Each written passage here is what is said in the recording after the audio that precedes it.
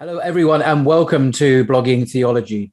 Today, I'm delighted to talk again to Dr. Kar Sharif El-Tubki. You're most welcome, sir. Thank you so much for having me again, Paul. It's a pleasure to be back. Sharif is a professor of Arabic and Islamic studies at Brandeis University in the United States. His expertise is in Islamic thought, particularly Islamic theology, law, and jurisprudence, and also in the Arabic language, Quranic, classical, and modern, as well as classical Arabic literature and poetry.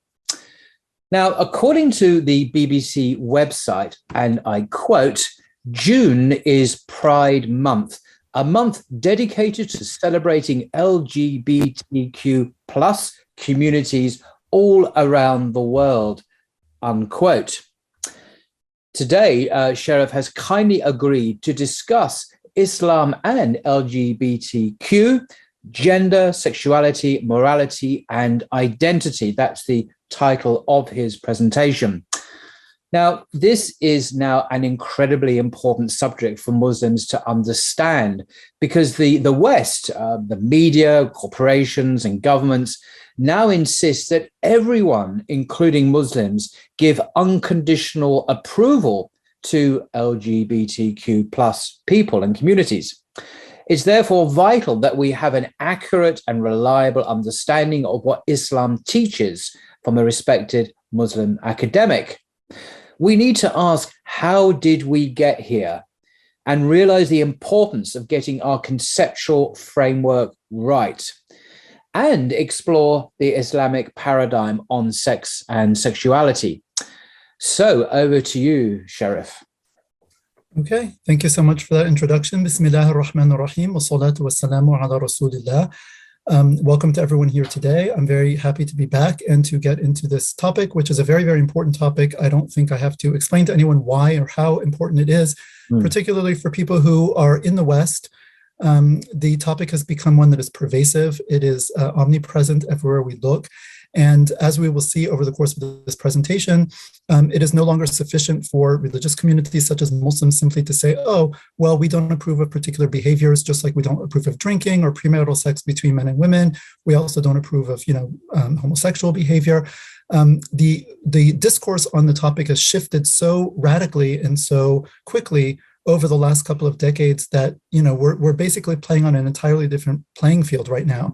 And there is a whole set of deeply embedded assumptions which have conspired to make this issue something that is very, very different from a simple judgment as to what is, say, halal or haram in terms of behavior. Of course, according to Islam, essentially that's, what we're dealing with when we're talking about particular behaviors. But there is so much more to the issue than that. That it is no longer sufficient for Muslims just to stop there, both in terms of explaining our position and our religion, frankly, to those who are not Muslim, and increasingly also within our own ranks, particularly among our youth who have grown up in the West or in Westernized environments. As we will see, the contemporary LGBTQ discourse is basically, it's put out as a moral discourse. We are given to understand that this is a question primarily of equality, of dignity, of human rights, and so forth. And that if one does not approve, for example, of particular kinds of behaviors or relationships, then one is actually opposed to all of these things that are otherwise wonderful. I mean, the Prophet, peace be upon him, said, "A'ti kulli dhi haqqin haqqah," give every person his due right. So we believe in giving people their rights. We believe in justice. Justice is very central to Islam. It always has been.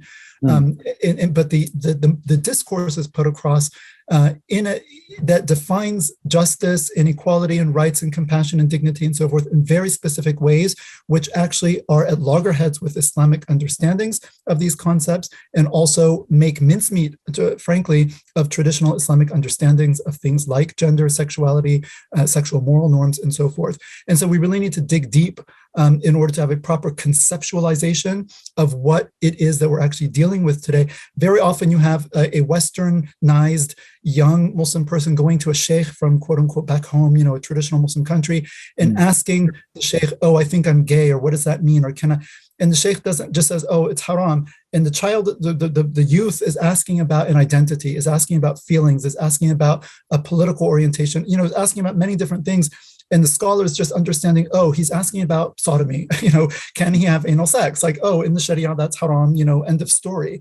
And there's kind of a complete miscommunication because they're coming from two completely different, what are now completely different paradigms of looking at, again, sex, sexuality, gender interactions, morality, what human beings are and what it means to be a human. So we're going to dig deep and get into all of this. Before starting, I just want to tell people this is going to be a lengthy presentation. There's also a lot of detail. There are a lot of slides, and the slides have a lot of information. It is necessary, I think, given our circumstances, to take the time to go through and to really understand these issues very deeply and precisely with the proper conceptual vocabulary and the proper terminology. And that is why Paul and I have decided to give it its due and to really take the time that's necessary.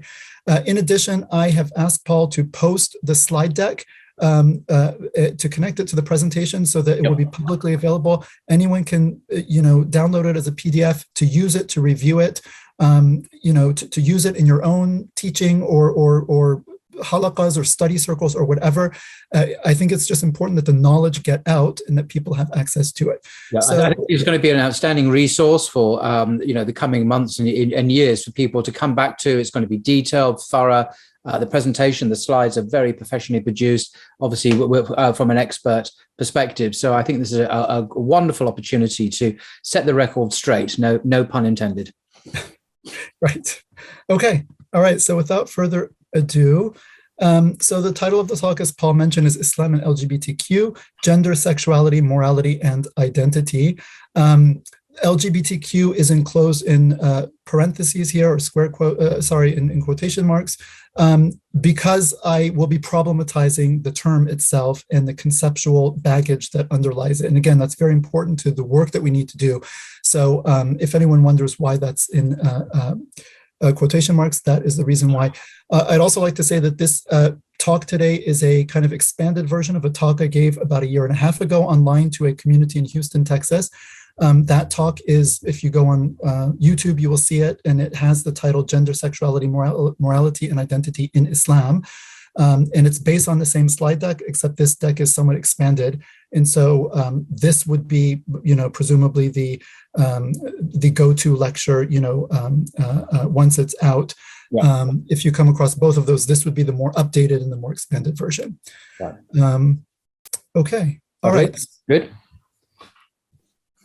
Great. So the contents, we're going to first start by setting the stage. Now is June, the month of June, which has been identified or billed as Pride Month in many countries in the West and also other parts of the world.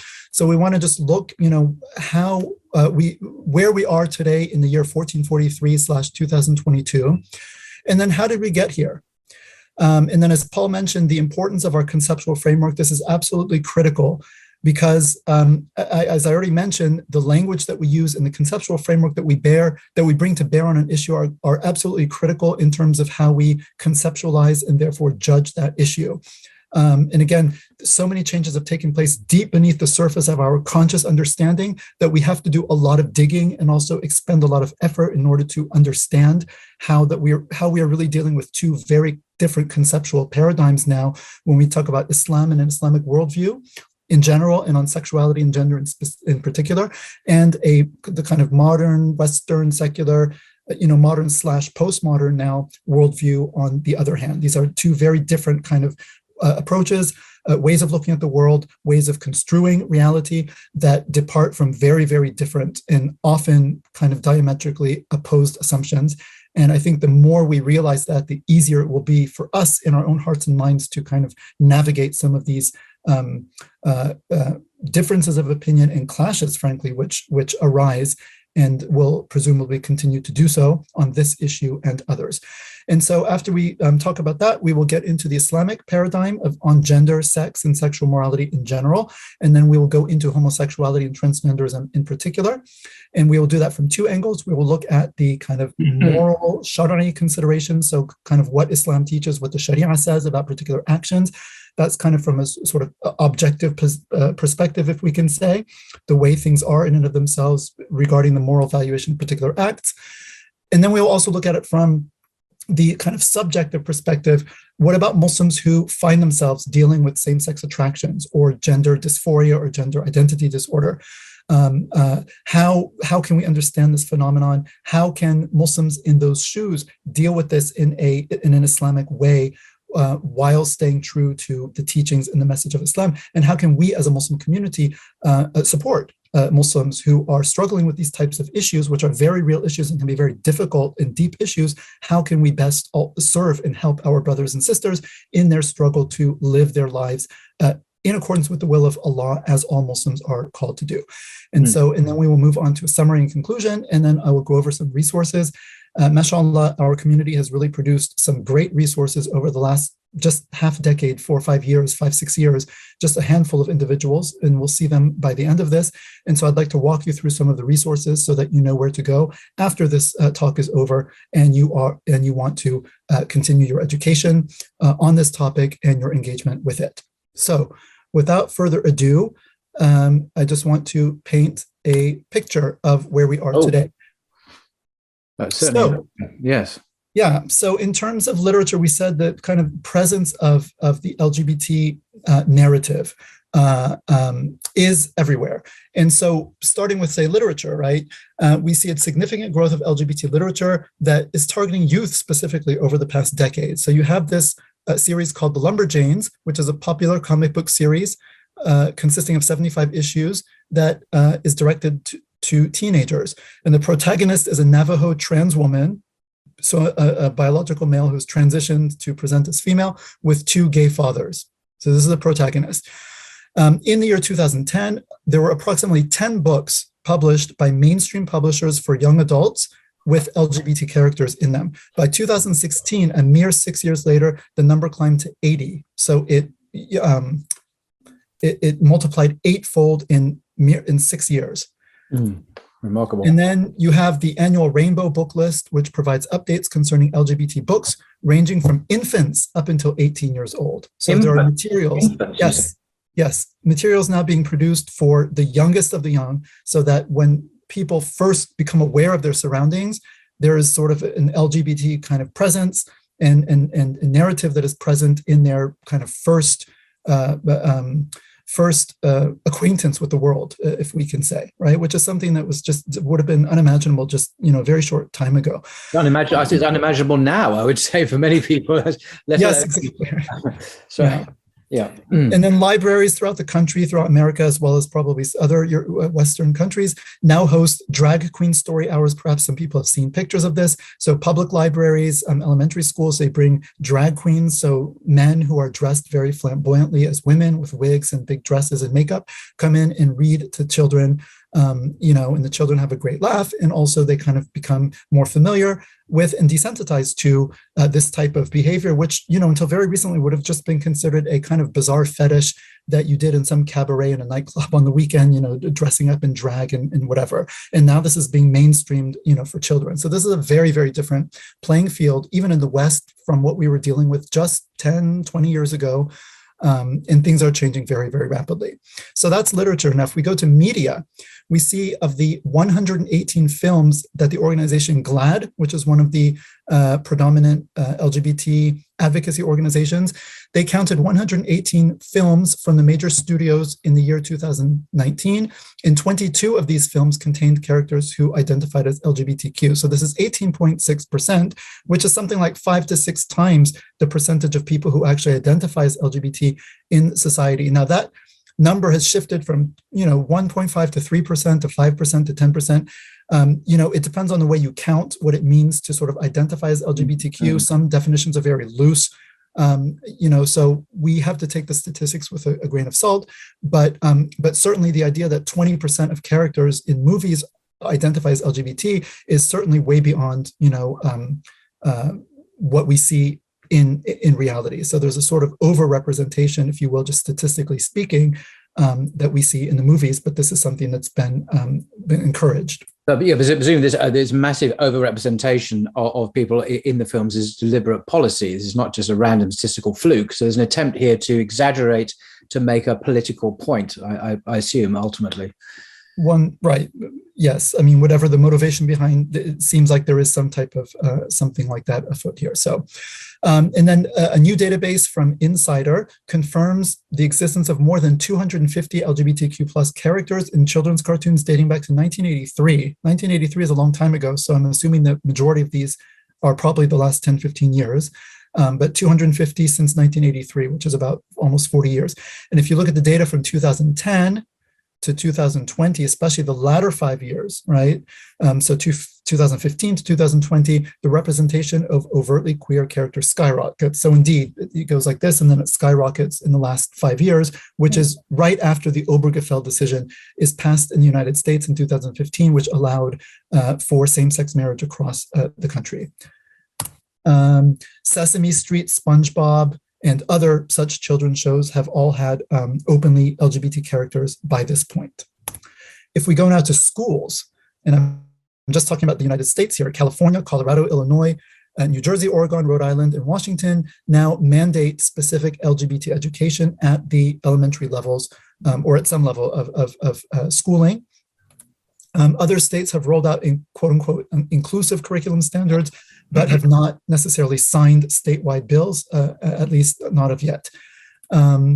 Organizations like the SOGI Education, SOGI Education in Canada, SOGI stands for Sexual Orientation and Gender Identity. Education in Canada are devoted to advancing LGBT education in schools. And many people may have heard of the latest brawl with Disney, the Disney Corporation in Florida, when the governor of Florida actually moved to ban discussion and teaching of LGBT-related themes in Florida state classrooms in the first and second grades. So we're just talking about, first and second grades and before.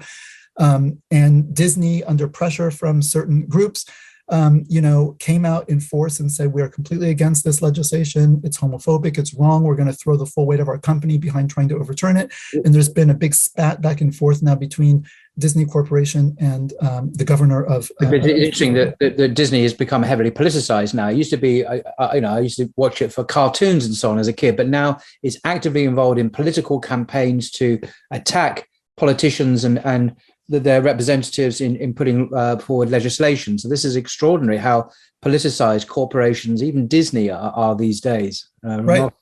Right. And it's, interesting that you should mention that, because our very next slide, we're going to meet this genderbread person later on in the in the presentation. So we'll come back to him or her, the person. I noticed the brain of this gingerbread. Firstly, the gingerbread man has a brain, which is, I didn't realize they had brains. But anyway, this one has a multicolored brain as well. That surely tells you something. Right. And you mentioned corporations. So, going on to, actually, we'll get to corporations in the next slide, but global affairs. So there's pressure growing now on Muslim countries as well to become, quote unquote, LGBT affirming.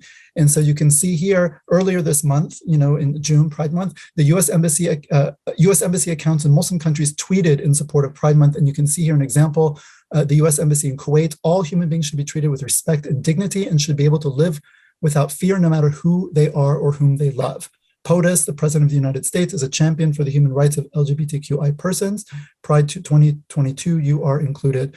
And so I'm just wondering, is POTUS also campaigning for the rights of Muslim men of polygamous marriage? I presume he's not, as it's illegal in the United States. I don't recall him campaigning for Muslim rights to have Quranically sanctioned marriages. But anyway, that's just my right, exactly. And we'll come to the, also we can look at the language here, right? All human beings should be treated with respect and dignity. And we would agree with that as Muslims, right? We agree with treating people with respect and dignity. The idea is that how is this understood? What do respect and dignity consist of? And we're going to realize that a big part of the challenge that Muslims face on this issue today is the kind of appropriation of language, very emotively resonant language like respect and dignity, and giving very specific definitions and meanings to those terms. It's loaded. It's loaded language. It's not neutral language, exactly. Descriptive, objective. It's heavily loaded with an ideology. And so it is meant to kind of force you to express that ideology in the very words that's used. Right. And the implication here, of course, is that if you're not fully on board with, homosexual behavior, relationships, family structures, and so forth, then you actually lack respect for people's dignity, right? Which that's a pretty serious moral charge, right? That's not a neutral thing to say, oh, you don't respect people's dignity, right? That's a very loaded kind of moral charge. And this is what Muslims and other kind of more traditional religious believers are facing now. And so we need to understand where this comes from and also how we can best conceptualize and respond to this. And so this, movement is also now, in some respects, has become a tool of demonization and even oppression. So AIPAC, the American Israeli Public Affairs Council, posted a tweet reading, "Do you support LGBTQ plus rights? Hamas doesn't. Hamas discriminates against lesbian, gay, bisexual, transgender, and intersex people." So the subtext here is that look at those evil, people over there who are not pro-LGBTQ, meaning they are not really part of modern civilized society, and therefore Western public should not support them or be sympathetic to their own struggles and their own plights, right, and their own oppression, because after all, they're not pro-LGBT, right? But the irony here, of course, AIPAC representing Israelis or Jews, the Jewish faith itself, the Jewish Bible, of course, would no way support any of these behaviors. Cross-dressing is prohibited, sodomy is prohibited in Leviticus. So the irony is that this is completely contrary to the very Jewish faith that many of their supporters, being Jews, would presumably support. So there's something very, very odd going on there, that a Jewish organization should advocate completely contrary to the Jewish faith. Right. And, again, we'll see reasons behind that, but you're right that it would seem on the surface to be rather incongruous. Also, certain imams have been banned from entering particular European countries on account of LGBT critical teachings and preaching, right? So if you say that the religion doesn't allow, for example, same-sex relationships or behavior, this is considered hate speech for many people, and so imams have been banned, from speaking in this way. Okay, so global affairs. Now, if we move on to corporations, which you mentioned, Paul, this is something which really surprised me when I first came across this. I don't know if people have seen the Burger King Pride Whopper, which was put out by Burger King in Austria. I thought this was satire. When I first saw this on Twitter, I was convinced this was just a joke because there are satirical organizations. But this turns out to be an actual Burger King advert, believe it or not. Yes, absolutely. You're absolutely right. And so the headline of a story that ran about this reads, "Burger King ad prompts apology after Pride Whopper campaign featuring burgers with top and bottom buns sparks a backlash." I don't know if people are picking up on this, symbolism here, but obviously you can see the two top buns and the two bottom buns. So it's like same, but also top and bottom is a not very subtle reference to the different positions that are assumed in same-sex, relationship between, basically anal sex between men, where one plays the top role and one plays the bottom role. And, I was wondering when I first saw this top and bottom, okay, do they really mean that? Like, that's so vulgar to put on a food. On a hamburger advert, where children are going to buy them. It's just, exactly. I was like, maybe they just meant like really the top bun and the bottom bun. But if you read the story, you'll find that there's a difference of opinion. There's like ikhtilaf that, people have a difference in the like tafsir of this, burger, this pride burger, right? And how to, but many people say, no, obviously, I mean, tops and bottoms, like, of course, if you're familiar with kind of gay culture and gay lingo, it's like a very obvious, reference. And so then we read, like in this article, the fast food chain's advertising agency issued an apology on Sunday for a much ridiculed tone-deaf marketing campaign announcing the Pride Whopper, a burger served with two matching buns. Now, you might think, okay, the apology, this has been ridiculed, tone deaf, that people might have objected to a major, decades old, respected international corporation. I guess maybe to say respected international corporation might be a contradiction in terms. But anyway, a well-known international corporation that has been selling burgers to the world for, decades now and has a big name, Burger King, is now selling hamburgers and naming them with terms that basically overtly reference sodomy, acts of sodomy, of male. I mean, let's call a spade here. That's what we're talking about, acts of sodomy. Yeah. So you would think that maybe people would be like, why are we being sold burgers that we're going to eat that are named after, anal sex? But you would be wrong if you thought that that's why there was offense taken at this. In fact, right, we read the ad, quote, includes a burger with 2 bun tops and another with 2 bottoms, a seemingly misinformed nod to sex within the LGBTQ plus community. Now, how do we understand this? Within days of the ad going live, people around the globe took to social media to comment on the campaign, citing the chain's failure to understand, quote unquote, how gay sex works, as well as critique corporate rainbow washing during Pride Month. So the idea is that, okay, in a real,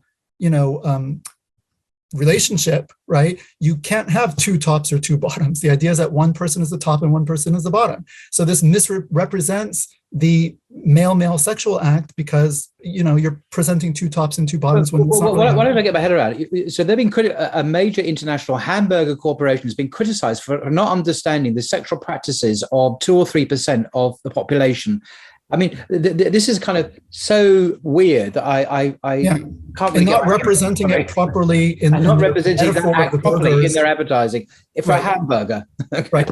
It's a misrepresentation of the actual act, right? Because they don't know how gay sex works, because they didn't do their homework and they didn't consult with the LGBT community on it. And that's why we see how did you do your homework on this? But anyway, we'll go there. Right. So Burger King Austria, apologized. And so the post, they put out a post, and then the post continues, we've learned our lessons and will include experts on communicating with the LGBTQ community for future work, as promoting equal love and equal rights will still be a priority for us. So they've learned their lesson. If you're going to be representing, male sex acts in your food products, you need to do so accurately, and you need as you do. I mean, as you have, you mentioned sodomy when you're advertising for hamburgers. I mean, what's to object to that? And then we see again here, of course, the ultimate goal is a promoting of equal love and equal rights. So again, these terms which have a lot of kind of emotive baggage, right? Equal love, equal rights. Which, once you read that, well, who would be opposed to equal love? Who would be opposed to equal rights? And the idea is like no decent person would be. And if you are, then you're not a decent person, right? You're not a moral human being. And then the last kind of thing I wanted to point out here is LGBT and Islam specifically. Now, this poster that you see here, you can see the date on the bottom is May 17th, 2022. So just last month. This was the International Day Against Homophobia, Transphobia, and Biphobia. And this poster was produced under the auspices of a Canadian university and was displayed within that university and also in a number of high schools in Ontario, Canada. So you can see again, celebrate the power of love, right? The constant appeal to love. And then you see these 2 men about to kiss, a biracial couple, and then you see a heterosexual couple of color, and then you see a multiply abled couple, so someone in a wheelchair and then a able-bodied person, and then in the bottom left-hand corner you see again 2 like a biracial Muslim, 2 Muslim females, women in hijab, and they're about to kiss. Now I blotted that out because many Muslims, rightly so, were quite outraged at this image, and so I didn't want to expose it further, but I did want to just give people a sense of what is actually going on. And we know they're Muslim, obviously, because they're wearing hijab, and they've literally been targeted for that. Yeah, okay. Exactly, yeah. And so, again, so the LGBTQ Nation put out they ran a story on this.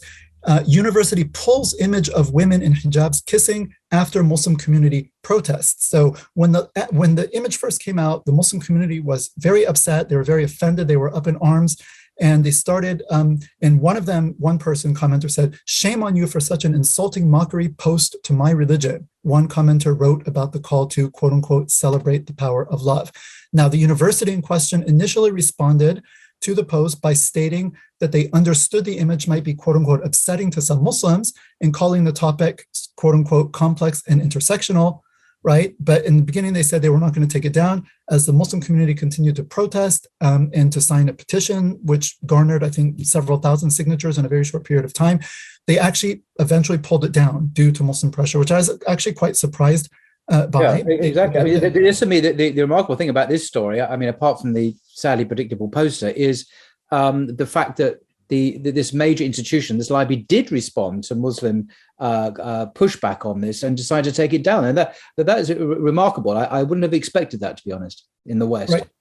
Exactly. And it was not just, it was Islamic centers and, private individuals, but also high school students, Muslim high school students in Ontario public schools where this was posted, who staged walkouts and said, we do not accept this because our religion, again, we're looking at this particular act. The act is prohibited by our religion and it is disrespectful to our religion and therefore Islamophobic to try to force Muslim symbols, especially the hijab is like a symbol of purity and devotion, right? And to represent it in a way where two people who are wearing the hijab are engaging in something that is explicitly prohibited by the religion, as if you show someone a hijab, drinking alcohol or doing something else, or a man in a kufi and a beard, doing something that the religion prohibits. This would be considered kind of appropriating our religion and pushing into the service of something which it doesn't actually support. It does seem to suggest, however, sadly, that there's a hierarchy when it comes to phobias. So at the top of the tree comes homophobia, transphobia, and biphobia. We should be really, really, really concerned about those. Islamophobia is not so important because Islamophobia can be accepted as long as it's in the service of International Day Against Homophobia, etc. There seems to be a hierarchy here of people you can offend. Exactly, yeah. And the LGBTQ Nation article, it sort of ends dutifully with this statement, and we will see the degree of truth or untruth of the statement as we go through the presentation. But they say Muslim culture isn't inherently anti-gay. The Quran says nothing about homosexuality, unlike the Bible. Islamic history is filled with texts openly depicting homosexuality as a beautiful, matter-of-fact thing. And more American Muslims support same-sex marriage than do Christian evangelicals, Protestants, and Mormons, according to a Pew Research study. Now we notice here, the Bible says, the Quran says nothing about homosexuality. This is It is fake news. The word doesn't exist. The word is apart from the Pew Research study, which may be true. The rest of it is fake. It's fake news. Basically, it's a lie, basically. Right. And then the text being filled with openly depicting homosexuality. I know what they're talking about, and we can get to this later. But again, what they mean here about homosexuality is not, doesn't really map one-to-one on what is being discussed here. And and we'll get to this. Acts versus desires versus intentions, and so on and so forth. Yeah. But anyway, they end it this way as part of, again, a rhetorical sort of flourish to show that Muslims, how does the article start? University pulls image of women in hijabs kissing after Muslim community protests. Well, obviously this Muslim community must just be a bunch of backwards bigots because they protested over this thing which their own holy text doesn't even say anything about, and their own history has celebrated as being a beautiful matter-of-fact thing. So what's wrong with these? It's amazing. People, yeah. Right. And so again, we have to be very careful of sort of the rhetoric that is used to frame the issue in a very particular way. So this is kind of, where we are today, right? June 2022. The question is, how did we get here? How do we get here? For young people, this is pretty much all they know. If you're 20 or younger, you grew up in a world where gay marriage was a fact of life, where homosexuality was omnipresent on the television. And, but people like me, I'm only in my 40s, so I'm not that old, but this is all very, very new. I mean, I grew up at a time where this was still very, very taboo, and there was a very different conversation about it, which we will also get to as we go through, because again, there's been a very, very rapid and very radical shift in the discourse, which is important for Muslims to understand if they're going to be able to conceptualize and respond to this properly. So how do we get here? So this takes us back to the sexual revolution. Now, the sexual revolution begins in the 1960s, late 1960s, and this is sort of the most obvious proximate cause to where we are today. But there are antecedent causes. The sexual revolution, there are, things about it which started to stir in the 1930s, we'll get to this, and then came into full bloom in the 60s. And then even before that, developments that take place from the beginning of the modern period, 17th, 18th, 19th centuries also, laid the groundwork to get to a point where by the 1960s, in Western culture specifically, the sexual revolution almost looks like inevitable. If not inevitable, like it's just waiting to happen, right? And then it's waiting for a catalyst to happen. And then catalyst comes about, we'll see, in the form of the birth control pill and other kind of social movements that were afoot in the 1960s. But it's very important to understand the sexual revolution as part of this larger narrative. Now, the sexual revolution is basically, it represents a fundamental rejection of Christian, or more generally Abrahamic, religious, moral norms surrounding gender, sex, and sexuality. So up until the 1960s, at least, the official kind of moral norms in the West were pretty much aligned with Christianity. Premarital sex was very much taboo. It was not something, living together outside of marriage was completely unheard of in the West before the 1960s, at least in America, I think also in Europe as well. You did not just live with someone of the opposite sex outside of marriage. That was just not done. Like in the Muslim world today, it's unheard of. Like it's just not done.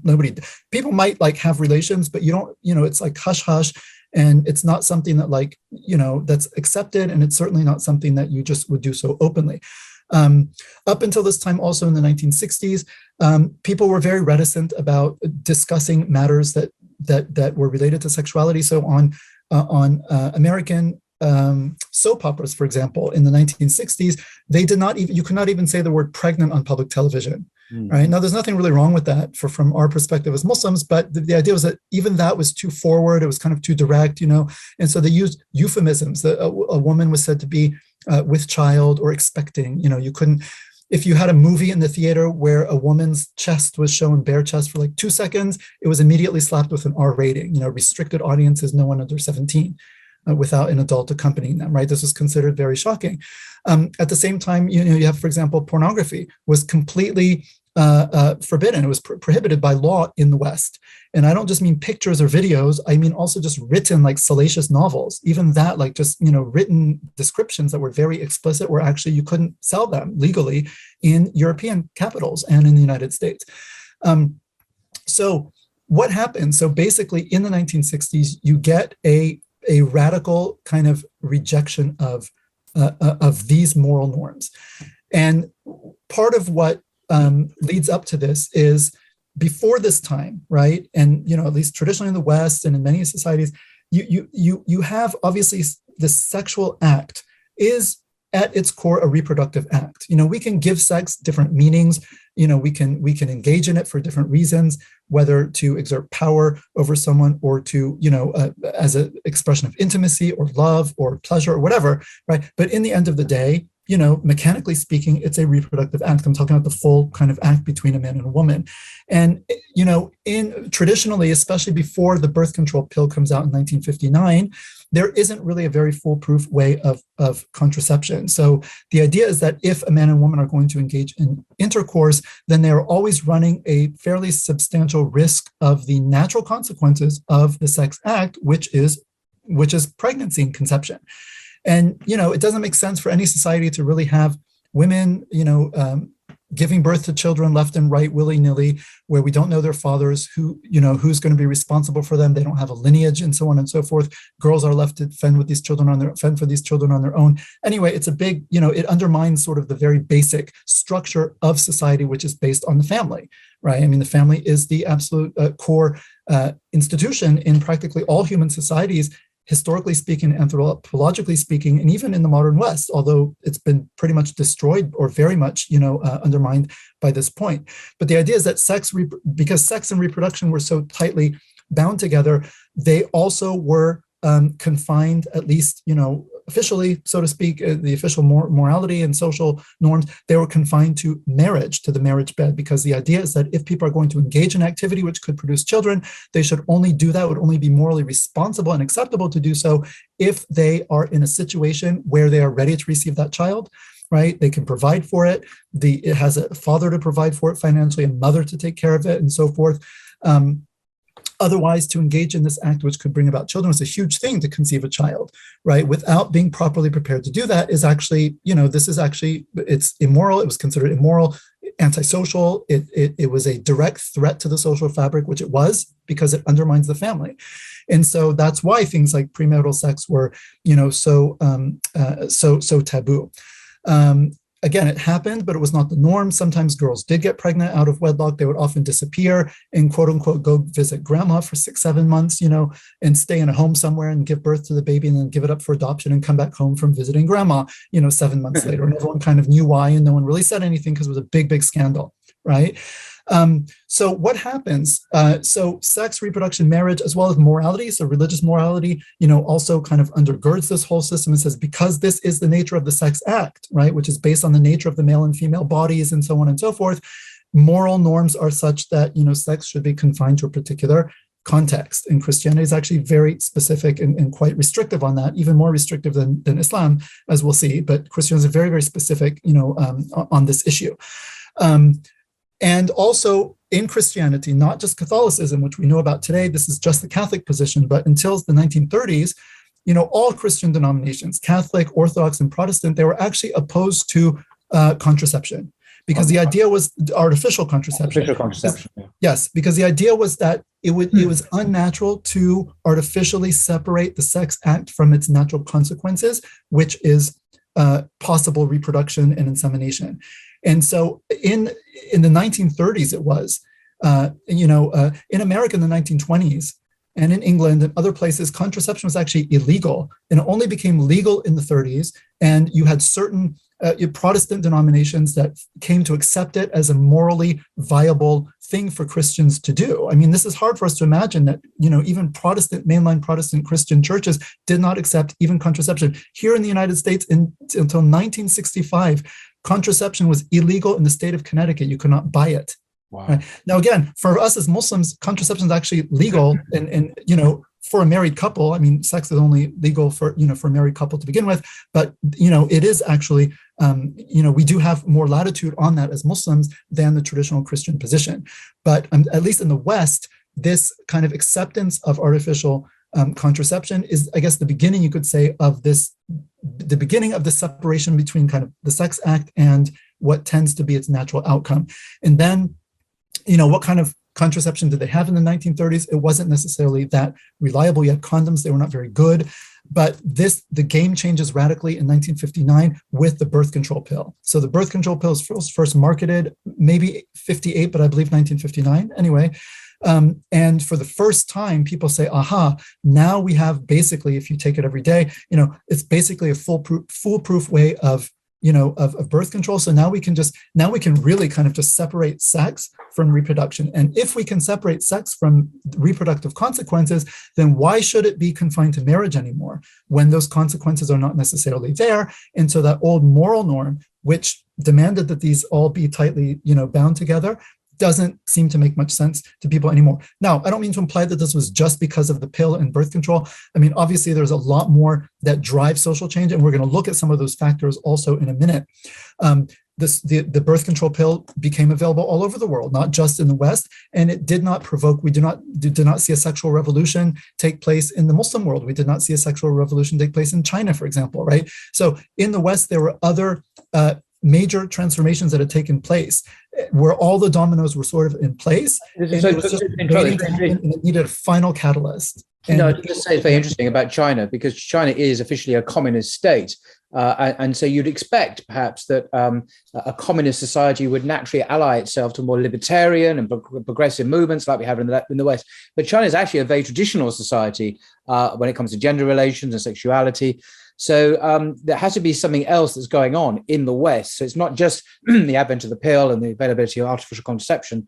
There are other factors at play, because these are also been available in China without the social revolution that has happened in the West. And I think it's very interesting that a communist society can still be very traditional, and a capitalist society in the West can be very extremely individualist in its approach to relationships. Well, capitalism and individualism anyway, they go hand in hand from the beginning, right? So that's and what you say is very true. And also, so I can stress that, so far I've just given kind of purely sociological reasons as to why, kind of premarital sex was considered so taboo before. But there's more to it than that. I mean, that's on the purely sociological level. That's a very important level. And it's also important in Islam. I mean, the protection of lineage and families, one of the central domains of the Sharia, and we will see that in a future slide. But also there's just pure moral considerations, right? Because what we do with our bodies, the way we behave, how we act, it has an effect on our souls, on our immaterial souls. It has an effect on our human dignity. It has an effect on our relationship with our Creator, right? It goes beyond just pragmatic. So because so much of this had taken a hit in the West, in the traditional religious world had been undermined, right? It seems, at least the way I interpret it, is that, by the 1950s and 60s, this sort of older morality was just hanging on by a thread. And the only reason people didn't burst through that door is because there was still this fear of pregnancy. So we just all had to hold back. But once the pill comes on, okay, now we can not worry about that anymore. Let's go ahead and just let loose. Whereas in other parts of the world, okay, the pill is available, but still, like in the Muslim world, at least when it comes to these types of issues, there was still a much stronger sense of like propriety in terms of, sexual behavior and family. And so, I mean, family remains much more central and strong. And so, and religious faith does. There's a theocentric emphasis, obviously, in Islam, exactly. orientation towards the creator. And in the West, that has virtually, well, completely, I would say, vanished, where there's a great emphasis on the dunya, on the nafs, on individual desires and pleasures and so on. So for me, it's ultimately an existential and metaphysical question that about the existence of God and a religious vision of life, and to whom one owes one's allegiance and one looks to for guidance and how to live one's life. And the West now has chosen a completely irreligious secular path. But of course, Muslims by definition haven't, and they still retain that fundamental vision of life as orientated to the worship and following of God. And of course, that is stable and enduring and leads to success in this life and the next. The West doesn't. It's a dead end, I would argue. It no longer has a vision to pursue anymore. Right. That's very beautifully said. MashaAllah. Very nicely said. And I agree, 100%. You agree? That's good. Yes, with what you said. Yes. So great. So moving on. So what we see then, so the separation of sex, reproduction, marriage, as well as morality. So these were tightly bound before, both by, kind of nature, the nature of the act, as well as, by morality. But now, as of the sexual revolution, I always say the sexual revolution comes like splits the atom, and these 3-4 things, they just all take off in their own direction as free floating variables. So sex is now just its own thing. It's not tied to reproduction anymore, not tied to marriage, not tied to morality or what God has said or legislated, right? Now we can make of it whatever we want. Okay. And so this is also important in the sexual revolution. And we will see in the next slide. So this idea of separating these 3 things is very, very important. We're going to keep coming back to this over and over again over the course of the talk. And also there are 3 other things which are separate, which the West then amalgamates, which is also very problematic. And we'll see that and come back to it several times, but we'll get to that in the next slide. So what is the fallout of this? What is the fallout of this? The sexual revolution, we said, brings about basically a wholesale rejection of Christian moral norms. For the first time, people start openly. When I was young, they called it shacking up, right? Which was a boy and a girl, man and woman living together outside of marriage. I mean, I was young when that was still very, very new. And I remember people saying, oh, they're shacking up, they're living in sin, or, oh, it was something very novel still. And many people were like opposed to it because they thought, well, that's not right. And people used to think, oh, okay, many people thought, no, you still have to be married to have sex. Other people, well, no, you don't have to be married, but you have to be in love. And then other people, and then slowly but surely, like it doesn't even take that long, marriage leads to quote unquote just love and commitment to, well, okay, well, as long as you consent to it, no problem, right? So by the 80s or whatever, you go like very slippery slope very quickly. It's just like nothing matters anymore but consent. As long as the people are not being forced and they consent, there's no more specific moral code or any specific moral standards that apply to sexuality qua sexuality, right? So there is no sexual morality at all anymore in the modern. It's just consent, which is a complete disaster and has nothing to do with Islam. I mean, it's nothing. The Islamic paradigm is completely separate on this issue. But this is kind of the world that we are living in. Okay, and so what are some of the fallout of this? So we see in the wake of the sexual revolution, we see a huge increase in divorce, which also was very taboo in the West, and in fact illegal also in some places. Yeah, that's true. We forget how taboo divorce was and how rare it was, even within our own living memory. But now it's kind of, no fault divorce, not a problem, or almost the disposable relationships now. And the idea you may go through serial monogamy, as some people call it. So we're against polygamy. Polygamy is a really bad thing. But serial monogamy is okay. So you're having multiple partners, but just in a slightly different way. But that's acceptable, but polygamy isn't. Right. And I remember, again, growing up just in the 80s, I think when I was in 3rd grade, there was one kid in our class whose parents were divorced. And that was like a big deal. Like, oh my gosh, it's so rare. And, 10 years later, everyone else's parents were divorced too. And then also new at that time, right, is children, because of course with the sexual revolution, part of it in the 60s was also second wave feminism and this push for women to leave the home and to, sort of prioritize career over family and kind of, be on a par with men sort of in the public realm and so forth. And what this led to is that now you have empty homes because the man is out working, the woman's out working. So for the first time en masse, especially in like the middle classes and upper middle classes, of course, in the poor classes, women have always worked because they've had to, but in these other classes where women, before could stay home, be supported, you find now children for the first time coming home now after school and no one's there. And we had a name for that back in the 80s, which was latchkey children. And probably the younger members of our audience won't know that term, but we knew that because that was a new thing. Again, in the 80s, latchkey kid was a kid who was dropped off by the school bus at 2:30 or 3 and went home and actually had a key to his house and had to like open it on his own. He's a latch because there's no mother there there's no mother in the home anymore. So it's a latchkey kid. And that latchkey kid phenomenon was something very new. Anyway, so you see also a huge uptick in divorce. Let me go back to my slide here. You see a huge uptick in divorce. There's a demise of the nuclear family. And this brings about with it huge social dislocation. So there's an immense rise in fatherlessness. Obviously, when people divorce, they don't often stay in the same location. Men sometimes, just abdicate all responsibility and take off. They're not really bound anymore by the marital bond or legally bound to the woman and child other than to sort of pay, alimony and child support. But in terms of being present, there many homes don't have fathers. And there have been so many studies on how disastrous it is for children, both boys and girls, not to have a father, right? And we live in a society which demonizes men, right? But men, the presence of a man in the house, I'm not saying, some men are tyrants, but in general, the presence of the father in the home, a strong father figure is very, very critical for the health of children and the stability of children and therefore of society, right? And so this rise in fatherlessness is correlated with a rise in delinquency.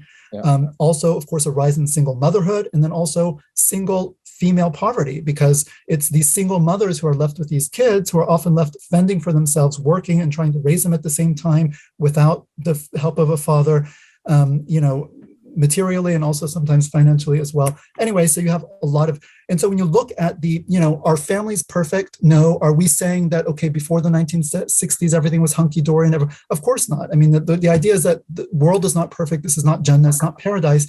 But the question is, what is the arrangement that is going to lead to the greatest amount of kind of human success, possibility of human flourishing, both again, physically, but also emotionally, morally, spiritually in this life and the next? That's what Islam is going for. And the idea is that a strong, stable family unit is absolutely critical for that. It's critical for the stability of society and the health of society in aggregate and for individuals.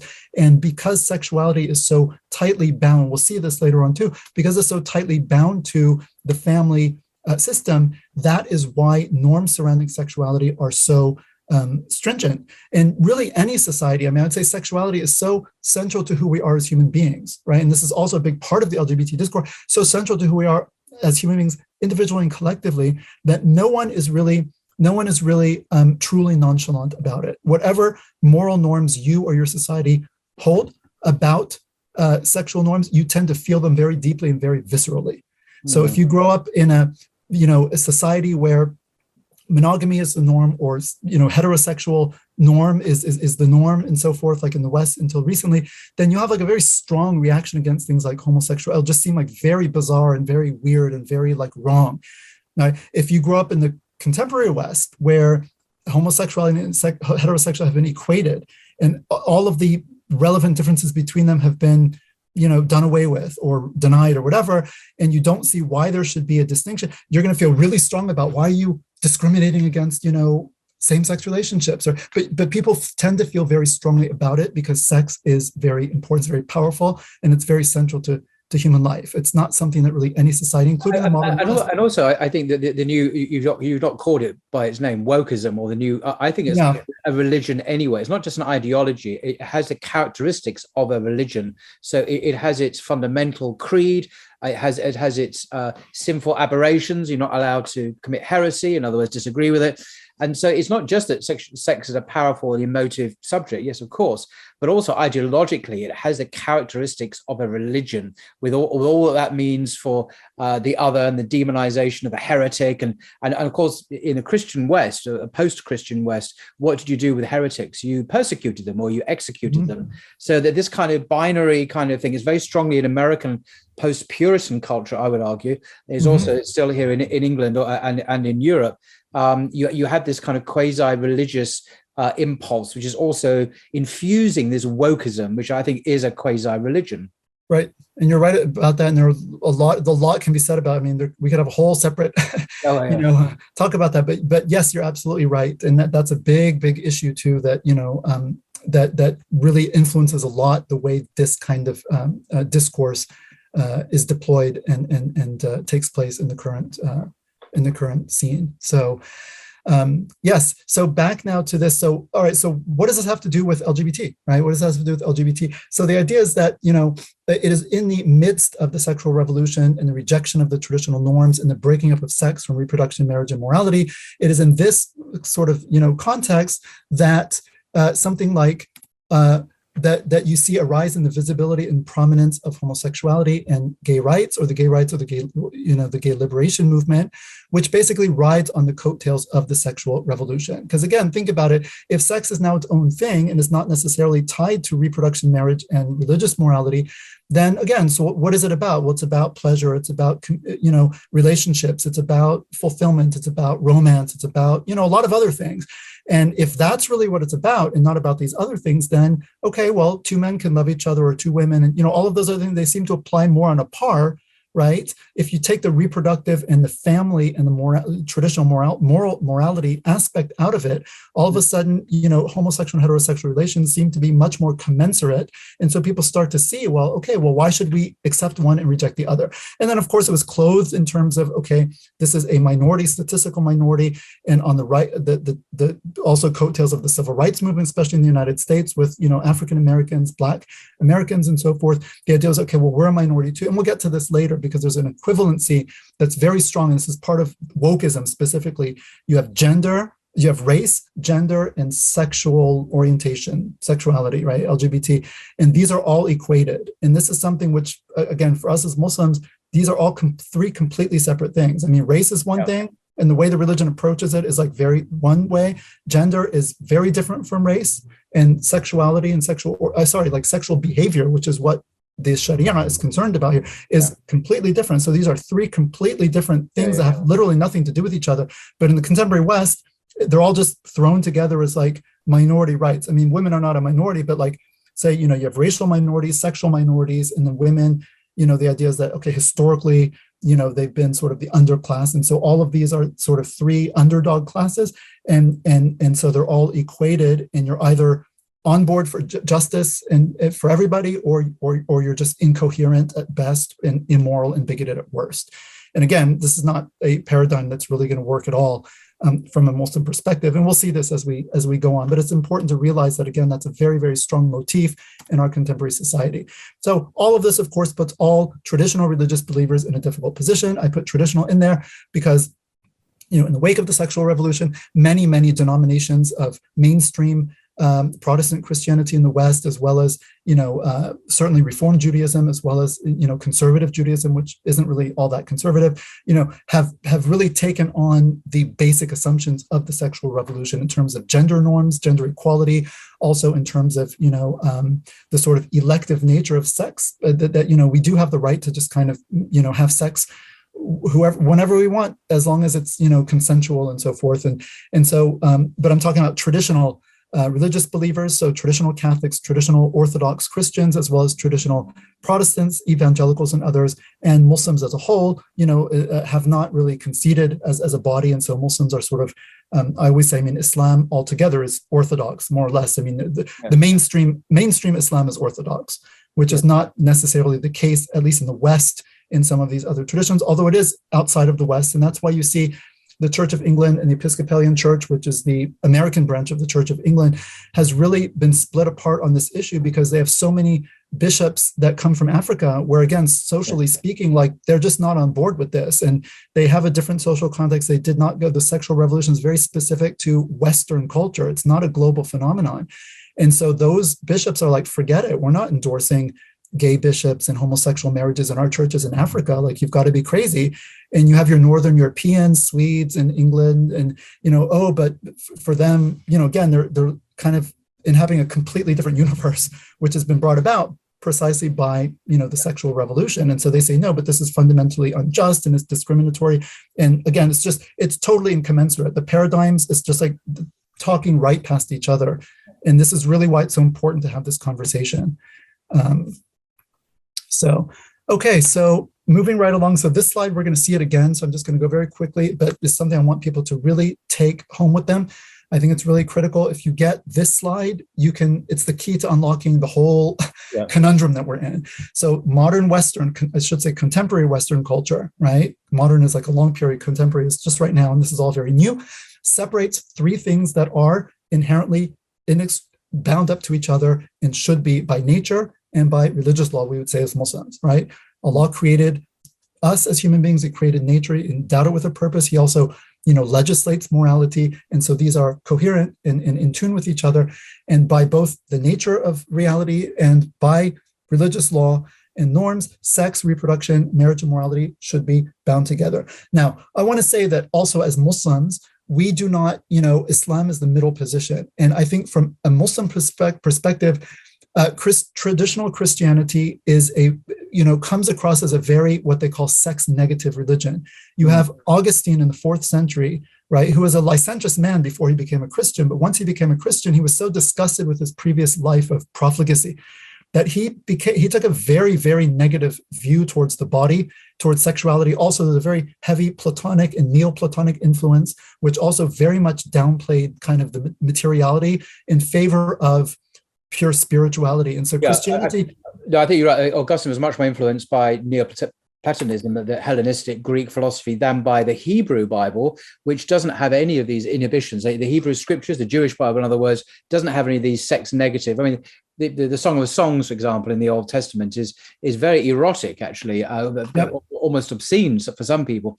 But for him, he was much more influenced by Greek philosophy, which with its denial of the body, seeing the body as a prison, and so to be really close and transcendent, you had to deny the carnal nature, the sinful nature, which inevitably meant sexuality. So yeah, absolutely right. And Augustine's influence over the Western Church has been phenomenal, absolutely phenomenal. Right. And it's very important because, again, I think so Islam, sort of understands itself and has been understood as Muslims as being a middle path. And, this sort of, traditional Christian view. I mean, Augustine said sex was basically a necessary evil. Yes. So it's intrinsically evil because it's of the flesh, and the flesh is fallen, right? And carnal, desires where the trouble began with back in the garden with Adam and Eve. And, anyway, all of the influences that you also just mentioned, it's evil in and of itself, but it's necessary for the propagation of the species. And according to Augustine too, even a married couple should not enjoy it. They should try to enjoy it as little as possible. It's like, just do what you have to do to like make sure the species goes on, but you should try to enjoy it as little as you can. So there's nothing in Islam like this. In fact, sexuality, Islam has been considered traditionally a sex positive religion. And by that, it doesn't look that way from the modern stereotype that contemporary Westerners have. But that's also because the contemporary West has gone from one extreme to quite the other extreme, probably in reaction to the first extreme, partially in reaction to it, but also part of other factors that we'll talk about shortly. But, Islam has never, sexuality itself has always been considered something pure, good, holy, if you want to put it that way, but in its proper context. So Islam is very, very strict about, illicit sex. It takes a very strong position against it, but within the proper context, which is basically the context of marriage between a man and a woman, right? That in that context, it's actually considered an act of worship. And the Prophet, as we know, peace be upon him, he said to his companions, "You will be rewarded for coming unto your wives." And they were surprised by this, and they said, "What? Why would we be rewarded for simply taking care of our desires. And he said, do you not see that if you were to take care of your desires in an illegal way, that you would be punished? And they said, yes. And he said, well, therefore, if you do it in a permissible way, then you will be rewarded, right? So you actually get reward. And so, having relations with one's spouse is considered an act of worship. One is supposed to be in a state of ritual purity, although the act itself vitiates the ritual purity, but you're supposed to get into a state of ritual purity before, because it's as if it's an act of worship. And in Islam, even the sunnah at the moment of climax, will just be explicit. One should say, Allahu Akbar, right? Which is to remember God, because it's his blessing that one is able to experience this. And our scholars consider that a foretaste of the pleasure of paradise, because it's the greatest physical pleasure, at least, that human beings typically can experience in this world. And for many people, especially even post-Christian Westerners, it's just completely, they can't wrap their mind around, okay, maybe we're cool with sex today, we don't have these hangups, but we've also thrown off Christianity.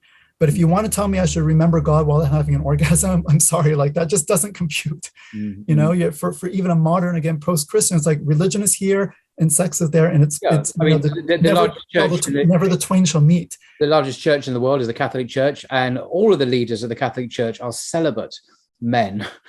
They've never had, they just don't do this at all. It's completely, so that's even now, even though the church is more sex positive, it still in practice is led by celibate people who've renounced sexuality completely. And then compare that with the Prophet of Islam, upon whom be peace, who had a number of wives and it had the teaching, as you just said, it's integrated in a very positive way in the life of Muslims. Right. And also, it's important to know, so celibacy has always been considered a very high calling in Christianity. Now, Christians have understood that it's not for everybody. In fact, it's not most people's calling, because it's very difficult, right? But if you are able to do it, and if you are, quote unquote, called to it, you have a vocation to celibacy, that's considered very, very high. And that's why the religious leaders are expected to sort of rise to that vocation. Of course, the central figures, you have the Virgin Mary, whom we also believe as Muslims was a virgin when she gave birth miraculously to Jesus, even if she married thereafter. So she's a central figure. And then Jesus himself, we don't, as far as we know, never married. So he was presumably a virgin too, because he never married. So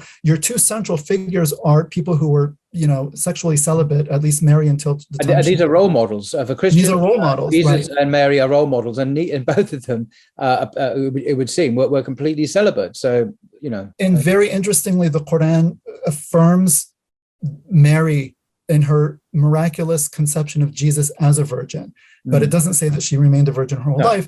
And the New Testament doesn't say it either. The New Testament suggests actually that she went on to have many children, because Jesus had many brothers and sisters, biological, not just in the extended sense, but in the biological, yes, through her, right. And I'm not aware that Muslim sources believe that Jesus got married either. So we probably believe that he didn't. I don't know if I've never heard anything to the contrary, but nevertheless, right. And although Jesus, of course, is very, very highly, one of the greatest prophets in Islam, right? You have the five, Noah, Abraham, Moses, Jesus, and Muhammad, peace be upon all of them, are the five greatest. The Quran explicitly repudiates the Christian idea of monasticism. It says, La rahbaniyya, the Prophet, peace be upon him, La rahbaniyya fil Islam, there is no monasticism in religion. And Allah says in the Quran, we read in the Quran, wa rahbaniyatan ibtada'uha ma katabnaha alayhim, monasticism which they innovated, that they introduced as a no divine warrant for us at all. Yeah, exactly, as a reprehensible innovation in religion that we, meaning God, did not prescribe upon them. So anyway, so Islam, and you also find, obviously, descriptions of paradise in the Quran do very strongly suggest that people will enjoy sexual congress in paradise, in addition to the other types of bodily pleasures that are mentioned, like eating and drinking various, delicious fruits and foods, and reclining on sofas of silk and so on and so forth. And then the greatest pleasure of paradise, of course, is the vision of God himself, right? The ru'ya. But nevertheless, the Quran, doesn't really have a fundamental problem with these sort of the physical aspect of being, but it brings it under the divine law and the divine ruling, and it dignifies it and sanctifies it by making these bodily functions, so to speak, a concern, part of the divine concern, shall we say. So Islam some have said that, I remember Christopher Hitchens once said, "Oh, Islam is very grubby. It's like kind of in the dirt," he said. I mean, he was an atheist, but he was very anti-Islamic, you know, I mean, Very. I remember he's very pro-Bosnian back at the time of the war, but you know, that was not a religion. He was very critical of the Islamic religion. But what he meant, he said, Islam's like very earthy. And I think even though he's an atheist, he's still coming from this kind of Christian background. And what he doesn't realize that for a Muslim perspective, Islam is actually, you know, the companions, the disbelievers of the Mecca said, "Oh, your prophet even teaches you how to go to the bathroom." Because in Islam, we have to clean ourselves a particular way, use water, and so on and so forth. Like, you don't just do it any which way, because cleanliness and nadafatu min al-iman, cleanliness is part of faith. And so the disbelievers made fun of the Muslims, like, what kind of prophet is even teaching you how to clean yourself? And he said, yes, that's right. He teaches us even how to clean ourselves, because this becomes also an act now that is endowed with significance, because there's a proper way to do it. There's a sunnah behind it, a way of following the prophetic guidance. And this is what guidance is, all it's comprehensive. And so you have this notion that these bodily functions, they have to be, of course, trained, and they have to be schooled, and they have to be reined in, and they have to be directed in the proper way, but they are not in and of themselves wrong or bad. And that's why you have Muslim scholars with no qualms whatsoever talking about, you know, these things in paradise, and even writing some of the great scholars. I mean, I'm kind of going a little off topic, but again, I think it's important for us to realize from a large percent, because we will be told that we're prudes. If you're not on board with the LGBT, then you guys are just repressing this. No. Islam very much throughout its history, you know, has been very open. We have major scholars of the religion who also wrote basically sex manuals.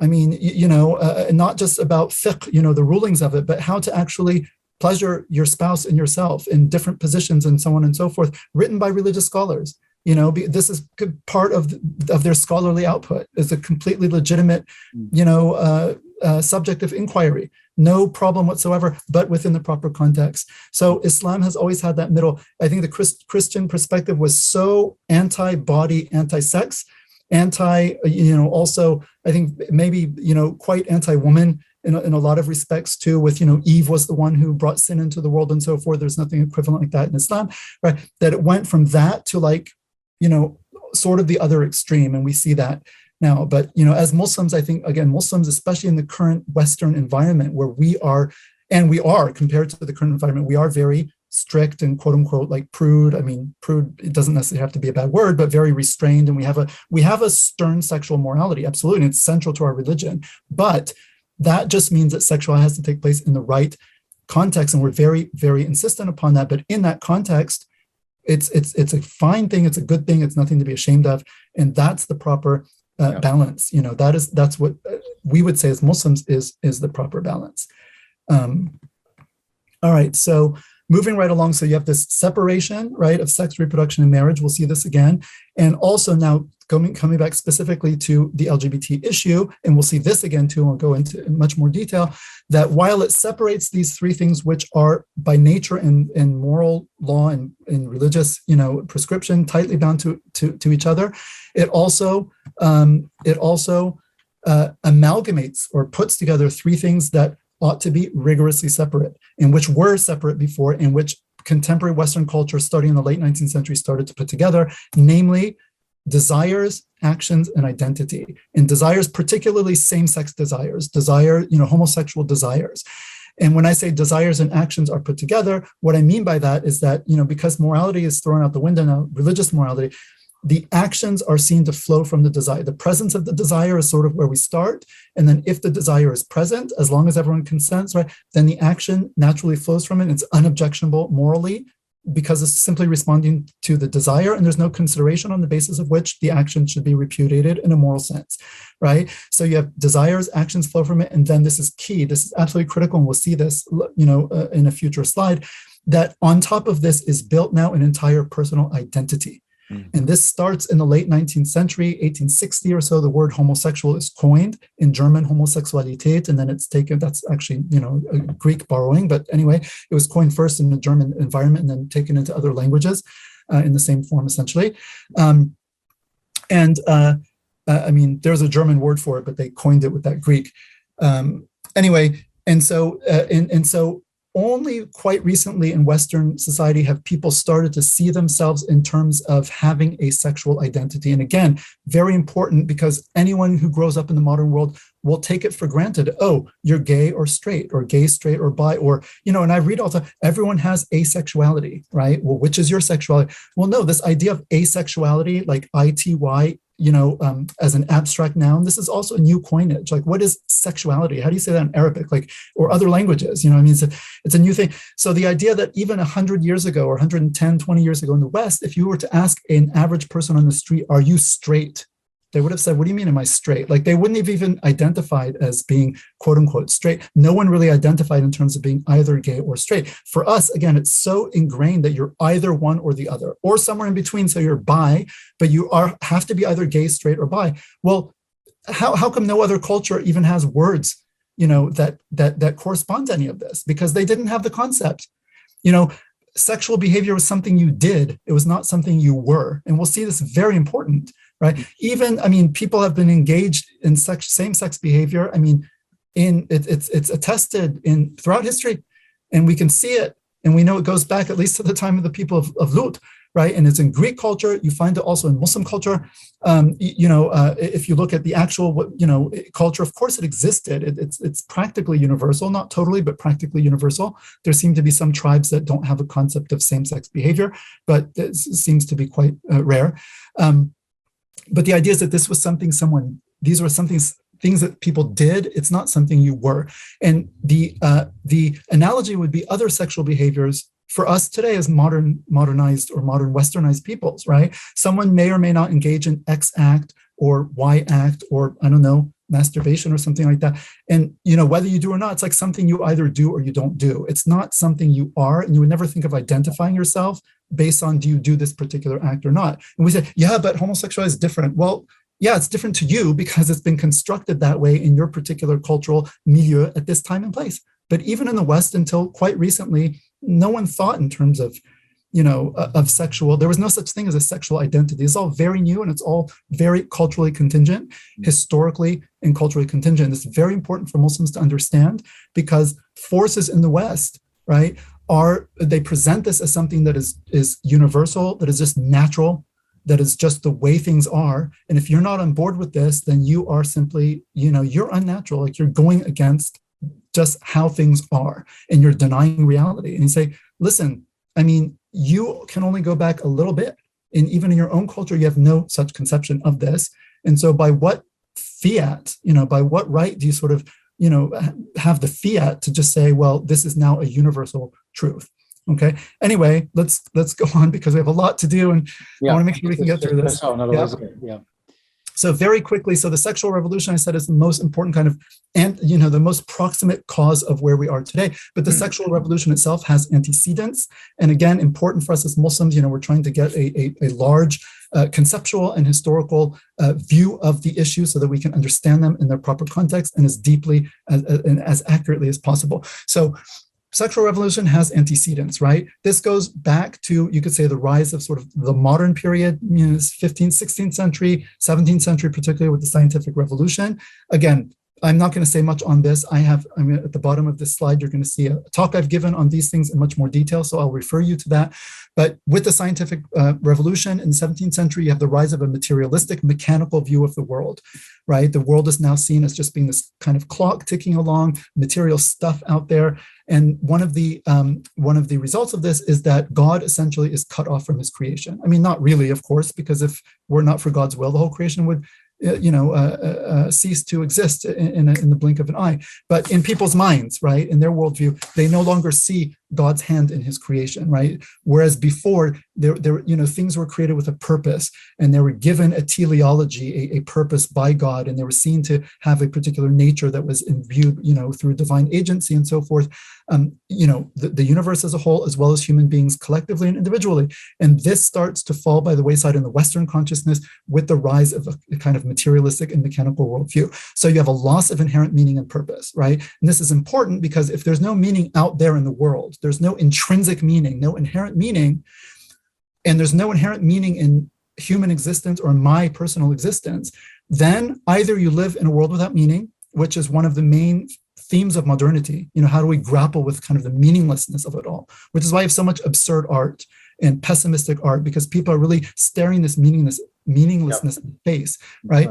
So either there is no meaning, or whatever meaning there is, because there's no meaning out there that's been put in it by a creator God, the only meaning that there could be is something that's self-generated. I generate the meaning and I impose the meaning. And that goes back to why we say now, as of the sexual revolution, okay, the male body and female body, they don't mean anything anymore.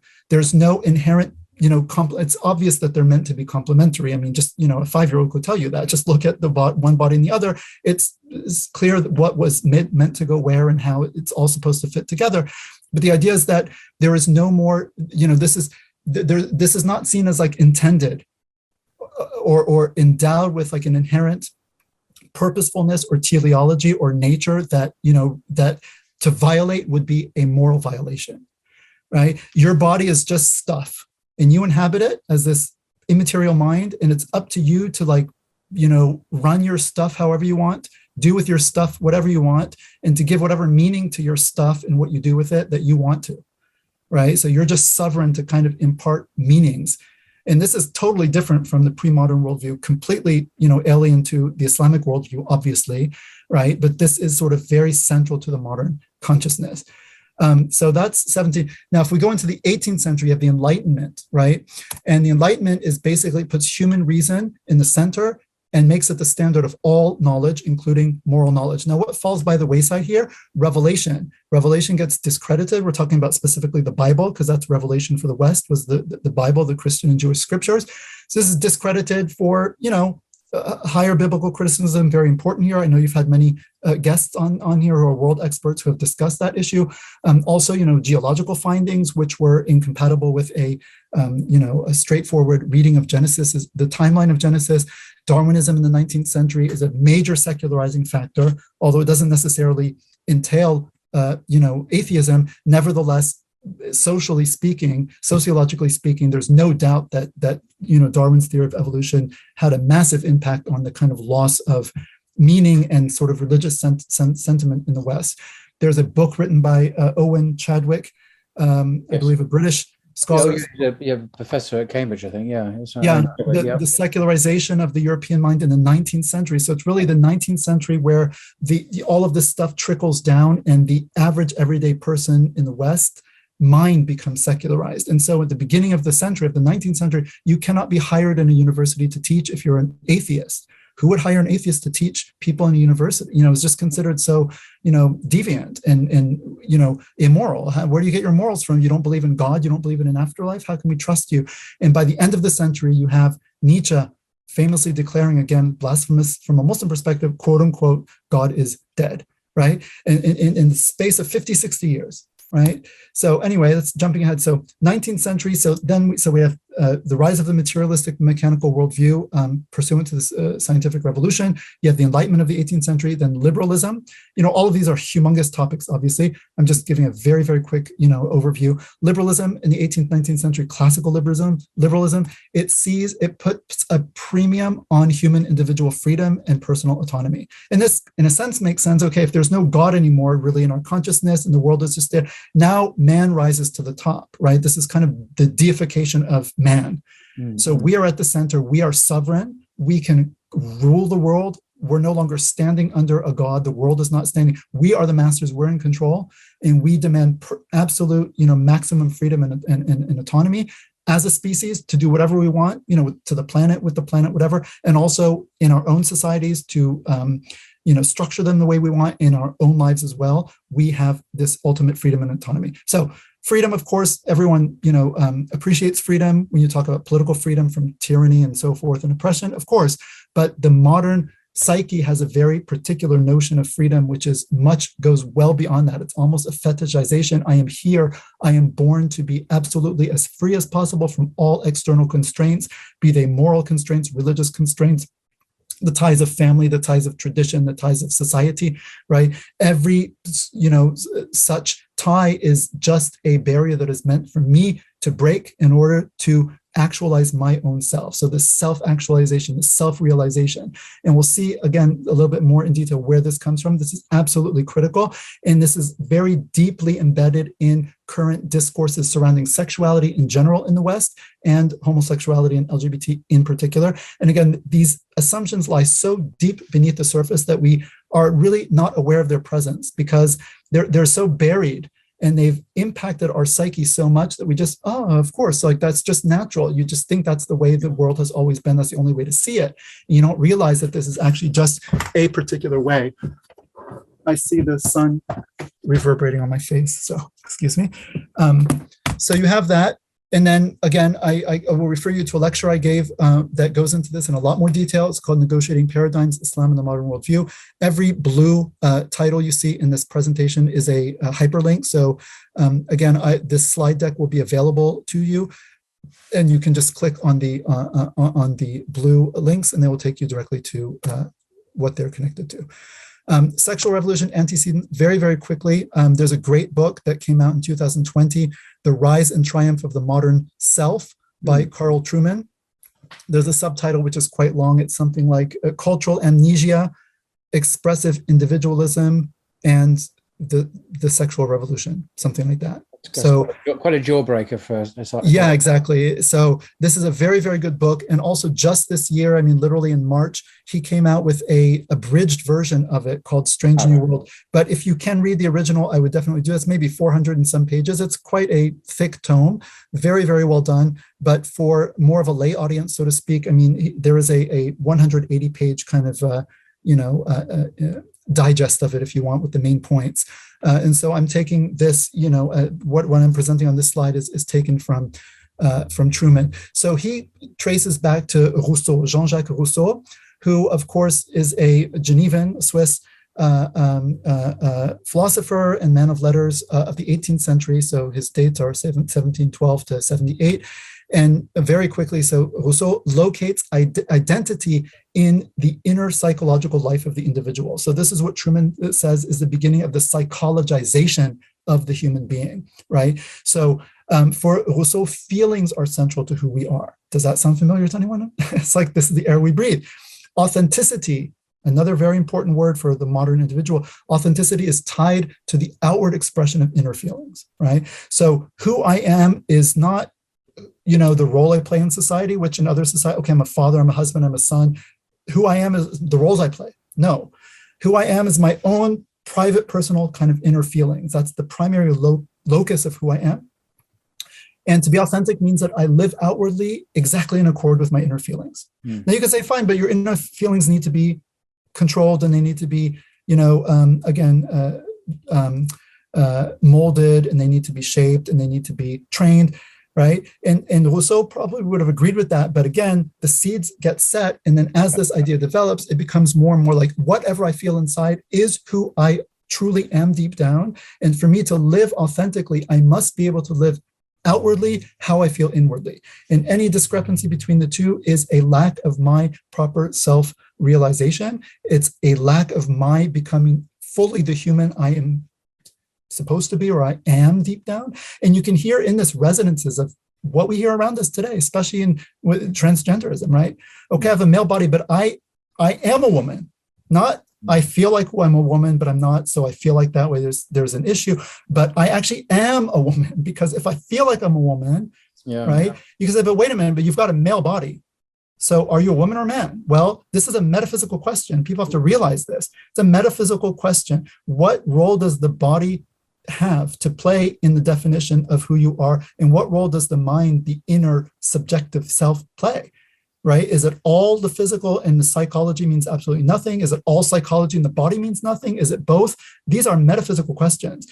And the fact that we have gone from, in just a couple years, especially on the transgender issue, 10 years ago, gender identity disorder, that's what it was called. That means if you have a male body and you feel like you're a female, or vice versa, then you have a disorder. Now, we're not blaming you morally for that, because it's a disorder. Okay, you couldn't help it, but people recognize there's a disorder. It's not supposed to be the case, quote unquote. If you have a male body, you should identify as a man and feel like a man. And if you don't, okay, there's a disorder there. We need to try to figure out what to do. right? That then changes to gender dysphoria. Dysphoria just means, okay, I'm uncomfortable with it. So it's no longer a question of you're objectively like out of kilter or off kilter, out of sync with your biology, and that's a problem because you're supposed to be one integrated person, right? It now becomes, okay, dysphoria. Well, if you're troubled by that or uncomfortable, okay, then you've got dysphoria. We'll try to help you. And now, just a couple of years later, even saying gender dysphoria is considered offensive to many in these movements. And the idea is like, no, I am a woman or I am a man in the wrong body, period, right? And the body's wrong. The body means nothing. The objective kind of physiology, it doesn't matter. It's all the psychology. It's all. So it's the maximum. And so Truman will say, well, this is, I mean, Rousseau would have been aghast. I mean, probably, but he would say this is kind of the ultimate, logical outcome of this idea of making the internal, given such primacy to the internal. But this is not really new in the West. We have this idea of dualism, which goes back to the ancient Greeks, where the idea is you have the body and the soul is preeminently important. That's the precious thing. That's the soul is that which you gain knowledge of the divine and become divine in a way. And the body is seen as like a prison. It's called a prison in Platonic philosophy. So this is the old hoary notion of dualism, which goes back to the ancient Greeks, resurfacing post-Renaissance in Rousseau and his thinking. But it's not really new. It's a fundamental category that we see much earlier in Greek thought, resurfacing in the modern world, and is very contrary to the Abrahamic faith. So the Hebrew Bible, for example, has a much more integrated, holistic understanding of the human being as being one, sort of a part soul, part mind, part body, not as dualism where it's split apart. So I think we're seeing some deep Western tributaries here surfacing up again in the modern times, which are not really new. I mean, okay, they have certain new configurations, but the fundamental metaphysical duality is there over millennia, I would argue. Right. And again, I think that's a great point. And I think, really like the Arabs say, La jadida tahta shams, there's nothing new under the sun, like it's plus ça change, plus c'est la même chose, right? I mean, there's really nothing new. I mean, all of these ideas, atheism, this is all, just recycled from like the sophists and ancient, but it takes a different guise. So you're right that you have that dualism, but I think it's given a specific valence in the modern period that, it becomes sort of this very specific outgrowth, so to say, of something that had seeds there before, but was also kind of balanced out by other types of considerations, which fell by the wayside. And then you get this kind of excrescence, right? This outgrowth of this kind of like very radical internalization and subjectivization and personalization and individualization of the notion of the human being, right? And this is absolutely fundamental to the modern, and this is at the base of people saying, well, this is who I am, right? It's not just sexuality, right? And the idea is because you're not anything other than your internal feelings. And if you're going to deny me that, well, then you're denying me my very humanity. Well, what's tragic about this? Why people say that, but the whole thing is kind of like there's a wrong turn been taken. But it helps us to understand. What's tragic about this is that because we've been here before in some ways. Yes, there are unique configurations, as you say. That the West keeps on having to go over the same ground over and over again and relearning the same lessons. There's no stability or continuity in the Western tradition. It's this complex composite of different traditions, pagan, Christian, Jewish, and so on. And they keep on throwing up the same paradigms, and we have to go through the same heartache and catastrophe again and again, learning the same lessons. And Islam obviously presents itself as a final dispensation, but it offers stability and a kind of divine wisdom in the social order. So we don't have to keep on searching for solutions to these problems. We've got the perfect template, which is in part the life of the Prophet, peace be upon him, but also the teaching of the Quran and so on. So but Muslims are spared this agony of these convulsions of going over the same thing over and over again, because they have the sunnah, I suppose, that they can follow. Exactly. And that's why the sunnah is so important. It's really the firm, al-urwat al-wuthqa in the Quran, that it's the firmest handhold, right? Holding on to the religion, holding on to the rope of Allah, hold on altogether to the rope of God and do not separate from it. Do not separate from each other, because that is what brings you to safety. Otherwise, you're just going to be adrift, literally, and drown. Exactly. And I think what you said too is very important about the integrated nature of we are body, we are mind, and we are soul. We are all three together. And, the idea is that is why in Islam, those three are never separate. If you look at the Muslim prayer, what is it? We pray with our bodies. Our bodies are moving. We're praying with our tongues and our minds because we're saying and reciting certain things. And obviously, the most important thing, where is the heart? But that's not the only thing. It's all three together. And from a Christian perspective, it's like, well, who cares where you're standing? Why do you have to wash before praying? Like, why would you wash before you pray? Well, no, because you have to be in a state of physical ritual purity. Well, why? Jews understand the Bible, the prophets Moses and so on are all depicted as doing wudu before they prayed. Absolutely. This was the norm, biblical norm. But today it's completely, like many other things in the Bible, completely forgotten by contemporary Christians. And submission, ultimate, attitude of submission is to take your head, which is the highest part of you, right? And it contains your brain, and your face is the most noble part, and to put it literally at the lowest point, which is what Jesus is portrayed as doing in the Gospels. Jesus is portrayed as doing that. Many of the prophets as well. And when you do it, you're saying, Subhana Rabbi al-A'la, glory be to my Lord, the highest. So he's the highest, and you're putting your highest part in the lowest, and that's the proper relationship, because he's the master, and he's the creator, and you're the creature. And that's where true freedom comes from, the Islamically. Freedom from nafs, freedom from the dunya, which enslaves and takes us over, whereas the world looks to the dunya for freedom, and of course doesn't find it, because it's more of the same. So and not only is it freedom, the ultimate true freedom, but also it is the ultimate realization of the actual human teleology, because in the Quran, وَمَا خَلَقْتُ الْجِنَّ وَالْإِنسَ إِلَّا لِيَعْبُدُونَ, I did not create jinn and mankind except to worship me. So worshiping and submitting to God is actually our deepest nature and objective nature, right, implanted in us by our creator. And so this notion of the fitra, right, the fitra, which is the original human disposition, the Prophet, peace be upon him, said that every child is born on the fitra, and then after that its children teach it, different religion, Judaism, Christianity, Zoroastrianism, something other than like just the pure kind of, because these other religions, they started but then they changed, right? Anyway, and so it's important that, you just look at the Muslim prayer. That's why it's integrated. And that's why all of life, you come to sexuality, it's neither, it's not God. In the modern world, takes sex to be almost like God, but it's also not the devil. It's, it's given its proper place, and it's brought under the realm. So that's very important. And as you had said earlier, this comes more from probably Greek, certain tributaries, and not really from the Hebrew. It's very clear if you know a bit about Greek philosophy and Greek thought, that this is very familiar territory. It's not that new at all, really. Right. Okay. So very quickly now, moving along. So Marx, and again, Marx, a huge figure. This is like a half a line, right?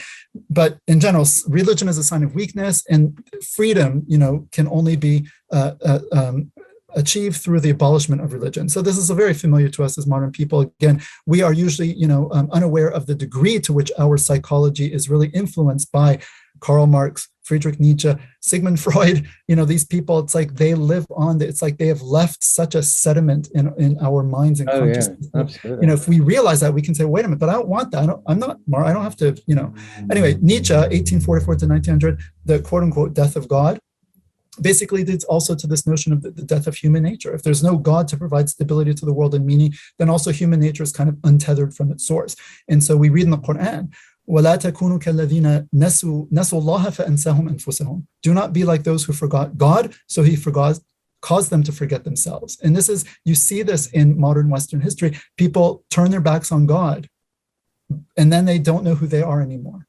Exactly. And the irony is, Friedrich Nietzsche actually was very perceptive in many ways. He shared the Muslim critique of many aspects of Western and Christian life. The kind of the death wish, the denial of the sexuality. He understood all that extremely well, and he had actually many positive things to say about Islam as well. This is the irony, and yet he persisted in his atheism and sought refuge in a kind of Greek kind of virtue ethics in a way, heroism, but no, he was not all. A lot of what he said was actually very insightful, although he obviously had a fundamental problem at the heart of his worldview, though. Absolutely. And again, 2 lines is not at all to give Nietzsche his due. I mean, because he's quite profound and prophetic in the sense that he really foresaw what the West had done. And that's his whole, the marketplace, the guy going out the, right? So he was telling people, you European Christians or post-Christians in the late 19th century, you don't understand the implications of the Enlightenment, quote unquote, killing of God,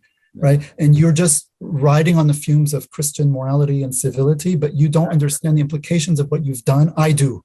Now, he didn't go back and say we should believe in God, but he foretold, that what this would lead to. So anyway, Sigmund Freud then comes along and he sees sex as absolutely foundational to human personhood and happiness. Freud is extremely important. I mean, his theories have been debunked for like decades and decades, but he lives on in so many aspects of our culture and our psyche.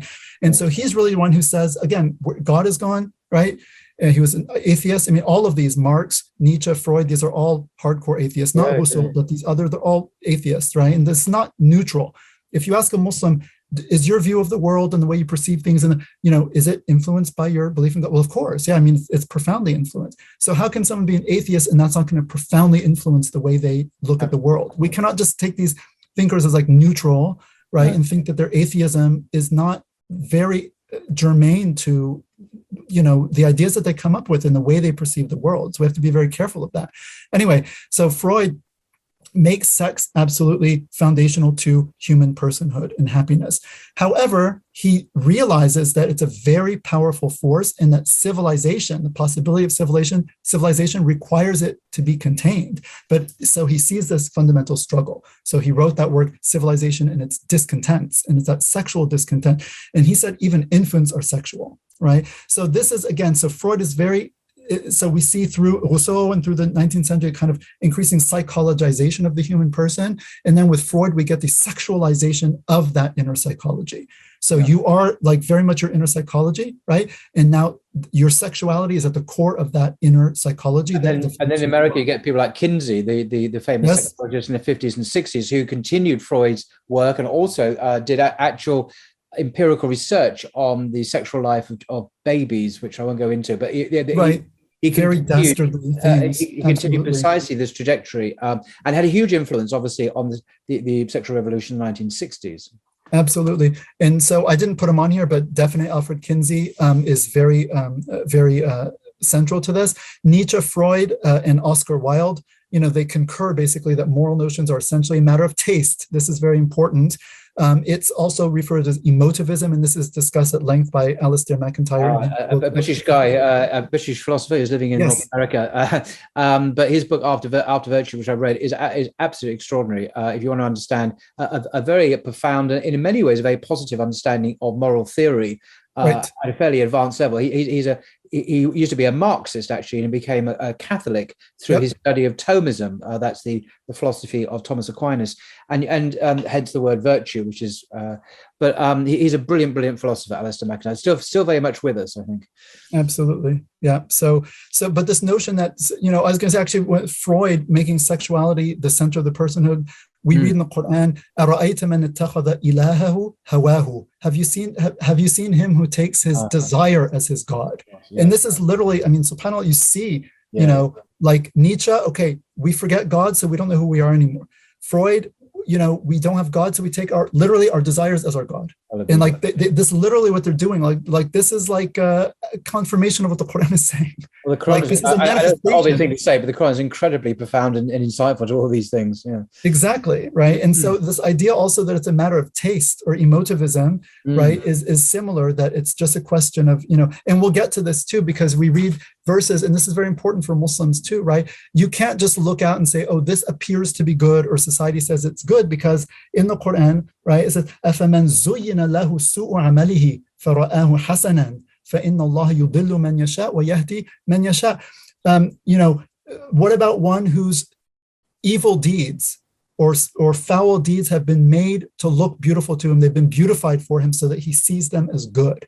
Wow. So you can see something as good and beautiful, but that's not because it is good and beautiful. It's because zuyyina laka, it's been made to seem that way. And who's doing this tazyin? Who's doing this adornment of it? It's Satan. And that says in the Quran too, right? That this hubbu bird, when it comes from Bilqis, the Queen of Sheba, back to Solomon, it says, وَجَدْتُهَا وَقَوْمَهَا يَسْجُدُونَ لِلشَّمْسِ مِن دُونِ اللَّهِ وَزَيَّنَ لَهُمُ الشَّيْطَانُ أَعْمَالَهُم.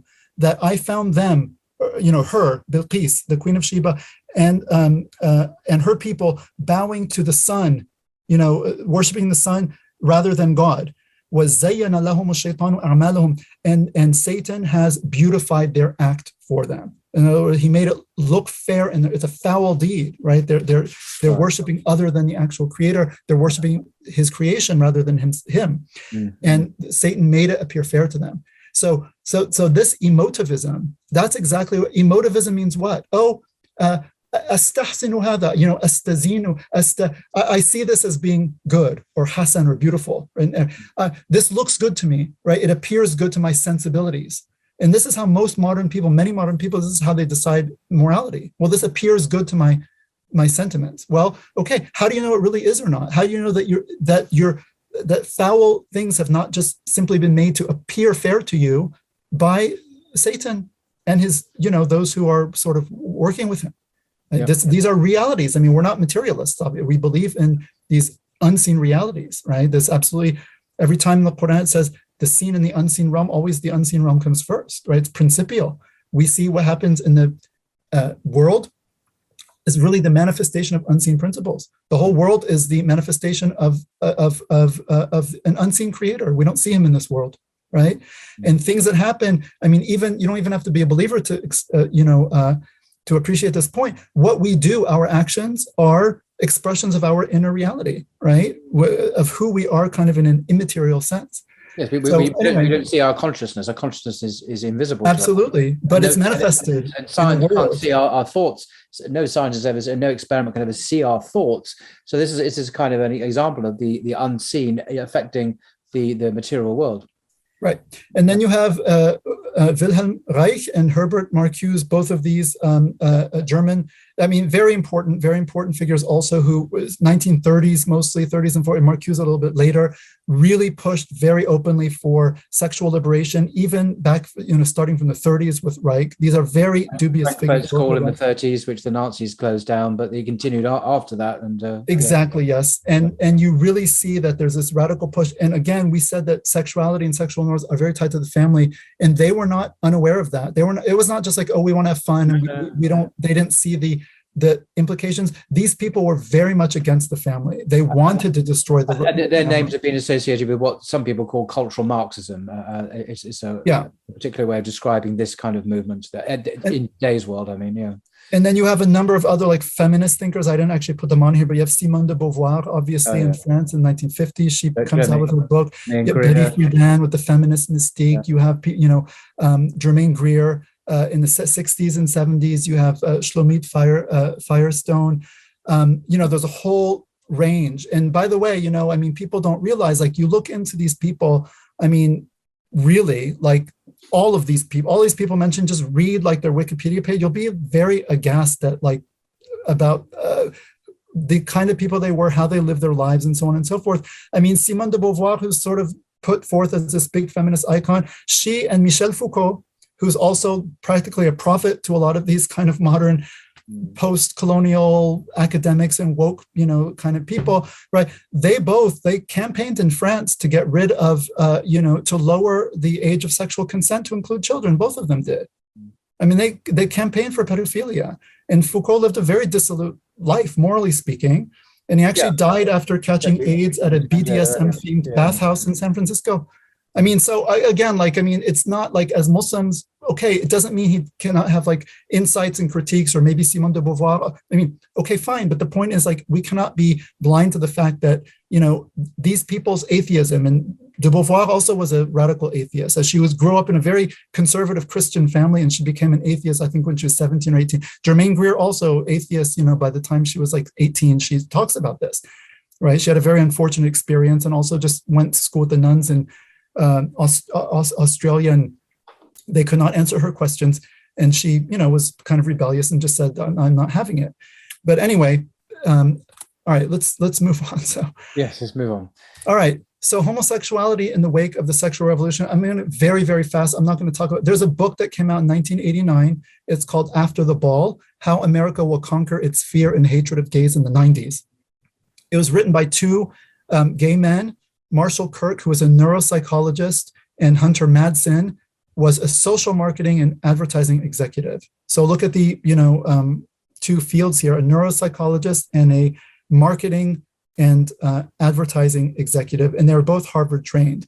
And they basically put together a plan. I'm not saying their one book is the whole reason why things are the way they are, but in 1989, they came out with basically a manifesto. How are we going to get America, and by extension, the rest of at least the Western world, because America is, of course, the peak of its power at that time, right, to basically overcome its rejection of homosexuality and so on and so forth. It's a very fascinating read. It's also a maddening read, I think, if you're a religious believer, because you see that they basically put a plan which was implemented like lockstep and barrel. Like, I mean, everything they said like came to be done. And they actually said, I mean, this is quoting from the book. This is their own words. They say, the campaign we outline in this book, though complex, depends centrally upon a program of unabashed propaganda. These are their words, firmly grounded in long-established principles of psychology and advertising. And these are Harvard-educated psychologists and advertising executives. And, you know, one thing they say, you know, one major aspect of this pillar is desensitization. The principle of desensitization builds on people's primal instincts, whereby a flood of gay-related advertising presented in the least offensive fashion possible gets the job done. And then they say, if straights can't shut off the shower, they may at least eventually get used to being wet. Right? So this was all like, this is all very intentional. And then they also say, they talk about conversion, and they say, we mean conversion. Now look at the, I mean, again, straight quote from the book. We mean conversion of the average American's emotions, mind, and will through a planned psychological attack in the form of propaganda fed to the nation via the media. Wow, it's amazing quotes, actually. I mean, they could have come straight from hell. I mean, there's a deliberate attempt to subvert, undermine traditional deliberate, values. Quite intentional. You stressed several times they were Harvard educated, so you know they had the intelligence to promote this, and you say they were very successful. Right. And I just want to, you know, I want people to also just realize that, you know, again, we should not just naively take the situation that exists around us as just, oh, well, that's what it is, right? Like many Muslims who kind of just parrot what they hear, especially in Western societies, and parrot the discourse and all. It's like, do you realize that your discourse and your entire moral sensibility has literally been crafted by people with a very particular, you know, intention to craft it in a very particular way, right? I'm not saying the whole thing is just these two men, right? But like what they said, and if you read the book, I mean, they say, you know, again, they themselves say there are all of these kind of dysfunctionalities about the gay community, and they critique it themselves. They have like 10 points about all of these things, and they say we're not going to show that to the public. They say when you bring, like you're sitting in a tent and you bring the horses, you know, you let the front and you don't let the stinky back in, you leave the stinky. I mean, one of the things that are obvious is something that Sheikh Hamza Yusuf has mentioned is that the anal intercourse, which is the staple diet of this, is extremely dangerous practice, and it's an excellent way to transmit disease as well. As we learned in the 1980s. And so, you know, this current emphasis on public health and so on, you know, advertising against smoking and so on is all very good, of course, but this one practice gets away scot-free, even though it's an excellent way to spread disease, obviously AIDS, the virus, and other means. So but that's not highlighted or mentioned. That's overlooked completely. So, right. Okay, so finishing off. So there's another book, which again, I'm just putting on here, A Queer Thing Happened to America, and What a Long, Strange Trip It's Been, by Michael Brown, 2011. This is a big, thick 600 tome, and also it kind of chronicles the last couple decades, and also full of quotes from, you know, sort of gay activists, LGBT, you know, organizations and stuff. And a lot of it is very, very shocking. And it's not stuff you kind of read in the public, but it's things that have been said and written publicly, but are not really, you know, shouted from the rooftop, so to speak. And so you have to dig a little bit. But when you see some of the things that are admitted by people when they're kind of speaking kind of off the record, or even by Madsen and Kirk on the record, like they wrote this book, you know, it really kind of makes you do a double take. And so it's worth, you know, doing that. And in one of the resources that we're going to talk about at the end, you know, you can actually get a very good summary in 2 podcast episodes on these 2 books. So you don't have to actually read good 1,000 pages that they both. I'm not familiar with these 2 works. Yeah. Okay. All right. So very quickly, from Truman's, I have a couple quotes from Truman's book. Mm. He says, it is difficult to overestimate the importance of this move to make sexual desire central to human identity. In modern society, everything from the common use of terms such as straight and gay in everyday conversation to the underlying assumptions of international human rights law presupposes that this is the case. That what is the case? That sexual desire is central to human identity, right? That basically our desire is our God. And the idea that human flourishing is virtually synonymous with sexual fulfillment is a commonplace. In fact, virtually an intuition of modern Western culture. So you come and say, well, you know, our religion prohibits particular kind of sexual behavior, but wait a minute, you are prohibiting people from sexual flourishing, which means you are undermining what it means to actually be a human being. Like that's where this sentiment is. This is the book, actually. Yes. Just quoting from. Yep. And I have my own copy. Obviously, there is I'm proud to say he's actually a British yes, he is. living in the United States, where he is a professor of biblical and religious studies at Grove City College. But this is definitely worth reading. And if you get the audio version, which is what I listen to, both books, he reads it out himself, so you can listen to him read it out in his British accent. Yep. All right. And then the next one, moving right along. If we are at root defined in large part by our sexual desires, if sexual desire or orientation, as we now say, is who we are, right? Not just what we do, but who we are, then sex must be political, because rules governing sexual behavior are rules that govern what is and is not considered by society to be legitimate as an identity. So again, this identity question is absolutely central, and we have to understand the importance of it, and also why as Muslims it is such a problematic category. And then finally, the old chestnut of love the sin or hate the sin simply does not work in a world where the sin is the identity of the sinner, and the two cannot be separated even at a conceptual level. Okay, very, very important here. I'm going to now go faster. I mean, we spent a long time setting the groundwork, but I think it's been important to do this because, again, if people have, absorbed what we've been talking about, now we're going to get into Islam and what does Islam say? We've already adumbrated it. So we're going to look at the Islamic paradigm on sex and sexuality. And now we have a context in which we can fit that in. And so we can go through this much faster because, of course, this will be familiar to Muslims, but hopefully when people hear this now and see these verses, you'll also see it in a different context, right? Because you've seen, and again, this is going to be uploaded. People can take a break, stop, go have coffee, come back and finish this tomorrow. Or tea if they're English, but yeah, sorry. Yeah. You don't have to listen to all of this in one go, right? So yeah, okay. All right, creation of the male and the female. So we're just going to go from the Quran, but again, reading it in terms of what we've been talking about. وَمَا خَلَقَ الذَّكَرَ وَالْأُنثَى, and by his creation of the male and the female. So God created a male and he created a female, right? It's part of his purposeful design in creation. وَأَنَّهُ خَلَقَ الزَّوْجَيْنِ الذَّكَرَ وَالْأُنثَى, and that he created the two mates, the male and the female. So they're mates of each other. They're meant to go together. وَلَيْسَ الذَّكَرُ كَالْأُنثَى, and then he says, and the male is not like the female. So men and women are the same in many respects. They're both equally human. They both equally have, the duty to worship God and the ability to develop themselves morally and spiritually, and to, earn the pleasure of God and to earn paradise and so forth, right? But there are many respects in which men and women are different, physically, emotionally, psychologically, and so on and so forth. Statistically, of course, individuals are very different, men and women, but statistically speaking, there are things that are dominant in males, things are dominant in females. This is known. It's very not politically correct to sort of speak in these terms today, but the science is there. A lot of research, Jordan. Yeah, of course, it's there, but you're just not allowed to YouTube videos. Yeah. You just have to pretend it doesn't exist, right? Because it's not politically correct. So, but we know as Muslim, وَلَيْسَ الذَّكَرُ كَالْأُنثَى, the male is not like the female. So we're fine with that. We know it's true both by revelation and by just, observation and our experience of the world. And then this longer verse, I'll just read it in English for the sake of time. And of his signs is that he created for you from yourselves mates, that you may find tranquility in them, and he placed between you affection and mercy. Indeed, in that are signs for people who reflect. And then, O mankind, fear your Lord. We hear this in the khutbah every Friday. O mankind, fear your Lord, who created you from one soul and created from it its mate, and dispersed from both of them many men and women. Right? Ya ayyuhan nasu taqu rabbakum alladhi khalaqakum min nafsin wahida wa khalaqa minha zawjaha wa batha minhuma rijalan kathiran wa nisaa. I just say that because every Muslim, even if they don't know Arabic, they'll recognize that phrase because, always the khutbah starts with it on Friday.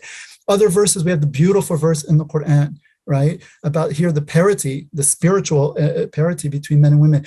Surely men who submit to Allah and women who submit to Allah, men who have faith and women who have faith, men who are obedient and women who are obedient, men who are truthful and women who are truthful, men who are steadfast and women who are steadfast, men who humble themselves to God and women who humble themselves to God or Allah, men who give alms and women who give alms, men who fast and women who fast, men who guard their chastity and women who guard their chastity, men who remember Allah much and women who remember Allah much, right? 10 different qualities, men who do it and women who do it.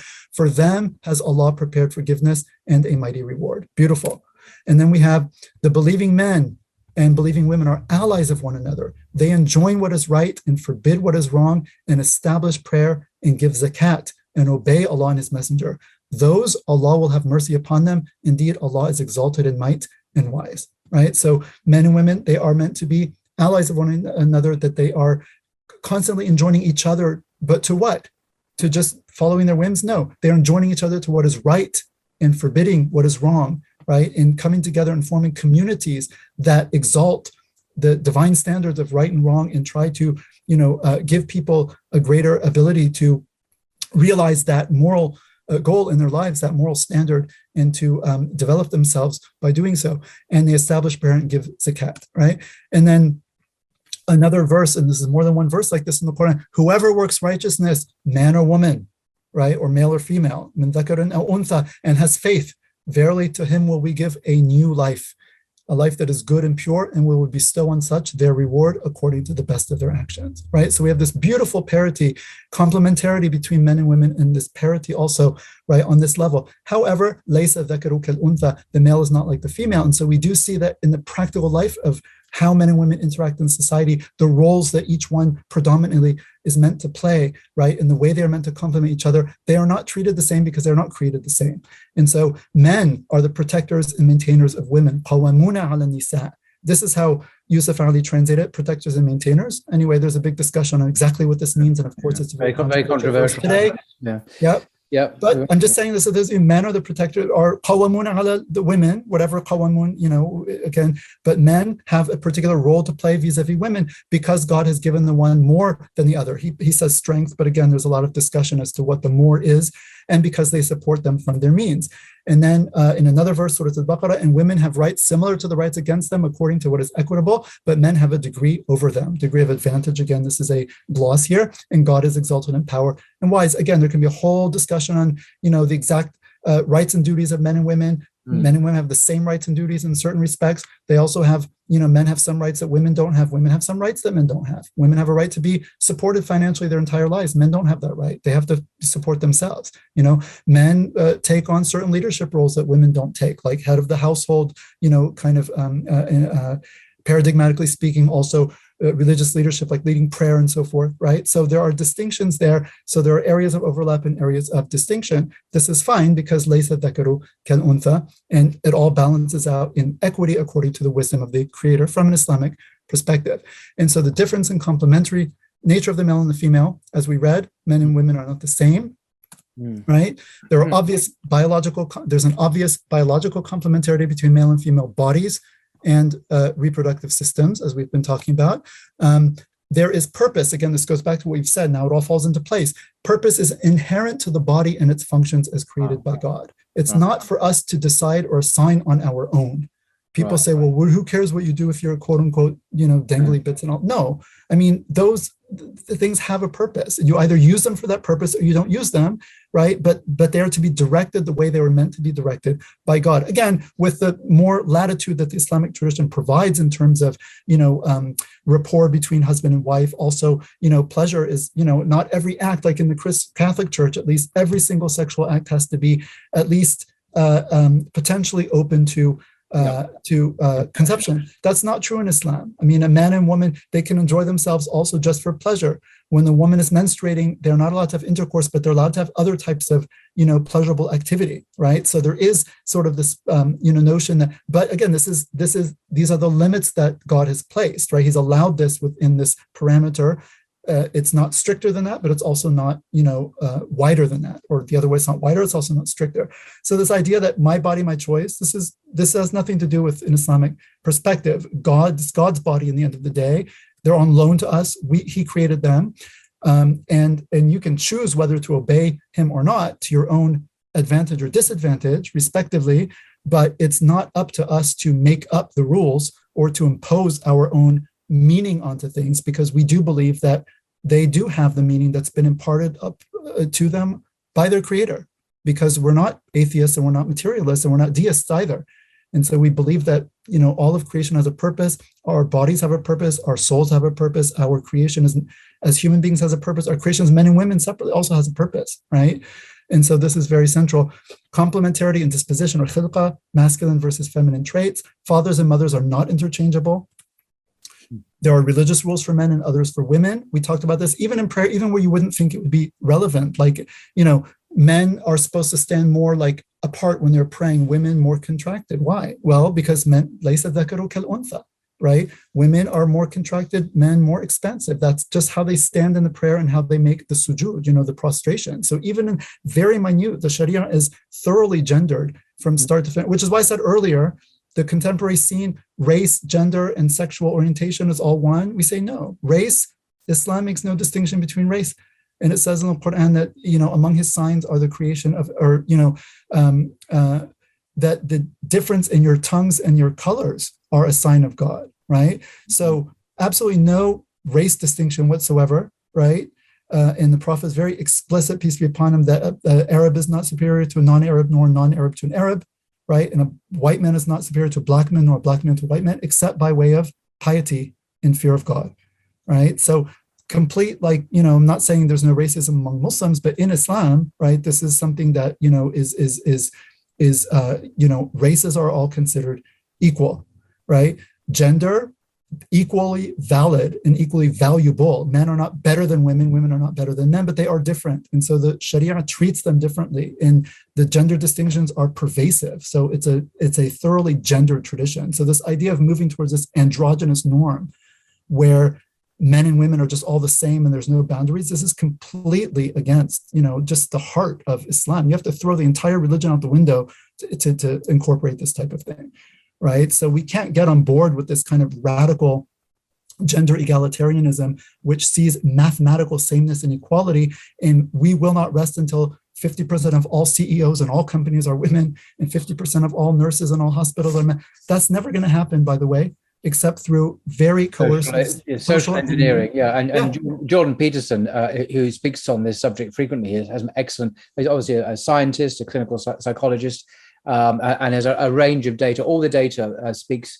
against this position that you're criticizing as well. And there you go. You were about to say it now. Okay.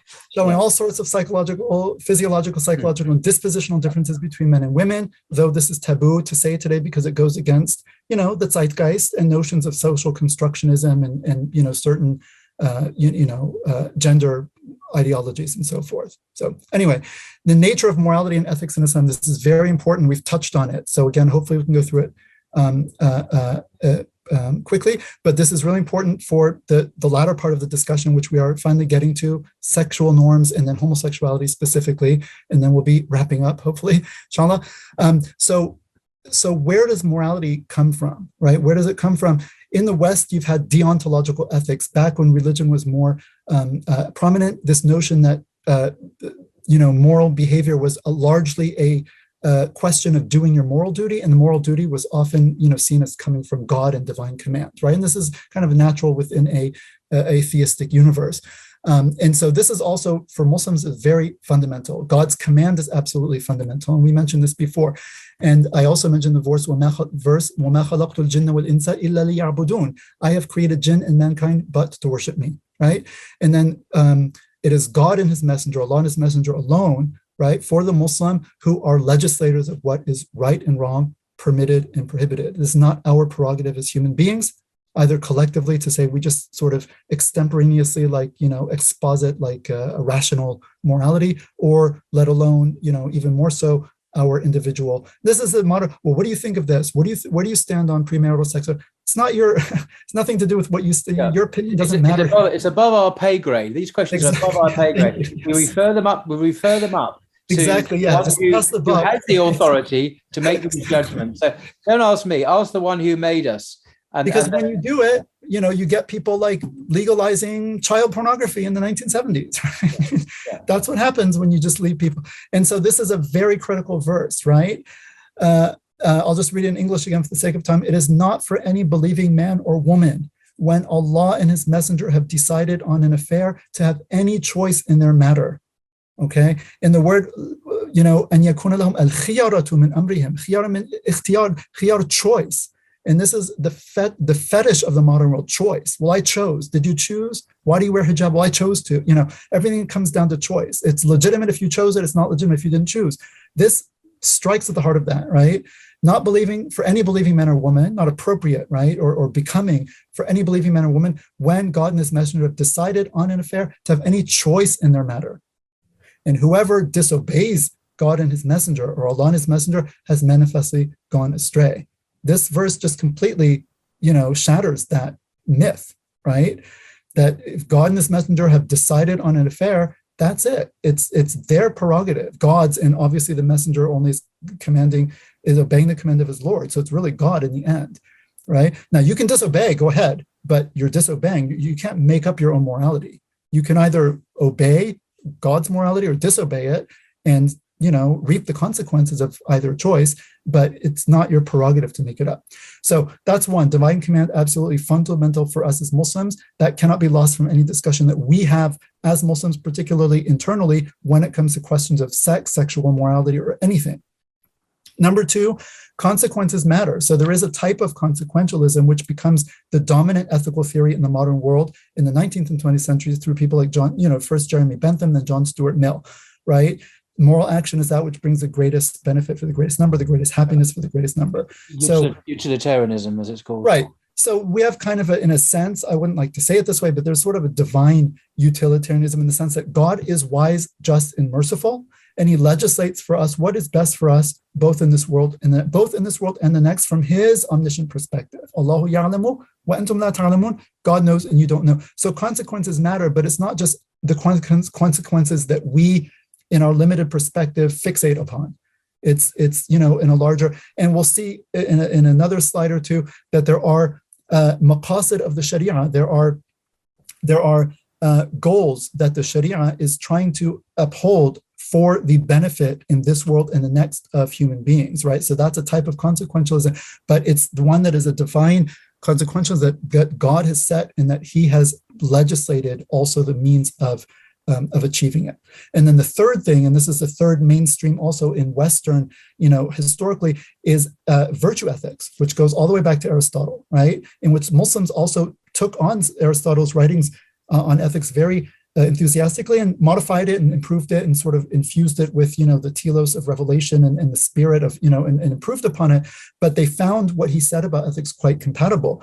And the idea is that virtue and moral character are also of paramount importance, right? The notion of khuluq or akhlaq, the Prophet God's, we read in the Quran, Allah says, وَإِنَّكَ لَعَلَى خُلُقٍ عَظِيمٍ, speaking to the Prophet, you you have a noble or a magnificent moral character, right? And even the word virtue is like, McIntyre has like after virtue. That's why he called it that, because there's no virtue left. We don't talk about it. The word is so old-fashioned. And virtue is like gets a chuckle, like virtue, like what is that, right? But the Prophet said, peace be upon him, إِنَّمَا بُعِثْتُ لِأُتَمِّمَ مَكَارِمَ الْأَخْلَاقِ, I was sent but to perfect the noble traits of character. So your character matters. There are things like, for example, hasad, which is envy. The Prophet, peace be upon him, said that envy eats up good deeds like fire eats wood. And envy means that you are so jealous of what someone has that you don't have, to the extent that you want that person to lose that benefit if you cannot enjoy it yourself. So it's one thing to say, oh, look at the benefit that person has. I wish I had that. But it's another thing to say, I actually, willfully desire that he should lose that benefit because I can't stand to see someone, enjoy it if I can't enjoy it. This is very ugly. And this is not even acting on. It's not like I'm going and sabotaging, like, keying his brand new Mercedes, I'm not doing it, but just in my heart, I have that hased. In that state of the heart, the Prophet said that state eats up your good deeds. So your noble, your character matters, right? And your virtue matters. And then the Prophet also said, very important for us as Muslims, peace be upon him, every religion has a characteristic moral trait. لِكُلِّ دِينٍ خُلُقٍ وَخُلُقُ الْإِسْلَامِ الْحَيَاء. And the characteristic trait of Islam is modesty, haya, right? And then finally, to round this off, he said, if you have no shame or modesty, then do as you please. إِذَا لَمْ تَسْتَحْيِ فَاصْنَعْ مَا شِئْتَ. Okay, how does this compare with the contemporary moral and ethical discourse? Where does divine command fit in the current moral discourse in the modern secular West? Well, it's irrelevant, right? There's no God. God is dead, Nietzsche told us, right? And the West has been secularizing for centuries. So sexual morality is separated from religion. We saw at the beginning, becomes thoroughly personal and subjective. That's true of all morality. It becomes a question of emotivism and, personal taste and so forth, right? You have the centrality of these sort of ersatz notions, like replacement notions or replacing religion. So freedom, we talked about, right? This kind of fetishization of personal autonomy, whereas Islam is based on servitude and submission to God. This notion of autonomy, right? If you know what it means, auto is self, nomos is a law. Autonomy literally means, and this was Kant who really talked a lot about autonomy, it means to give oneself the law. Any Muslim can immediately feel, once you translate it, how blasphemous that is.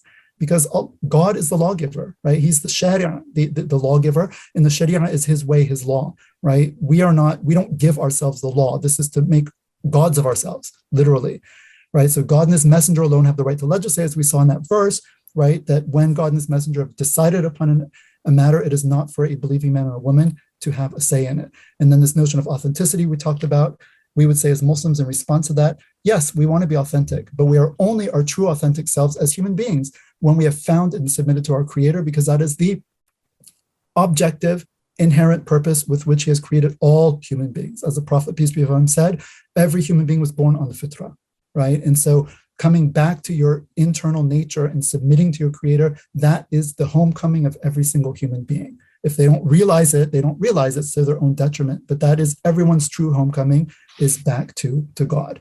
And so consequences, so divine command, we say, is irrelevant in the modern, ethical and moral discourse.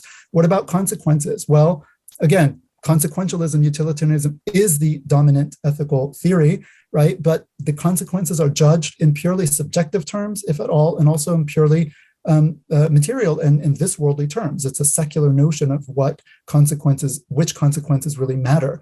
And we would say that Allah knows our interests better than we do, and he alone has full knowledge of all consequences, and those consequences are related both to this world and to the next world as well. And then finally, virtue and moral character. We talked about virtue as an old-fashioned and quaint term in modern parlance. Sexual behavior is seen as irrelevant to moral character, right? You can do whatever you want sexually as long as it was consensual. No one sees that as having any impact on your moral character. It's just considered totally irrelevant because sex doesn't have any meaning anymore. It doesn't have any moral meaning either. There's no moral kind of code or norm attached to it, as we said, right? And so this also downplaying of virtue and of moral character, right? This, again, the Quran refutes this. إِلَّا مَنْ أَتَى اللَّهَ بِقَلْبٍ سَلِيمٍ. He says in the Quran, يَوْمَ لَا يَنْفَعُ مَالٌ وَلَا بَنُونَ. The day of judgment is that day on which neither wealth nor progeny will avail a person, right? Except for one who comes with a sound heart. The only thing that will avail you on that day is coming to God with a sound heart, right? Okay. All right, so Islamic sexual and gender norms. Again, we'll try to just speed through this. Again, hopefully this will be familiar to Muslims, but who knows, in the modern age and contemporary society, a lot of Muslims surprisingly don't even know some of the basic Islamic rulings on certain of these issues. So hopefully this will be a beneficial, experience for our viewers, right? So we talked already about the centrality of sexual norms to any society and moral system, so I won't repeat that. Sexual norms in the Sharia are tied to family and to family law, right? Because again, sex is reproductive and the family is the absolute most important social institution. And so, legislation surrounding sexuality is absolutely paramount, and it is part and parcel of our religion. It's not negotiable. It's not something we say, oh, well, we believe in one God, but we can just change all the sexual norms. No, this lies at the very heart of the religion, right? And that's because of the centrality of the family and therefore of sex and sexual morality to the faith, right? So as every Muslim hopefully should know, sex outside of marriage, which is called zina, is strictly forbidden, haram, and it constitutes a major sin, kabira, right? There are major sins and, not less major sins. And zina, which is sexual intercourse between a man and a woman who are not bound by a, Islamically valid contract of marriage, is a major sin, right? Why? It undermines one of the fundamental objectives or maqasid of the Sharia, which are 5 or 6 actually: the protection of religion, the protection of life, the protection of lineage and family, which is where the prohibition of extramarital sex comes in, the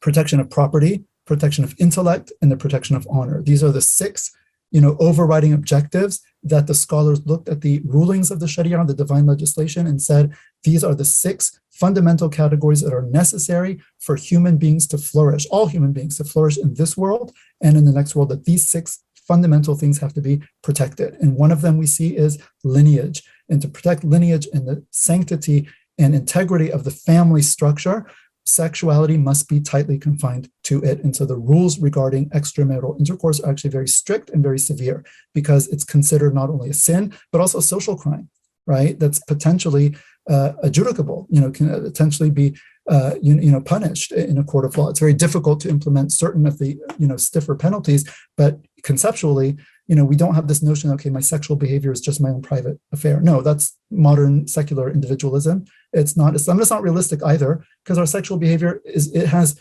ripple effects, and it does affect society, and it affects many other people other than ourselves. And so Islam recognizes that and legislates accordingly. What are the consequences of zina, so extramarital sex? So the main reason the scholars say this has been prohibited is because it leads to the mixing of lineage, what they call khalt al-ansab, that you're mixing lineage and you're obscuring, who belongs to whom and to what family. And this is considered fundamental for our identity as human beings and also for our social relationships. So many rights and duties in traditional societies and in Islam, devolve upon a person through their actual blood relations. And so it's very important for me to know, if I'm a man, is this my child or not that I have to spend on, right? Who do I inherit from? I inherit from my relatives. I have to know who they are, right? And families, again, a lot of studies on this, even by secular, Western secular anthropologists and scientists and others, about how we naturally prefer our own kind of lineage over those who are outside of it, right? This is natural. It's part of the fitrah that we've been created with. So consequences of zina, premarital sex, right? We didn't get to homosexuality yet. It's an aspect of it, but even between men and women, it undermines the institution of marriage, which leads to the breakdown of the family unit, and by extension, the breakdown of society. So it's massive consequence, not just a personal issue. And also, right, beyond the pragmatic and sort of sociological repercussions, it has grave consequences for one's personal virtue, one's moral character, and one's standing before Allah. And all of these are relevant to us and important, right? And they determine our state on the day of judgment and in our eternal afterlife, right? And so norms for minimizing zina, how does Islam attempt to legislate in order to minimize the occurrence of zina and make it a realizable moral norm for the average man and woman to actually avoid non-marital intercourse? Well, as we read in the Quran, and tell the believing men to lower their gaze and to guard their private parts. And then it goes on and tell the believing women to lower their gaze and guard their private parts. So, not looking at other people with sexual lust, and also covering our bodies and maintaining modesty. We saw before 2-3 slides earlier that the Prophet, peace be upon him, said every religion has a characteristic moral trait, and the characteristic trait of Islam is modesty. So Muslims are known for their very intense sense of modesty. Also, no physical contact between non-mahrams, meaning a man and woman who are not so closely related that they could not marry. So any woman who's not your mother or sister or whatever, you should have no physical contact if you're not actually married to her or a close relative. So there's not premarital sex in Islam, there's no premarital physical contact at all. That's the actual ruling. It can sometimes be difficult, especially handshakes and so forth, but this is the principle.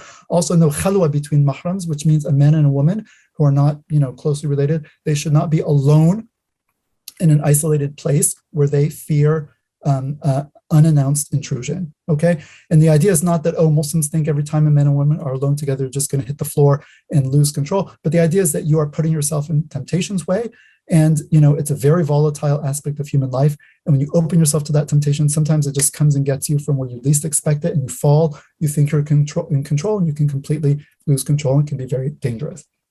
Also, modest dress, speech, and behavior for both men and women. So these are the norms, right?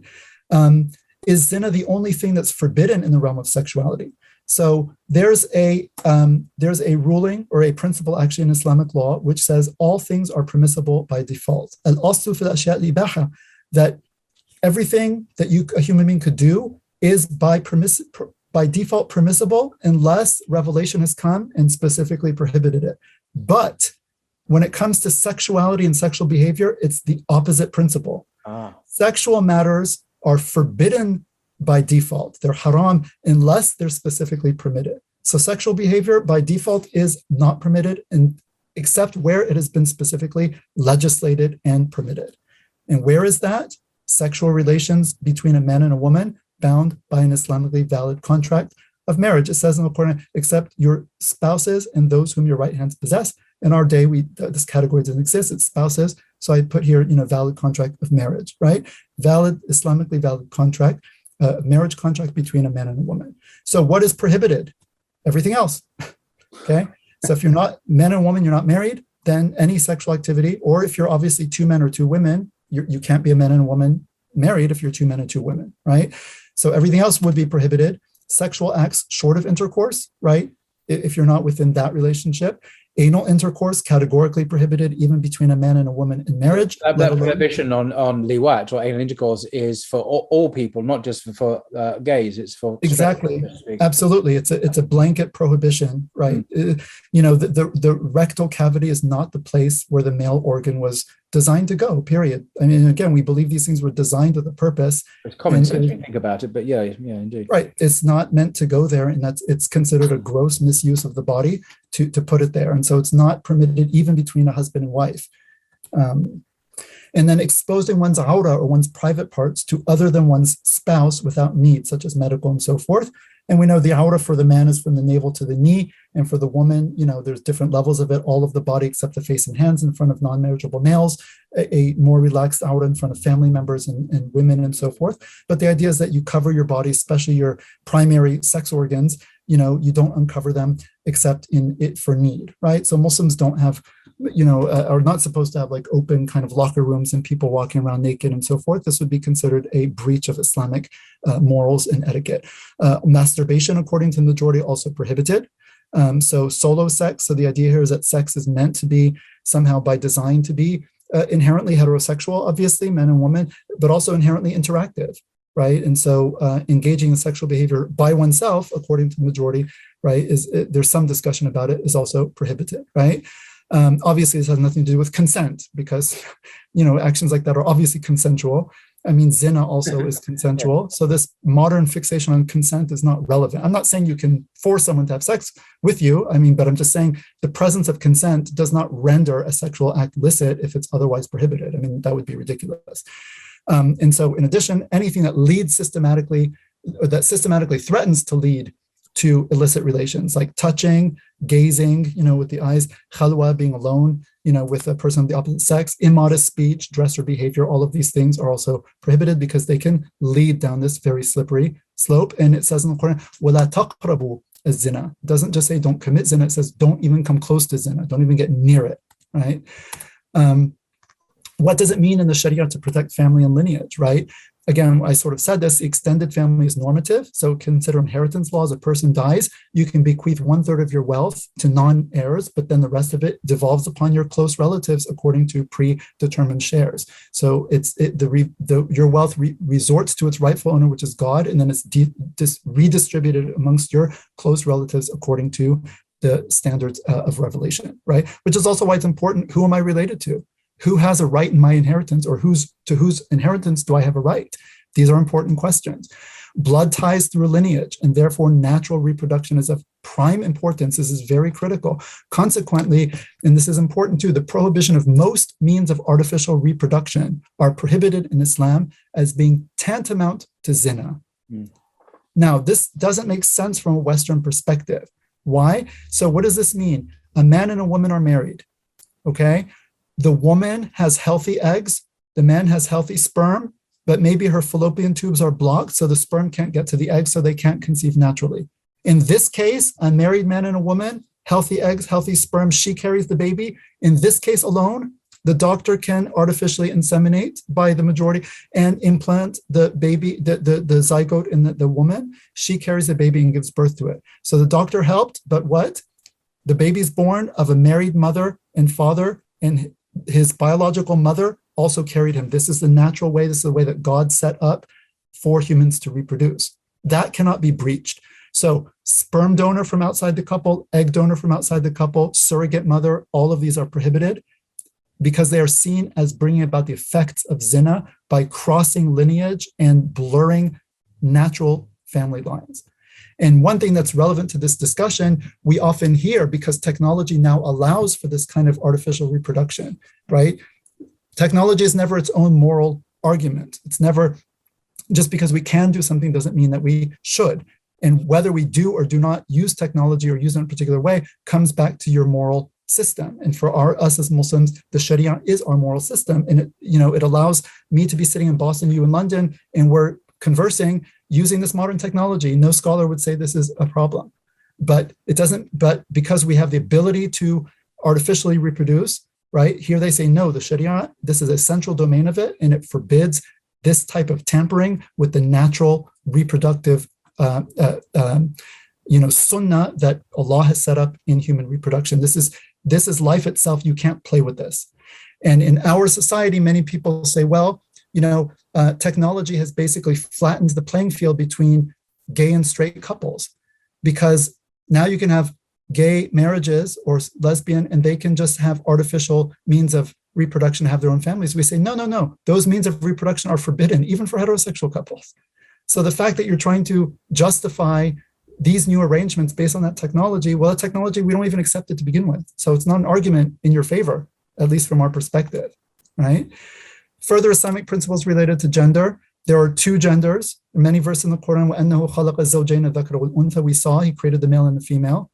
There is this notion of an intersex person born physiologically with ambiguous gender. This has been known since time eternal. And the Sharia talks about that. This is not psychological gender dysphoria, which is different. Someone who has an unambiguously male or female body is considered by the Sharia to be a male or female, a man or a woman accordingly. So biological sex and psychological gender, this distinction which came about in the 70s, 60s, 70s, 80s, this is not something that we as Muslims, would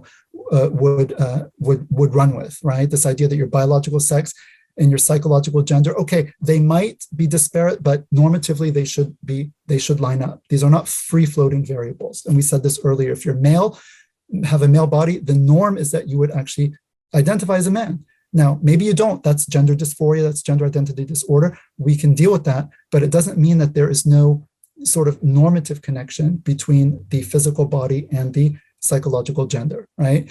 Now, something also very important, and this, is going to be uncomfortable for many contemporary Muslims, especially in the West, deliberate imitation of the opposite sex is forbidden, specifically in dress and affectations.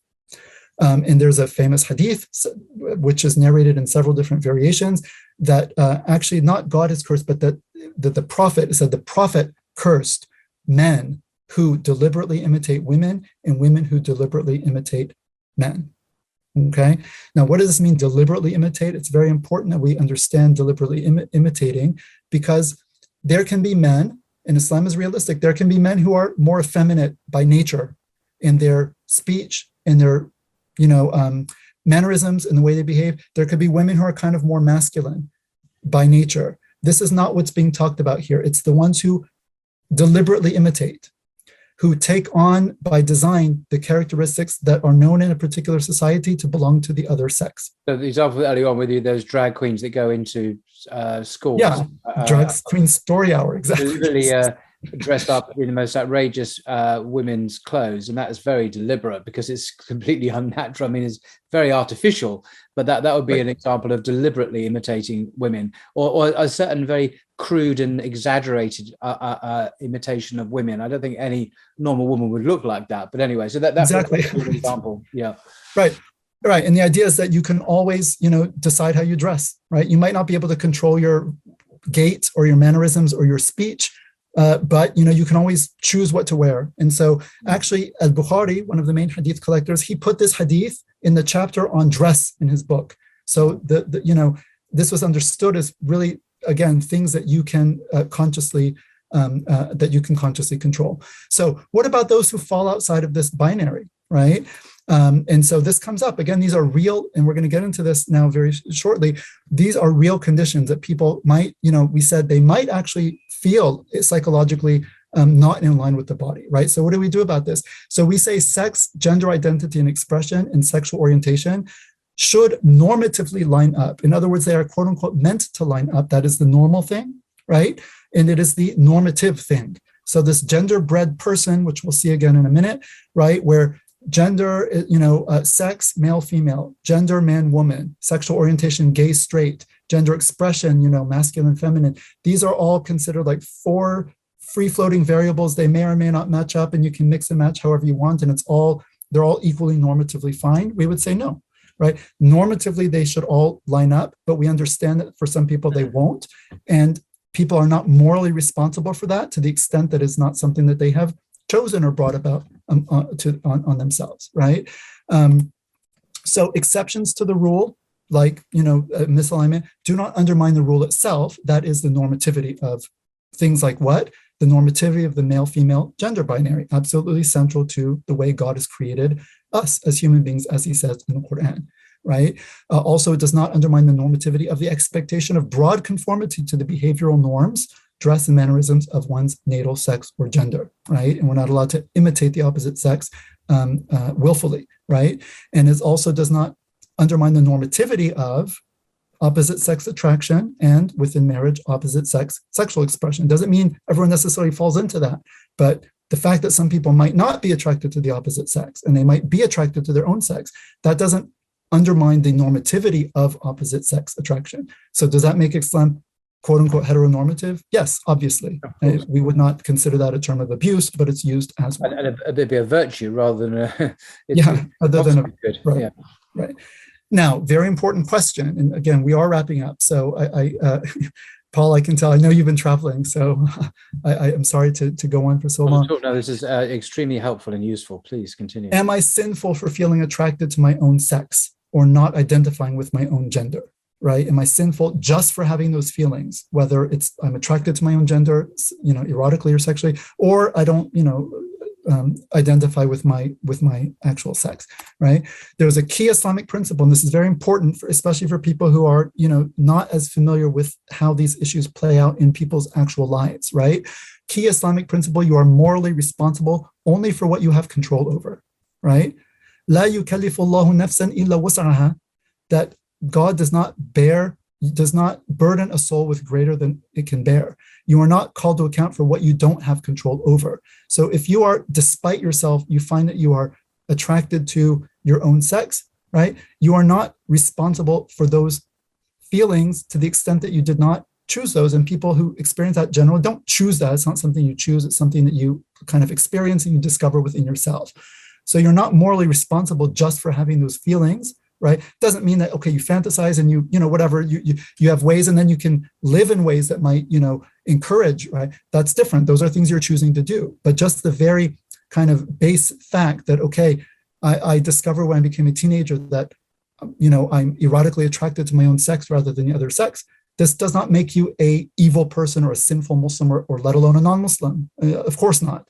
You're not, if you don't have control over it, you're not morally responsible. However, right? So merely experiencing same-sex attractions or gender identity disorder or dysphoria does not constitute a sin. And this, as far as I know, is sort of agreed upon. I mean, all scholars would agree with this.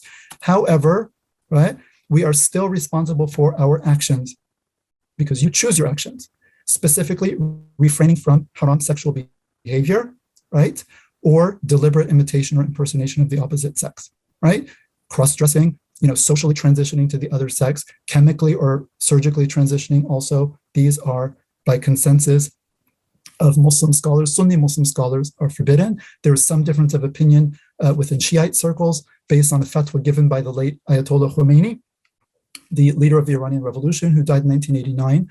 Many Shiite scholars don't accept that, that permission, but there is some discussion there. But among Sunni scholars, there is a consensus that gender transitioning is prohibited. It doesn't mean there's not a recognition that people can have gender dysphoria, but it means that it is not permissible to try to deal with that by changing the body. And so this genderbread person, I told you we would meet him again, and I already talked about it. So sexual orientation, heterosexual, homosexual, it's a scale, biological sex, female, male, intersex, right, is real. There is the intersex condition that's been dealt with in the Sharia. Gender expression, you can be either feminine in your expression, masculine, or androgynous. Gender identity, woman, man, genderqueer. And these children are being taught this now, right? So your sex is your gonads, like, your genitalia, basically.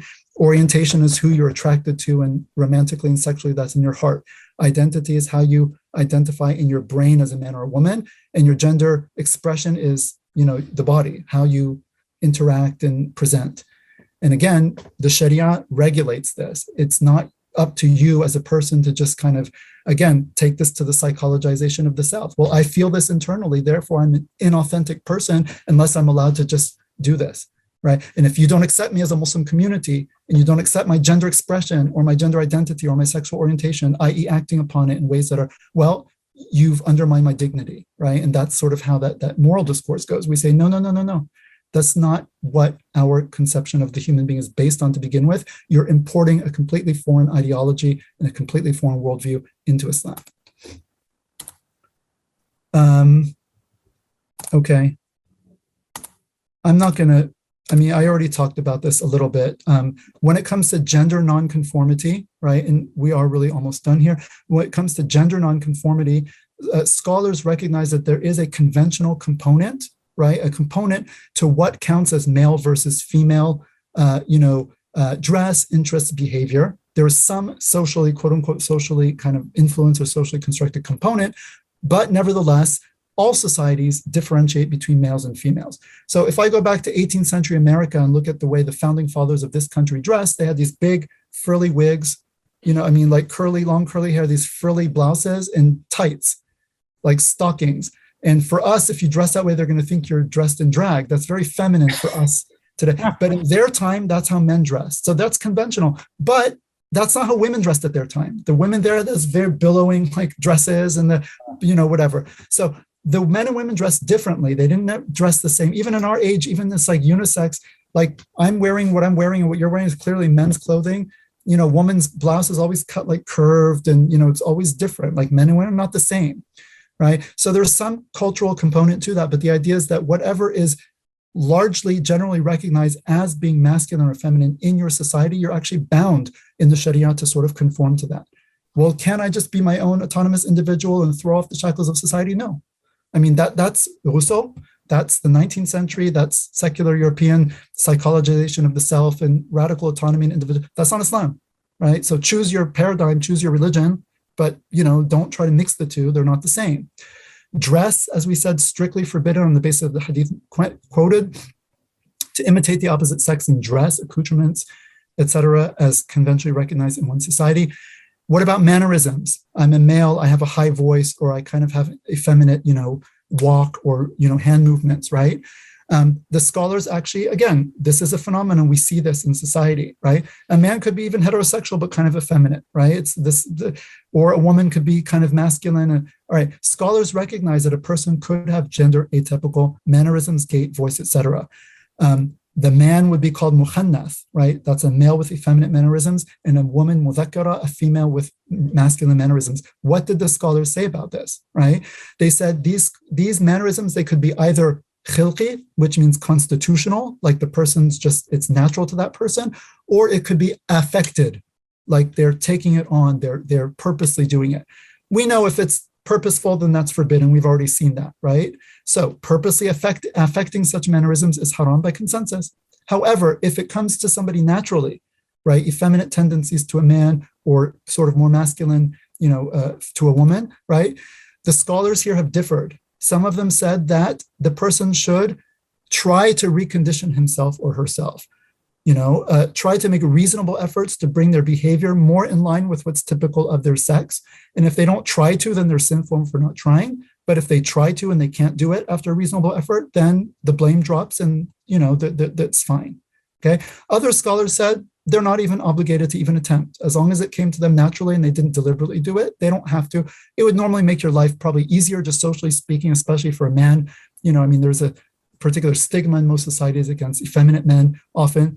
It'd probably make one's life easier, to kind of rehabituate. If possible, some people might find that very difficult. And if they do, then they're actually not blamed for that, and they should not be made fun of. It would actually be haram to do that. They should not be categorized as being any particular way, or it should not be assumed that they engage in particular sexual behavior, like same-sex behavior, just because they might appear as feminine, right? This is all dhann, which is kind of suspicious thinking of someone, and this is actually haram to have that in Islam.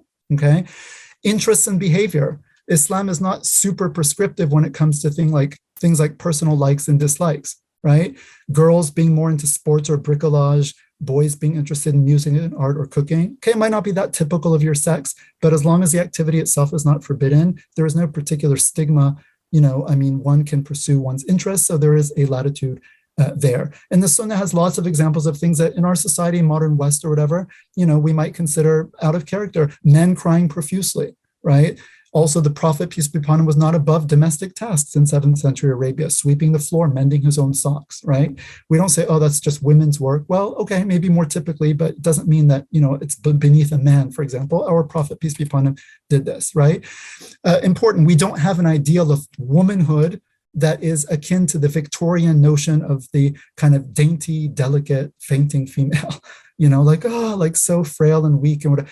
We don't really see that in Islam. Like, okay, men and women aren't the same. Men in general are stronger than women physically. Obviously that's not really disputable, but this idea that women are these kind of fragile porcelain, kind of like fainting, this is not really, even in the West, you could say like that's, localizable to particular time periods and cultures, but, we don't have this in Islam. What counts as appropriate same-sex interaction is largely conventional. Many Muslim men, as people know, are very touchy-feely compared to men in the West. They're constantly hugging and kissing, and, in many Eastern societies, walking hand in hand, even sometimes with, their fingers crossed. And this in the West, this would clearly be, you'd say, okay, well, they're gay if two men are walking like that. In the East, this is not taken to be sexual at all. It's just, friends are very, close. They have close physical, kind of contact.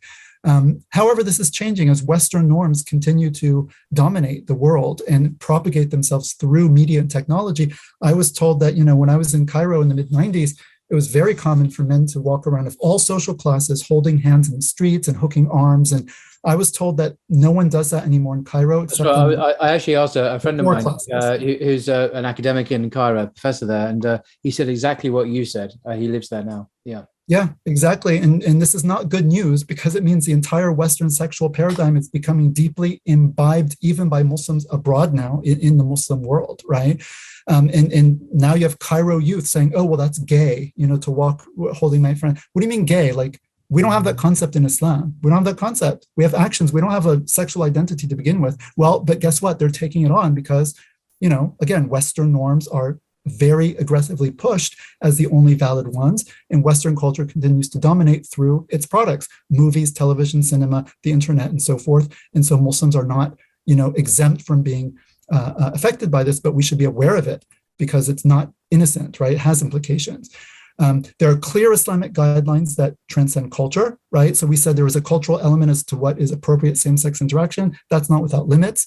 So again, we've seen there's a prohibition of seeing or touching the aura or private parts of someone of the same sex, specifically, particularly prohibited in the hadith to lie naked together under one sheet, even if the lights are off, because, well, that's a very precarious position to be in. So there are clear Islamic guidelines that kind of transcend culture, but within these guidelines, cultures can differ on these things.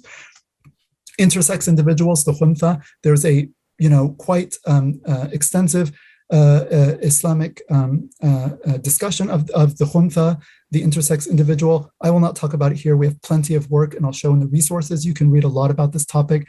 Gender identity disorder. Again, it would be seen more as a psychological or emotional condition. It's not a third sex or a woman actual woman actually trapped in a man's body. This is kind of a foreign concept, but it would be seen as a psychological or emotional mismatch between the body, which again can be very acute and very painful and very real for people. But the idea is, how do we deal with it and how do we conceptualize it? And we said hormonal and surgical transition procedures are not permitted Islamically. All right, the last leg. Are we good to go? Yes, please. All right. So what is homosexuality, right? We figured, wasn't this what the whole talk was about? Well, yes, and we've been building up to this, and hopefully, again, all the pieces will fall into place. What is homosexuality? The contemporary background. We always have to question our terms. There's a principle in the Sharia that one can only judge a thing when it is properly conceived. Al-hukmu ala shay' far'un an tasawwurihi. So if you want to say what something is or isn't, or give a moral judgment or legal, we have to have a conceptualization first of what is it. So when you say homosexuality, what is that? I don't even know what that is. I don't have an Arabic word for it. So what is it? LGBT, again, I put it in quotation marks in the beginning because I'm questioning the category, right? I can't translate that into Islamic terms. So we have to understand what we're talking about. So homosexuality in contemporary parlance, and even the word homosexuality now is old-fashioned and considered offensive by many people, and like the LGBT who identify as LGBT. I think it's fine. I mean, it's just purely clinical. It's like homosexuality, same sex. That's all it means. But anyway, and I prefer to use it because it's not our term. We don't have a term that is exactly similar to that in classical Islamic terms. I mean, there are neologisms that translate homosexuality in contemporary Arabic. But I think homosexuality is more neutral than LGBT, which carries a lot of political and social baggage, and it's best for Muslims to avoid, using LGBT as a term, especially internally, right? Because it brings a lot of baggage and a lot of assumptions with it that we would need to vet and to be critical of. So homosexuality in contemporary parlance, it usually refers to feelings of romantic and or sexual attraction to members of one's own sex. That's one element of it. Another element, engaging in, on the basis of these feelings, engaging in romantic relationships and or sexual behavior with members of one's own sex. So we saw this before, action or attractions and desires, and then behavior that follows thereupon. And then third, adopting a personal and social identity based on such feelings and or relationships and acts. So these are three things which, again, traditionally for us as Muslims and also in the West have been separate.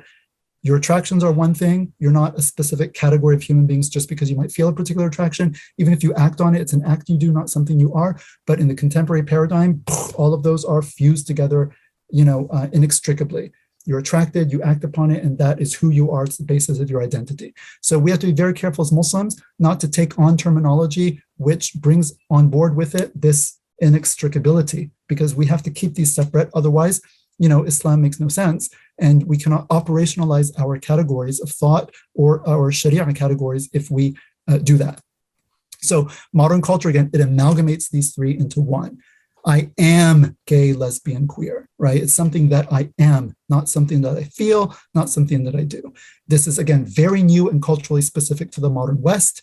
Homosexual sentiment and behavior is widely attested in past societies, but were never taken as an identity. This is very particular to the current cultural moment, right? And is therefore contingent upon that moment, i.e. it was something that you did, not something that you were. Again, that's a good take-home message, phrase to remember. Right. And then there's the elision of any meaningful distinction between desires and actions is morally problematic. So eliding means to get rid of, right? When you say, well, just because I have a desire, I can act upon it. Well, if you apply that consistently, you're going to run to a lot of moral problems and very quickly, right? So, of course, the mere existence of a desire can never be a moral justification for acting upon it. We need other moral criteria brought to bear on it. For the contemporary post-sexual revolution West, what's the criterion? Consent. As long as you consent, no problem. For us as Muslims, that's never the criteria. Criteria is what, when God and his messenger have decided upon something, it's not for believing man or woman. When God and his messenger have decided on something, to have a choice in the matter, right? That's our criteria. So we look to Revelation to see what God has actually permitted and prohibited of various desires that we might have. And so considering homosexuality a question of identity rather than a question of acts fundamentally alters the conversation. And this is very important because the modern West, right, just assumes that it is a question of identity and insists on treating it and speaking about it and conceptualizing it in that way. And therefore the deck is already stacked against anyone who's coming from a different paradigm, which says, no, I'm talking about specific acts. No, but those acts are core to who I am. So if you don't accept the acts and celebrate them in your mosque and in your community, then you are excluding me as an entire person. You're undermining me. You're excluding, not recognizing my dignity and so forth. So we saw this before, right? Modern Western culture, it separates these things which should be and are by nature together, sex, reproduction, marriage, morality. And it also amalgamates desires, actions, and identity should be separate, and it puts them together. So again, this slide, take a mental picture, keep that in mind. This is really the key to unpacking a lot of this very, complex issues that come up. There's a very good prism to unlock and untangle a lot of those knots. Also, and we talked about this, it incorrectly separates, i.e. sees as free-floating variables, biological sex, gender identity, expression, sexual orientation. We say, no, those should be aligned. Okay, we understand that they might not be, okay, and that's fine. A person's not morally responsible for what they don't have control over, but normatively, yes, they should be aligned, and we're not embarrassed to say that. While drawing a false equivalence between race, gender, and sexual identity or behavior, and throwing, again, race, gender, and sexual LGBT all into one. Again, we talked about why this is problematic. Okay, verses on the people of Lot. We're just going to go through some of this very quickly because someone might say, how can you have such a long talk on LGBT and not talk about the verse in the Quran, right? Especially because recently these are usually the first go-to verses for some Muslims when talking about this. You simply refer to the verses of the people of Lot. None of the preceding discussion happens. And sometimes it is relevant to just go to those verses. I'm not saying you shouldn't do that, but this is usually how it happens. You just go straight to the verses, those particular ones, right, without any other context or considerations whatsoever. So it's interesting you're doing it this way without a lot of context, historical depth, and theoretical discussions, and as you've done so eloquently. So yeah, sorry to interrupt. Okay. All right. And so we are almost there, I do promise. All right, so verses on the people of Lot. And again, there has been some contestation of the meaning of these verses by certain, secularly trained Western academics, Muslim identifying Western academics. And, we'll read some of these verses and talk very briefly about it. It's very, very thin, but anyway. So the people of Lot, also mentioned in the Bible, is mentioned in at least 9 different places in the Quran, totaling over 75 verses. So this story comes up over and over and over again, okay? Same-sex sexual relations between men, particularly in that story, were the emblematic sin of Lot's people, okay? So every prophet who came, his people had a specific sin that they were known for, and this was the emblematic sin of the people of Lot. Other misdeeds are mentioned in a few verses, actually, I think just one, right? But quote unquote, approaching males with desire instead of females is the transgression that is mentioned most often and in greatest detail with respect to the people of Lot, okay? Revisionists, I just mentioned, they've tried to reinterpret the sin as one of rape or inhospitality to Lot's guests, and we'll see why this is basically, nonsensical. But the Quran repeatedly mentions the same-sex aspect of the acts, in particular, as the defining feature of their iniquitous nature. And it's very clear that, for example, and mention Lot when he said to his people, do you commit iniquity, fahisha, such as none in creation have committed before you? Okay, what is this iniquity? Verily you come with desire unto men instead of women. Nay, you are a people transgressing beyond bounds. Okay, end of story. But the only reply of his people was to say, turn them out from your town. Truly they are people who keep themselves pure. And then it moves on. So it's not rape. It's not, forcing. It's not... you come to men with desire instead of women. Like, if that's not clear that what's being concentrated on here is the gender of the partner, I don't see how it could possibly be clearer. I think there is, without going into this, because this is very long, but I personally, I think the reason is many of people who argue this are drawing on Christian or Jewish interpretations of this story in Genesis, in the Bible, where the rape theme is arguably there, and they're simply reading the Quranic verses through the biblical story, which is actually in important respects different, although there are many similarities as well. So they're basically using a kind of a gay hermeneutic that's been used to justify homosexuality biblically, and just basically, I recognize exactly the same argument because I'm familiar with the biblical story and the revisionist attempts to reinterpret it, and they're basically copying and pasting that and using it for the Quran's narrative. But as you say, the Quran's narrative does actually have that quite distinctive feature of, you know, that they turn to males rather than females, and that emphasis is not as much in the Bible as it is in the Quran. Okay, So they're basically taking that narrative from Christian revisionism and using it for the Quran in a very kind of wooden way, without really attending to the nuances and the details of the Quranic version. In my view. And that's very interesting. But also, it's, you know, in the Christian and Jewish case, it also is a case of modern, you know, very contemporary reinterpretation, right? Oh yeah, I don't think it works. I want to stress, I don't think it works with the Bible either. Actually, I'm not saying, oh, it's just about rape in the Bible. No, it's not. I think that is a eisegesis rather than exegesis. People are reading into it, their own agenda. But nevertheless, it's even less plausible with the Quran, if it ever was plausible with the Bible. And there was also the story, and we'll see it, where the angels come in the form of young men to Lot's house, and then the people come after. So you could say, well, maybe they're kind of trying to force. But again, it's very. And then there's some extremely clear hadith, obviously, which are very specific about the act. So it's pretty indisputable, I think. Hard to get around, yeah. So great. So the next verse, I'm not going to read it because it's too long. It's just to give context, but again, people will have these slides. You can go back and read it for yourself. We'll just go to these last couple ones to round this off. And mention Lot when he said to his people, do you commit iniquity, fahisha, with eyes wide open? Do you indeed come with desire unto men instead of women? Nay, but you are a people behaving foolishly. Okay, so again, very specific what the problem is with their behavior. And then in another, again, so that was in Surah An-Naml, now Surah Al-Ankabut, and mention Lot when he said to his people, you commit iniquity, the same word, fahisha, such as none in creation have committed before you. Do you indeed come unto men and cut off the road and practice evil deeds in your assembly? So here we get two other things, the sort of highway robbery and then other types of unspecified evil deeds that they practice in their assemblies, which scholars have speculated on. Right. So here are some other sins, but we saw in all these other cases, it's like very specifically, the same-sex nature of their act. The reply of his people was but to say, bring upon us God's punishment if you are among the truthful. So they're quite haughty and sort of, not very concerned that this might bring on God's punishment, as if they're challenging him. And when our messengers, and I just mentioned the angels, came to Lot, he was anguished on their account and constrained from helping them. And he said, this is a trying day. And his people came hastening unto him. And before that, they had been working evil deeds. Lot said, O my people, these are my daughters. They are purer for you. So fear God and disgrace me not with respect to my guests.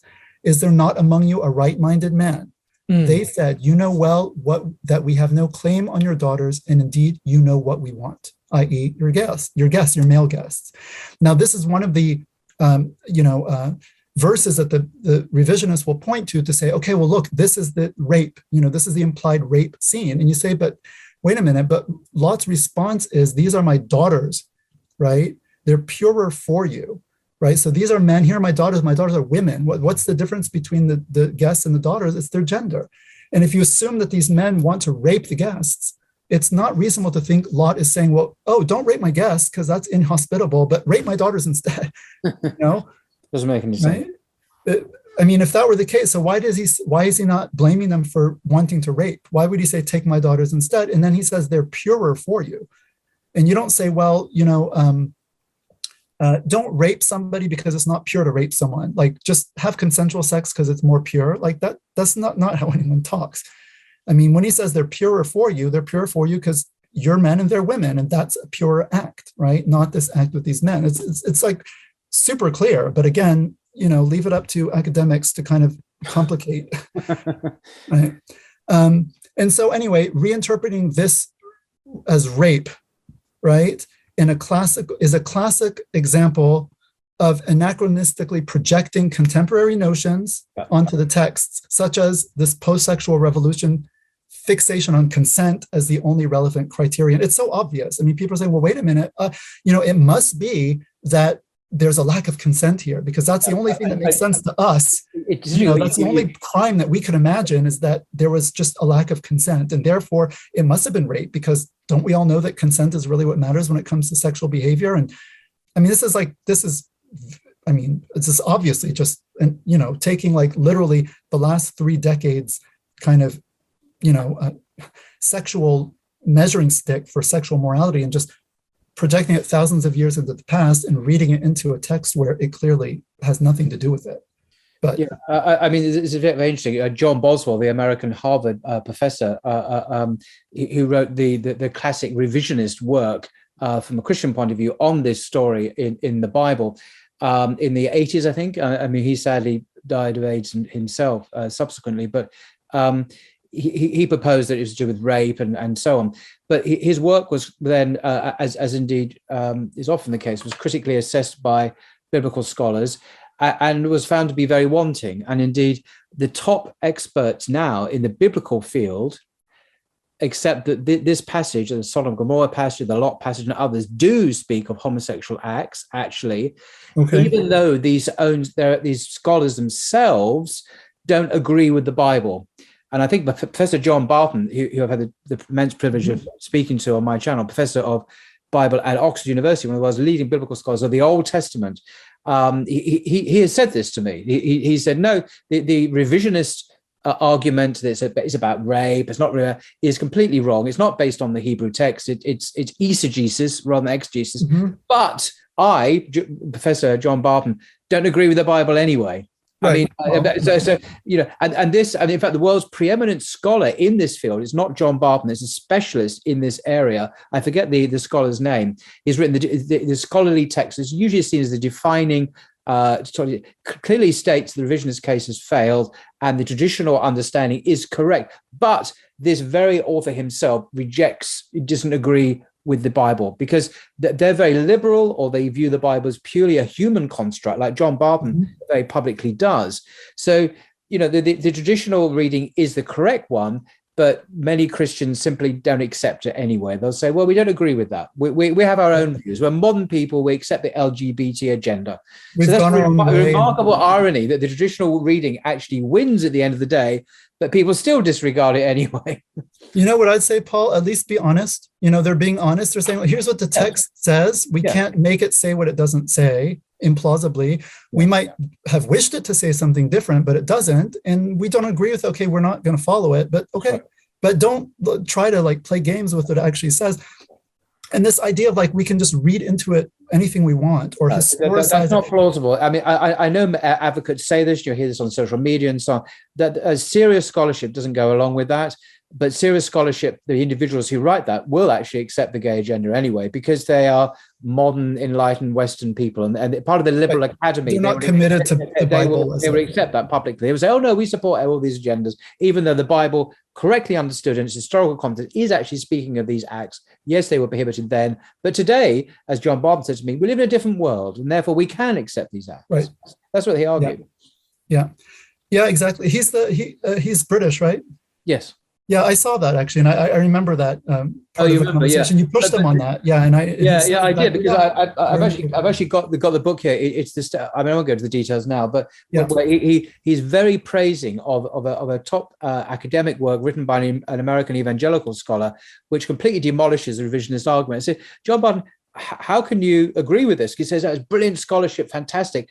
What is your view? Oh, I accept gay marriage and all this. How can you do that? Well, his understanding of Scripture is very different from the evangelical scholar's understanding of Scripture. It's a human product. Therefore, he is free, serenely free to ignore it in his own modern understanding of human relations. Right. And, saying that the Quran is a human product, that's you can't do that Islamically. You absolutely can't do that with the Quran. The Quran is even a revisionist. Even a revisionist would never say that, because that would just take you out of the fold of Islam. I mean, it's just even not be a Muslim anymore. In Islam, it's locked down. You can't play that game with the Holy Scripture of Islam. Otherwise, you'd be out of the fold of Islam instantly. Right. The Quran being the word of God is sort of definitional of Islam. And, a lot of modern Christians and Jews don't really get that, and they kind of say, why are you guys... A lot of Christian scholars do that. They have a very, very different understanding, because the Bible is a library of books written by many different people, and the historical critical understanding means you can say, well, this is just a human opinion, maybe this is revelation. It's much more complicated. Right. And so what Muslim revisionists will do, because they don't have the option of saying, well, it's just a human text, they'll say, well, of course it's the word of God, but nevertheless, God spoke to people, according to their Near Eastern context, and they'll try to historicize it. I mean, of course, we do take historical context into consideration. It's part of the Sharia, but there are very specific ways of doing that. You can't just do it like with no kind of dawabit or parameters. And one of these scholars, actually, who has been pushing this kind of revisionist line for a long time, you might say, well, okay, if there's one thing that Muslims could never disagree on, it must be what? Tawheed, like the oneness of God. That's absolutely the most fundamental. You might say, well, maybe sexual behavior is pretty important, but like Tawheed is like, there's no Islam without that. Okay, This scholar has been pushing this. I just saw like a tweet. I don't know when he put it up, but it was just forwarded to me a few days ago, where he actually said polytheism is a derogatory term used by arrogant monotheists who don't understand that their own conception of God is, influenced by their Near Eastern, milieu, right? And they use it to derogate other people. And anyway, these so-called polytheists, that's why I always say so-called polytheism, theism, and so-called monotheism. And in any case, the spirituality of these so-called polytheistic societies has a much better track record when it comes to diversity and tolerance than the monotheists. And so, I mean, at the end of the day, so that's the religion. We know where they're coming from. Diversity, tolerance. On every level, that they are, So you can see that you're going to play that game. Even Tawheed itself. Even Tawheed is... Monotheism, you can just historicize it the same way. Yeah. And that's very dangerous. I mean, it's but anyway, like, okay, fine. At least you see clearly, like, all right, no, thank you. No, thank you. I mean, how do you even identify as Muslim anymore? That doesn't make any sense at all. So anyway, sometimes it's good when things are stated that directly. It allows you to see. Yeah. The experts are very clear. The passages do say what people traditionally understood them to mean. That's really beyond dispute now, I think. Yeah. And so I'll just put here, so the actually I forgot to hyperlink this, but it's hyperlinked in the resources. The classic article on this is by Mubin Vayed, who you've had on here twice. Very close friend of mine. A couple of times. He's an extraordinary individual, actually. Yes, mashallah, very, very impressive. Hats off. We all try to follow. I had coffee with him in Chicago once. I heard about that. My totally irrelevant boast, but I have met him. We actually sat down for a couple of hours and talked shop. It was utterly he very much enjoyed that, he told me. So, can Islam accommodate homosexual acts? Quranic revisionism, and the case of Scott Kugel. Scott Kugel is this person who wrote this book, with this argument. He's not the author of the It's actually tweet this that I just book, talked which I've about. got here. This is a book by the notorious Scott Kugel book, which is massively criticized, definitively criticized, many would say, by Mubin Vayed. By Mubin Vayed, and I mean Mubin Vayed's article is even assigned in university classrooms, right? Because it's at that level. Scott Kugel was not the author of the tweet that I just mentioned, where the person was. I was wondering if it was. No, it's someone. It was another academic, but not Scott Kugel. Just again, we have to be fair in our criticisms. If we critique, I'm glad you clarified that, because that was my assumption. A person for what he says, not for something he did. The verses on Qamlut, if people want to check them out, here they are. Okay, building an Islamic framework very quickly on homosexuality. Again, one can only judge a thing once it is properly conceived. Al-hukmu ala shay far'un an tasawwurihi. So we realize the Western paradigm is just a totally different paradigm. It's not, something that's really compatible. So how do we as Muslims conceive of this? As I said, there's no single word for homosexuality in the Sharia, right? Again, in the West also it's a new word, because the Sharia addresses what? It addresses acts, not desires, i.e. desires that are things that are beyond one's control, okay? Islam does not categorize human beings on the basis of mere desires, sexual or other, i.e. a person does not come to be a particular thing or come to constitute a particular class of human beings, right? On the basis of mere desires and inclinations. Islam also does not place human beings into discrete identity categories on the basis of acts. Even if someone has a desire and is acting upon them, they're still not classified as a discrete type of human being. They're just someone who's, sharib al-khamr. Just a drinker of wine is someone who drinks wine. If you stop drinking wine, you're not sharib al-khamr, right? If you're engaged in same-sex behavior, okay, maybe there's a term that describes your behavior. If you don't engage in it, there's no term that applies to you just because you might have the desire or may have engaged in the act. Question, what is the best way to answer the question? What does Islam say about? I know the answer. Before you tell us what the answer is, I have the answer. Watch this video. Watch this video. Yeah, all 3 on 3 and whatever. That's the answer to that question. Watch this video. So homosexuality, I hope people learn by now. What? That's a foreign term. I don't understand what it means. We have to break it apart. So what do you mean by homosexuality? Question your terms always. So we have to distinguish between desires, acts, and identity. Again, in Islam, these are all 3 separate things. They have 3 separate rulings, 3 separate considerations, 3 separate conversations. They're not just wrapped up into one.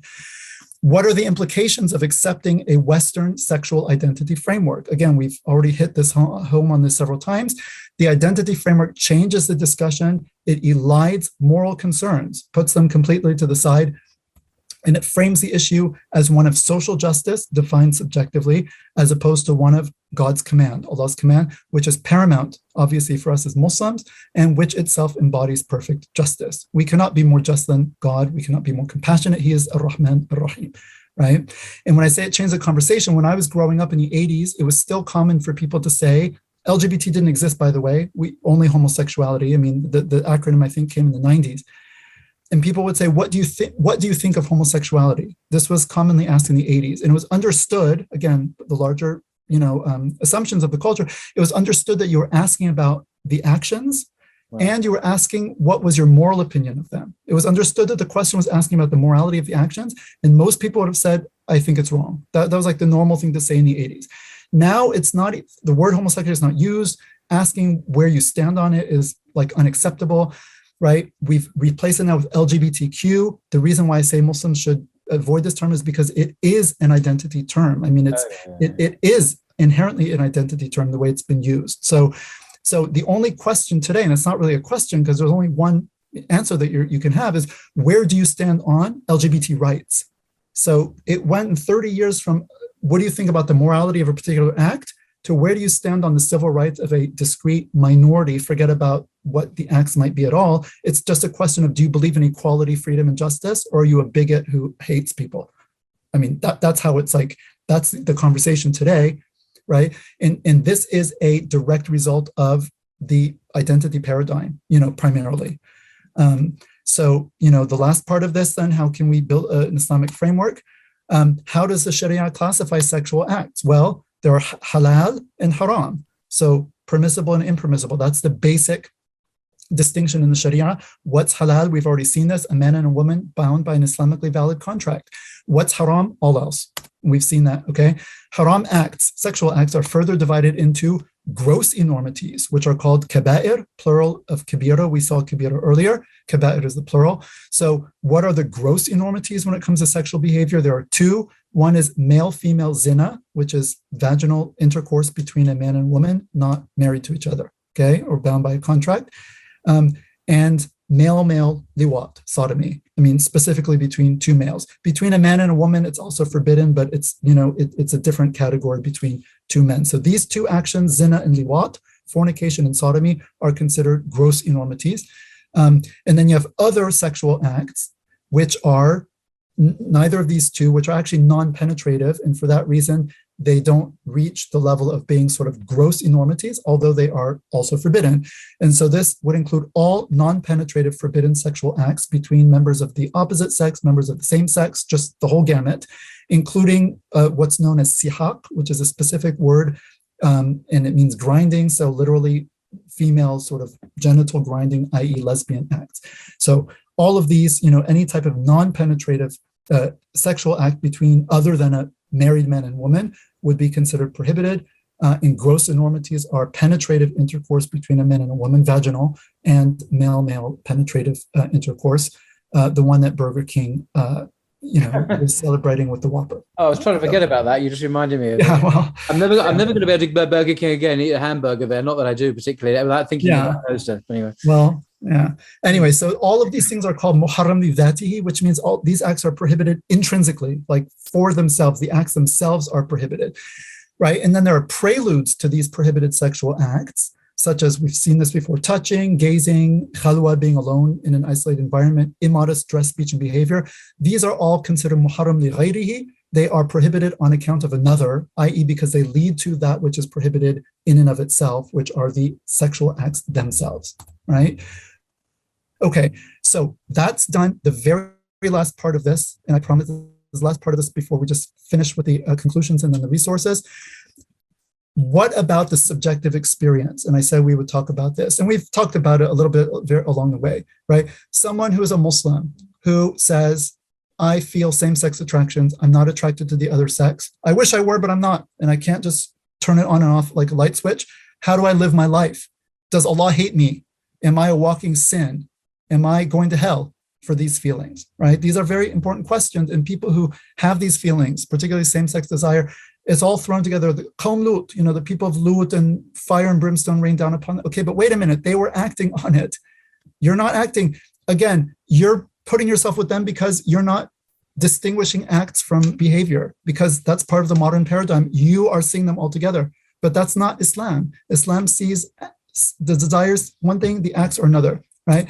So there are Muslims, faithful Muslims, believing Muslims, practicing Muslims, who experience unchosen same-sex attractions and or gender dysphoria. This is real. This is statistically any certain human population will have always a number of people who face these types of issues. And Muslims, are naive if they think this doesn't exist in the Muslim community. It absolutely does, much more than people actually would think, because it's obviously not talked about, right? But this is a very real issue.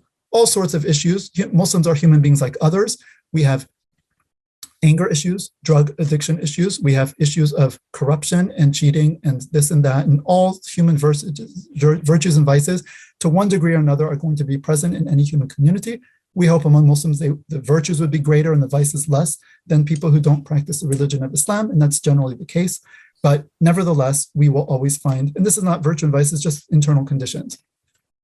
We said, again, very important, and I'm speaking, obviously, people watching this, some people watching this will be Muslims who are watching this because they themselves fall in this category, and they are concerned, how can I understand myself? What do I do with my religion? What do I do with my sexuality, right? Islam does not define or categorize people on the basis of internal feelings. You are not a specific subcategory of Muslim. You are a Muslim like anyone else, a brother, a sister, a member of your masjid, right? You are not this specific kind of separate category of human being because you feel this particular thing, right? And again, we must always distinguish between the feelings and the acts on one hand, and also between the acts and advocacy on the other, which we're starting to see, unfortunately, more and more of, okay? Muslims struggling faithfully, and this is also for everyone who's listening, especially Muslims who maybe are not dealing with this. Muslims struggling faithfully with either SSA, so same-sex attractions, or GID, gender identity disorder or dysphoria, they should be, I said struggling faithfully should be embraced and supported as mujahidun in the path of Allah. These are people struggling in the way of Allah.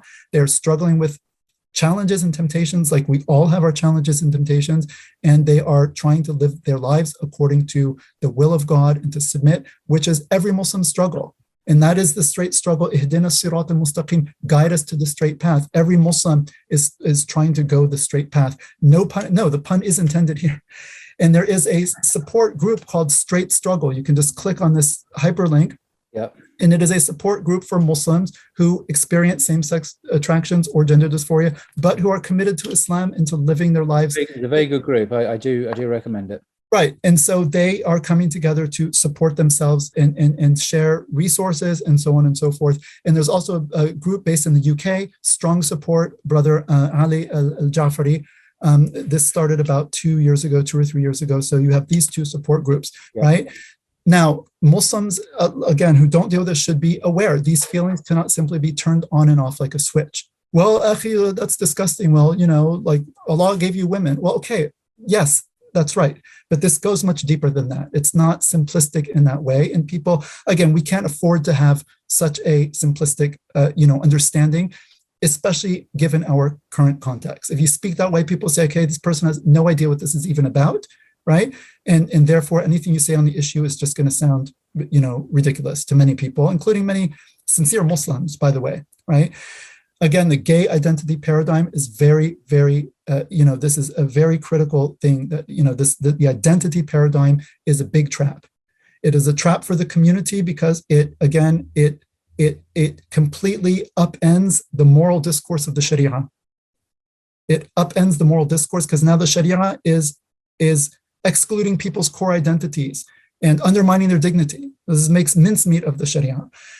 Also, this can be a trap for the person, him or herself, right? You're born in the modern world. Okay, well, this is who I am. Islam would say, this is not who you are. You're a Muslim. You're a servant of God. You're a creature of God. You don't have to identify with your sexual drives, even if you have exclusive same-sex desires. Okay, that's something about you, something you have. That doesn't define who you are at your core, right? Again, I hope you can see now, this is a modern social construct of the contemporary West. This is not universal. It is not Islamic. Yesterday or today, this does not exist in other times and places. You won't find corresponding vocabulary in most other languages in the world, today or in the past. If it's today, only because they're translating from Western languages, because again, the dominance of the Western paradigm, right?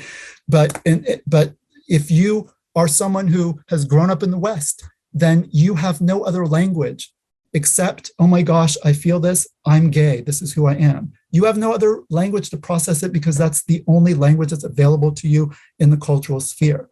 And this talk hopefully has helped you to see that, wait a minute, that's a very contingent and specific way of construing this experience, right? And it can be construed other way, and these desires can be shuffled around and they can be given a different meaning in my life, and they don't have to form the core of my identity. And and it could in fact be very liberating not to have to carry around this burden that, okay, this is kind of who I am at my core, right? Especially when it conflicts with conflicts with the religion. This puts you in a very difficult situation.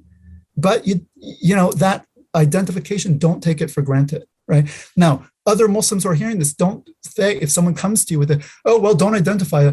Okay, easier said than done, when for 20, 30 years or whatever, 15 years, all you've grown up in this kind of identity paradigm. And if this has been your struggle and you've come to see yourself as a quote unquote gay person, right? It's not just by hearing one talk or reading one article that you're going to just undo all of that. And, oh, okay, tomorrow I don't identify anymore. I have these desires, but they're just desires and not who I am and all. Okay, this takes time. This takes, really a lot of thinking and redoing one's emotional and, internal, rearranging one's furniture and all of that. Don't expect someone to just oh, well, Dr. Sharif said this was just Western contingent, whatever. So, yeah, well, it's true. But again, we're all products of our time and place, and we have to look at this realistically, right? I've mentioned before, and we're coming to this now, this is going to be the end. We have a wealth of resources in our community to help faithful strugglers on this path, right? A beautiful article that I think all Muslims should read, especially in the West, whether they deal with this issue personally or not. It's called From a Same-Sex Attracted Muslim, Between Denial of Reality and Distortion of Religion. Beautiful piece written by Brother Yusuf, who has been the, yes, I think it's been published in there as well. Yes, it is. It's a Sex Matters, Love, Marriage, and the Sunnah. That essay, isn't it? This book is also, I do recommend this generally for general discussions of sex in the Islamic tradition. And of course, Paul has it right at his fingertips, right? Every relevant book, Truman and everything I've mentioned. Where's your McIntyre? I didn't see it after Virtue. Of course, right there. Okay, right there. I have two copies, actually. Brother Yusuf, he revised it. Anyway, sorry, carry on. Brother Yusuf has been the moderator of the Straight Struggle support group for 20 years. Yeah, and he wrote this very beautiful article. And then a game changer, in my opinion, is A Way Beyond the Rainbow podcast. Brother Wahid Jensen, 88 episodes. 88 episodes. Wow. Deals with this topic from every possible conceivable angle that you can think of. Psychological, spiritual, social, personal, family, community, imams. I mean, same-sex attraction, gender dysphoria, marriage. I mean, everything, 88 episodes. And I'll show you a little bit more of the details in a second on that, right? Some questions we won't be able to deal with these, distinguishing being gay, so that's the identity paradigm, from having same-sex attractions. We've talked about this. Where does homosexuality or same-sex attractions come from? I refer you to episodes 7 and 8 of the podcast, Way Beyond the Rainbow. The brother goes into a great detail on all of the research that's been done on this, what it says and what it doesn't say, so I won't repeat any of that here. Can homosexuality be, quote unquote, cured or overcome? Again, very murky and fraught question that cannot be answered. Overcome, it depends what one means by that. Cured, I mean, again, you can find answers to that in that podcast.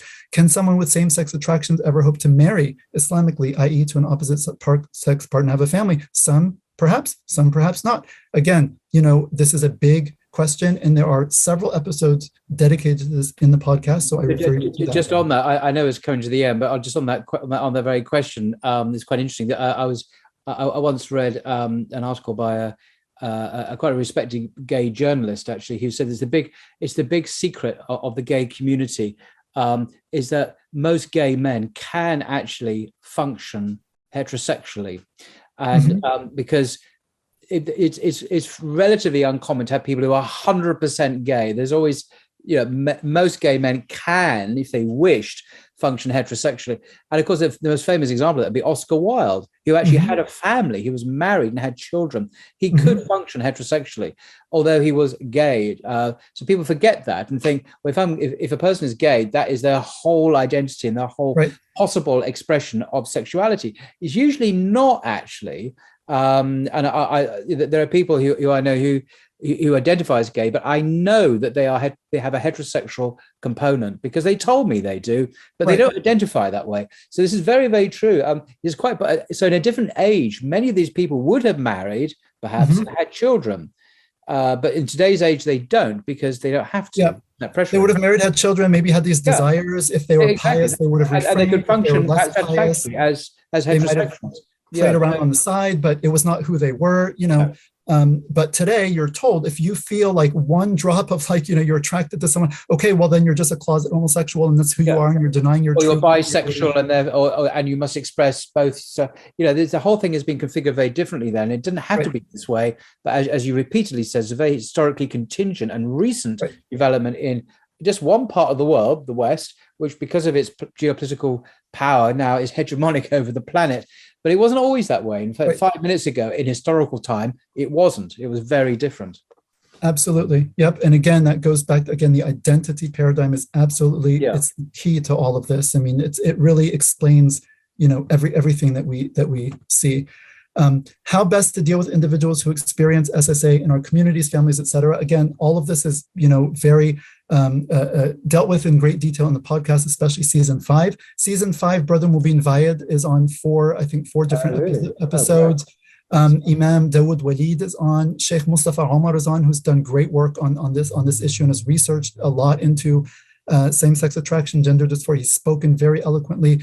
So a lot of the sort of well-known scholars in the West and thinkers are actually share their experiences on this. So again, I won't repeat here because we don't have time. And again, I can refer you to the podcast. How best to deal with non-Muslim colleagues, classmates, etc. when it comes to this issue. Again, I think the episodes, particularly with Sheikh Mustafa Omar, really goes into the details. And also, people ask, well, what about pronouns at work? And I have to, he goes into all of this. Sheikh Mustafa Omar, if you go to the episodes that he does. How should Muslims deal with the cultural and political pressures stemming from this issue in the public square, particularly in the West? I refer you again to Brother Mubin Vayed's recent article from this January, Where the Rainbow Ends, American Muslims and LGBT Activism. Mubin came on Blogging Theology to discuss that article in detail. So you can see a video or read the article. Exactly, or both. Or both. Right, okay. Now we're just wrapping up. Alhamdulillah, we're almost at the end. So towards principles, I have 2 slides here, and this is basically just a wrap up, the take home message from the entire evening or morning or wherever you are in the world. So what do we need to do as a community if we want to, I think, deal with this issue effectively and in a just, compassionate, and correct way? We need to strongly and confidently establish our Islamic gender and sexuality paradigm is very different from the contemporary Western one. We believe in gender essentialism. We believe in the gender binary. We're heteronormative. I mean, it's all of these terrible words that you've been told are like from the devil. We deconstruct that. That's all concocted vocabulary, right? And we go to the ma'ani, we go to the meanings, and we look at the wisdom of the legislation of our Creator, and we understand it, and we establish it. The gender and sexuality paradigm, right? So again, gender is binary, gender differences are real and God-given. Again, these are just take-home messages. Sexual expression is legitimate only in the context of marriage, which is by definition heterosexual. We should also critique and deconstruct, as we've tried to do, Paul and I, in this podcast. We should actively critique and deconstruct the Western paradigm post-sexual revolution and show what is wrong with it, because it's harmful to people. It's not just because Muslims don't like it. It harms people, right? It leads people to destructive behaviors. It leads them to sexual chaos, and not just in the realm of homosexuality. I mean, just even heterosexual sex is a mess in the West today. Marriage is a mess. Partnering is a mess. The sexual marketplace is a disaster. I mean, there's the repercussions and the fallout of the sexual revolution. No one wants to talk about it because it would strike at their core ideological and moral commitments. We still have people who grew up on drinking the milk of the sexual revolution who are adults today, and they're not willing to fundamentally question their basic assumptions that they've taught made them enlightened modern people, post 60s. And we're going to continue to pay the price as long as that's the case. I'm sorry, Paul, you were going to say. No, I interrupted you. No, I was going to say that there's also the geopolitical position here that before there was Western colonialism, it was perhaps economic, and then it was political, then it was military. But today, Western colonialism, in my view, is heavily ideological, and they can have the other things as well, of course, but it has a new virulent form of ideological colonization, where, like you mentioned the tweets where the American government is tweeting the Muslim world, which is considered highly provocative, of course, by many in the Muslim world. And this is a new form of colonialism, which is this LGBT colonialism, which is non-negotiable. So the rest of the world must convert, submit, obey unconditionally to the latest Western colonial project, which is changing all the time, by the way. This is why it's so tiresome, isn't it? It's always changing. How much more? Because Islam, as I repeatedly say, is based on the stability of God's revelation to humankind, and is not constantly having to reinvent itself. So it's a sure anchor or rope, as you put it earlier on, for people to hold on to. But this is, I think, a manifestation of neo-colonialism, where the rest of the world is expected to come into line with Western interests and ideas and ideologies as a matter of principle, because the West knows best. It always has and always will do. That's absolutely, which is a huge arrogance and a form of imperialism itself, of course. Yep, I agree with you 100%. And ironically, it's a lot of these kind of people within the academy or some of these sort of more left-leaning spaces who talk of colonialism and neo-colonialism and post-colonialism, but they're also very heavily invested in kind of pushing this particular narrative. And it's like, isn't it obvious to you that this is just, you talk about Victorian morality being brought into the Muslim world by British colonialism in the 19th century. Okay, yes, that's true. But you're doing the same thing now in the 21st century. Exactly the same thing, because these ideologies were born in Britain and America and Germany and France. Absolutely. And it's exactly the same places. And the movement of influence and power and is exactly the same movement from one place to another. It's all the same thing, but in just a different guise, a different dress. Yeah. Absolutely. Okay, so rejection. So we talked about this a lot. Again, take-home message: rejection of the sexual identity paradigm. We must once again separate desire from action from identity. These are three separate things, just like race, gender, and sexual behavior. Those are three separate things, right? Desire, action, and identity, separate. We have to separate these. And we also have to bring back together sex, reproduction, marriage, morality, put those together, okay? Terminological implications: we should avoid identity-laden vocabulary like gay, LGBT, right? These are heavily identity-laden terms. Or dignifying, quote unquote, who people are. Well, who are people, right? They're not their sexuality. Especially as a Muslim, we dignify people as Muslims, right? So all this language about, dignifying who people are, right, and using sort of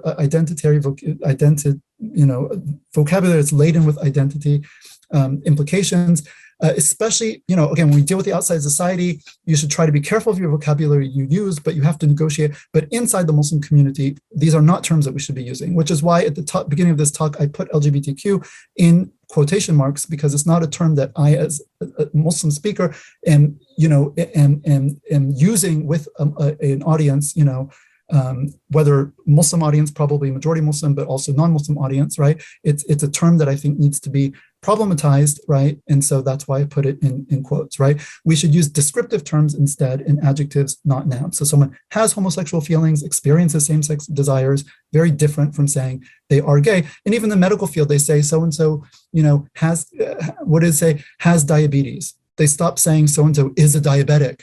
I mean, they've shifted in medical, right? Yeah, they shifted because you are a diabetic. I'm defining you according to your illness. No, you are a X person and you have diabetes, but you're not a diabetic, right? So we should also be, sensitive to that language use. I say no gay exceptionalism, either positive or negative. What do I mean by this? So pushing acceptance of LGBT acts in an Islamic environment, like schools, mosques, communities, and so forth, is just as unacceptable as pushing alcohol, zina, or anything else that's forbidden by the religion. There's no exception here because, again, we're not tying this to identity. Only when you tie it to identity do you have to see, that, right? And you see this also in the current society. For example, I was at a university once, and they're the gay pride student group. They were having a dance, right? And the advertisement for the dance, the poster, was, come to this pride dance, whatever, Saturday. And the picture on it was a drawing. It wasn't like a photograph. It was like Art Deco figures, like two men completely naked dancing. And the picture showed everything right down to the very bottom of the groin, as far as you could go possibly, without showing like the organ. So, I mean, clearly the people are meant to be shown like dancing naked. And I think if that were just any other student group, like the Latino club or the, whatever, or the dance club, and they showed like a man and a woman dancing who were like naked on the poster, you'd be like, what? Like, what kind of dance is this? Like, why are the people naked on the poster, right? They wouldn't be considered acceptable. But if it's a pride parade or like an LGBT dance, that's perfectly like, there's like an exceptionalism here that, okay, yeah, you can have very provocative or kind of images that would otherwise be considered lewd and inappropriate, but because, you're basically defining your identity by this, well, we're not going to say anything.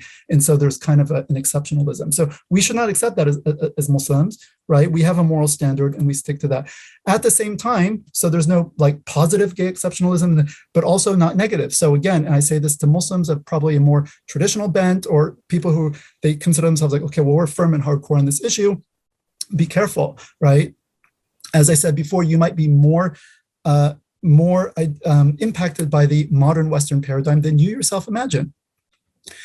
Merely having and faithfully struggling with same-sex desires or gender identity issues also does not merit any particular stigma or singling out. Someone comes to you, you're a friend, I've known you for so long, I have this big thing I want to share with you, it's so difficult for me.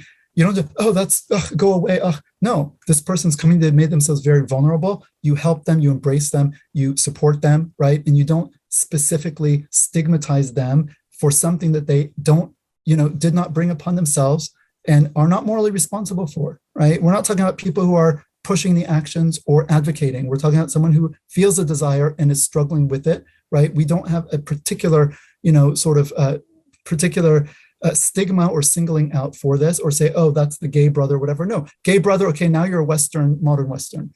Don't tell me you're a traditional Muslim and you say gay Muslim. Well, what do you mean gay? Say that in Arabic. Tell me that in classical Arabic. I don't have a word for it. I don't have a word for gay. I don't. There's no word that covers, identifying a person based on sexual feelings. It doesn't exist. I can only name people who are doing things, or gender, male, female, so forth. Okay. All right. Balancing individual and community, subjective feelings versus objective truths. We talked about this, the objective right and wrong, the objective nature of acts and how Allah has defined them and legislated according to them, and the subjective feelings of people who are facing these desires, right? So as I said before, individuals dealing with same-sex attraction or gender identity issues should be supported in their efforts to realize their purpose as Muslims and live their lives in submission to Allah and His Deen. Again, go back to that, article by Brother Yusuf, from a same-sex attracted Muslim between distorting reality and denying reality and distorting religion, okay? So we should have private support and consultation to people who deal with these issues, right? Someone comes to you, they should be able to go to an imam, to their parents, to trusted individuals, right? Like with any other problem they might have and need support, they should be able to find it within supportive and compassionate and loving communities, right? But this is private. Like if I have a drinking issue or anything else, right? I'm going to go and speak about it private. I'm not just going to come in and wear it on my shirt and sort of set up a table at the mosque. That's a very different thing, right? So private support and consultation, people should have people within the community to turn to, right? As opposed to public, quote unquote, accommodation or inclusion. Again, I put these in quotes because these are buzzwords. Accommodation, inclusion, right? They sound very nice, but they mean something very specific, which is not acceptable given our moral framework as Muslims, right? Defiant activist types within the community should not be allowed to disrupt Islamic spaces or impose their will on the community. Again, no exceptionalism here. You want to come to the Eid celebration and set up a wine table, that's not going to be tolerated. You drink on your own time, that's your own business. You don't come and push it on the community. No exceptionalism when it comes to sexual behavior that is prohibited by the religion. Supporting the faithful struggler, we've done this, show empathy and understanding for what is often a very difficult and emotionally taxing issue. Support the person in general, spiritual and other ways, mentorship, general advice, listening ear, shoulder to cry on, right? But also, again, this is someone comes to you privately, know your limits. You are not a spiritual guide. You're not a professional psychologist. It's a deep issue and you don't know the details of it. So what? Direct them to resources, such as all the resources we have in our community, such as A Way Beyond the Rainbow, podcasts, and these other resources, and maybe offer to discuss. But know your pay grade, as Paul said earlier. Don't go beyond your pay grade. And then finally, maintaining the straight path, clarity, compassion, conviction, the 3 C's. We've come up with this in some other groups, right? You are not more merciful than Allah, right? So people say we need to be compassionate. Of course we do. And true compassion is guiding to the truth and what pleases the Creator. This is what is going to be best for people in this world and in the next. This is true compassion. Compassion is not to usurp the place of God, overrule His legislation because you know better, right? This is something that people who they come with this argument from compassion and justice. You're not more compassionate and just than Allah. He is Al-Adl, He is Ar-Rahman Ar-Rahim, and none of us can claim those titles for ourselves. Be humble and kind, but never apologetic about Islamic beliefs, right? We're not apologetic. Islam is clear. It's from the Creator. It's a birthright of every human being to know about it, to be told and to be invited to it. And Allah guides whom He wills. It's not in our hands, right? Islamic teachings, very important take-home message, and this is the last one. Islamic teachings on sexual ethics are not an embarrassment or a problem. Listen, youth in the West, right? Islamic teachings on sexual ethics and gender and sexuality and the whole gamut are not an embarrassment or a problem. They are the only solution to our problems. They are the solution that the West itself desperately needs, and we all desperately need. And it is for us to realize that and take it on and articulate it in the best and most beautiful way. As we read in the Quran, "Ud'u ila sabili rabbika bil hikmati wal maw'izati al hasana wajadilhum billati hiya ahsan." Call to the way of your Lord with hikmah, wisdom, and beautiful exhortation, and dispute with them in the best possible way. Right? This is the command that we have been given. And on this, I will just resources we have actually seen them from a same-sex attracted Muslim. Between denial of reality and distortion of religion, Brother Yusuf. Please, I think everyone should read that. It's not very long, beautifully written. Way Beyond the Rainbow podcast. I'll show you some details on it in the very last slide. We've seen Brother Mubin's piece, Can Islam Accommodate Homosexual Acts? Quranic Revisionism in the case of Scott Kugel. This is a masterly scholarly study. I mean, really, hats off. It's really extremely well done. And you will learn so much about Islam and about categories and about the contingency, about sexual categories. Even if you're not particularly interested in this article, it's a very informative and educational read. So I actually I think Muslims should challenge themselves. It's like 50 pages. It's not short, but it's really worth your time. You'll gain a lot intellectually. Absolutely. I agree with I agree with your assessment there. Absolutely. Yeah, absolutely. And the male is not like the female from the Quran. وَلَيْسَ ذَكَرُ كَالْأُنْثَى. We saw that Islam and gender nonconformity. Also, again, Brother Mubin Fayed, right? He's almost single-handedly carrying this, has been carrying this burden for the past, 5-6 years. May Allah bless him. Muslim Matters 2017, that was part 1. Part 2 was co-authored between Brother Mubin Vaid and Brother Wahid Johnson of the Away Beyond the Rainbow podcast. This is an 85-page study based on 150 or 60 sources, right? It's a massive, massive study on transgenderism, the history of it, the contemporary scene in the West, also Muslim rulings on it. Okay, so anything you want to know about transgenderism, these 2 articles are key. Foundational articles on gender, the family, and sexuality by Sheikh Abdul Hakim Murad, one of our treasures in the West, has also been a guest on this podcast before. 3 of his articles, they're mostly quite old. Boys Will Be Boys, Gender Identity Issues, Islam, Irregular and the Retrieval of Gender, Fall of the Family, all of them very, very insightful, incredibly eloquent, as we know from Sheikh Abdul Hakim, mashallah, always very insightful and extremely eloquent. So these, I think, are, again, somewhat dated, but they're still relevant. And I think foundational for any Muslim, intra-Muslim discussion on gender and sexuality issues in general, and homosexuality, of course, in particular. And then this last resource, Islam and LGBT Issues, reading material, muhammadandiscourse.blogspot.com. Tons of all of these resources and a lot more are on this particular website. And then finally, because I've talked about this Away Beyond the Rainbow, I think it is a game changer. It is very easy to critique a religious community by saying you're stuck in the Middle Ages, you're stuck in your books, you have no idea what's going on, or you're all just heteronormative and you don't understand our position, i.e. we who, experience same-sex attractions.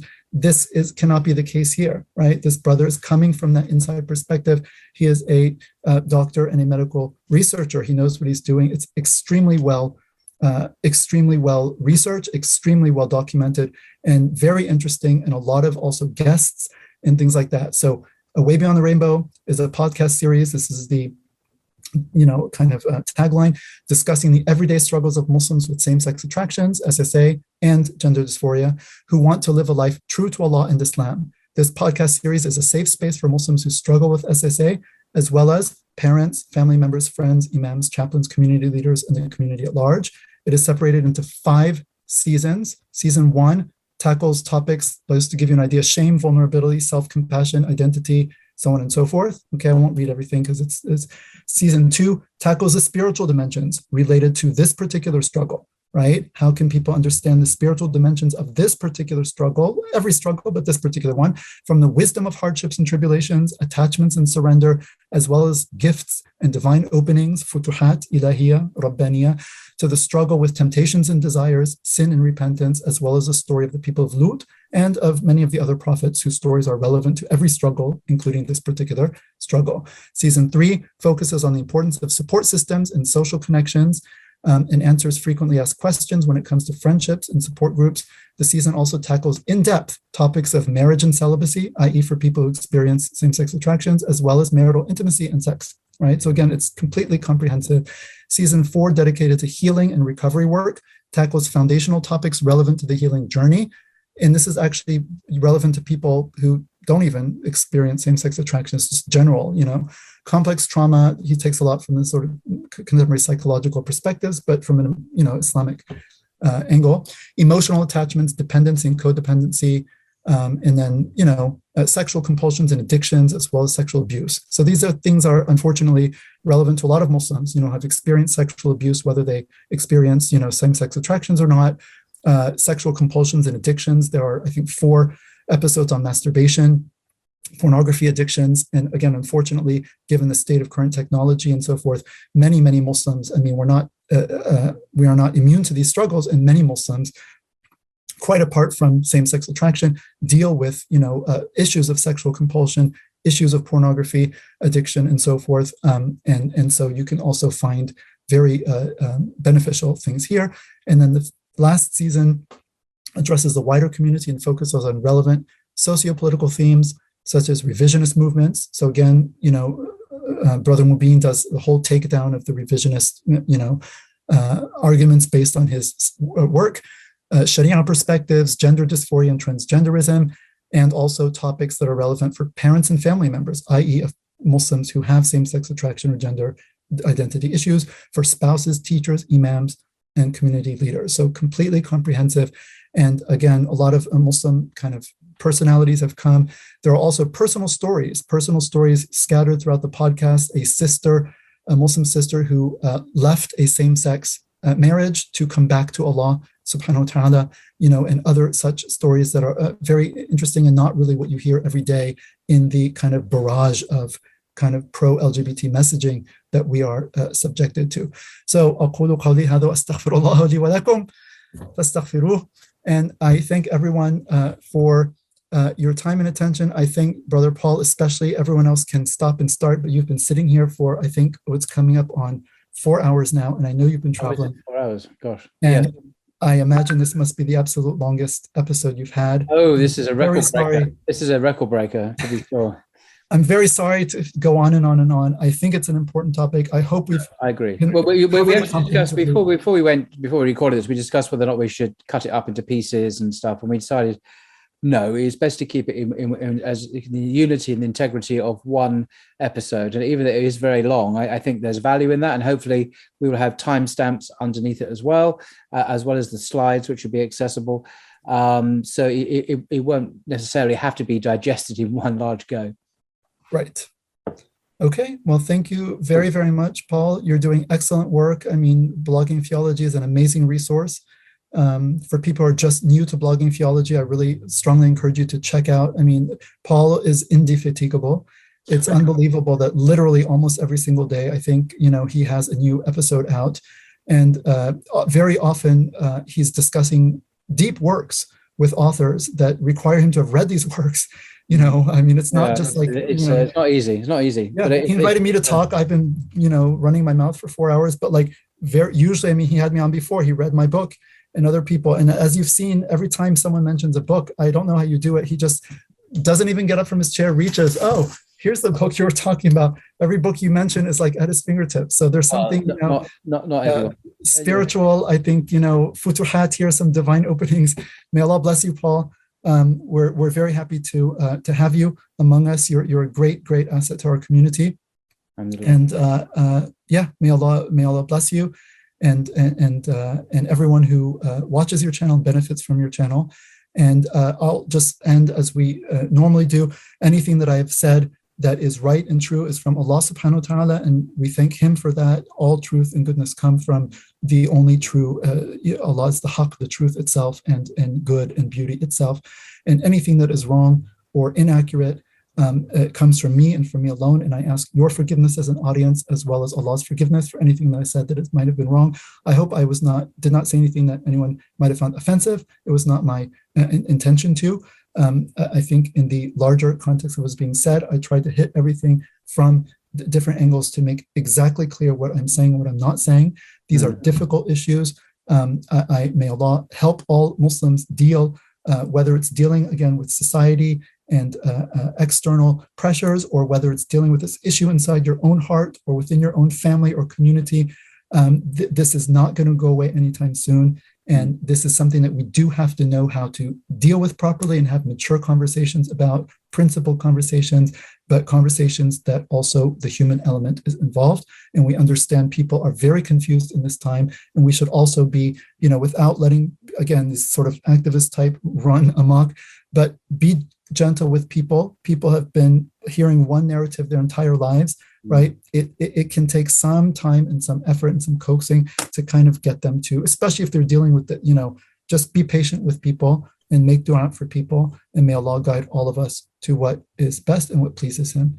Wassalamu alaikum wa rahmatullahi ta'ala wa barakatuh. Yeah, thank you very much, Sho, for your outstanding work, presentation, and beautiful slides. And this is going to be a great resource, I'm certain, for many people in the months, maybe the years to come, for a very comprehensive, compassionate, accurate, faithful exposition on the whole question of Islam and the LGBT question: gender, sexuality, morality, and identity. So thank you very much indeed for all your extraordinary efforts in this regard. And until next time. Okay, inshallah. Assalamu alaikum. Walaikum assalam.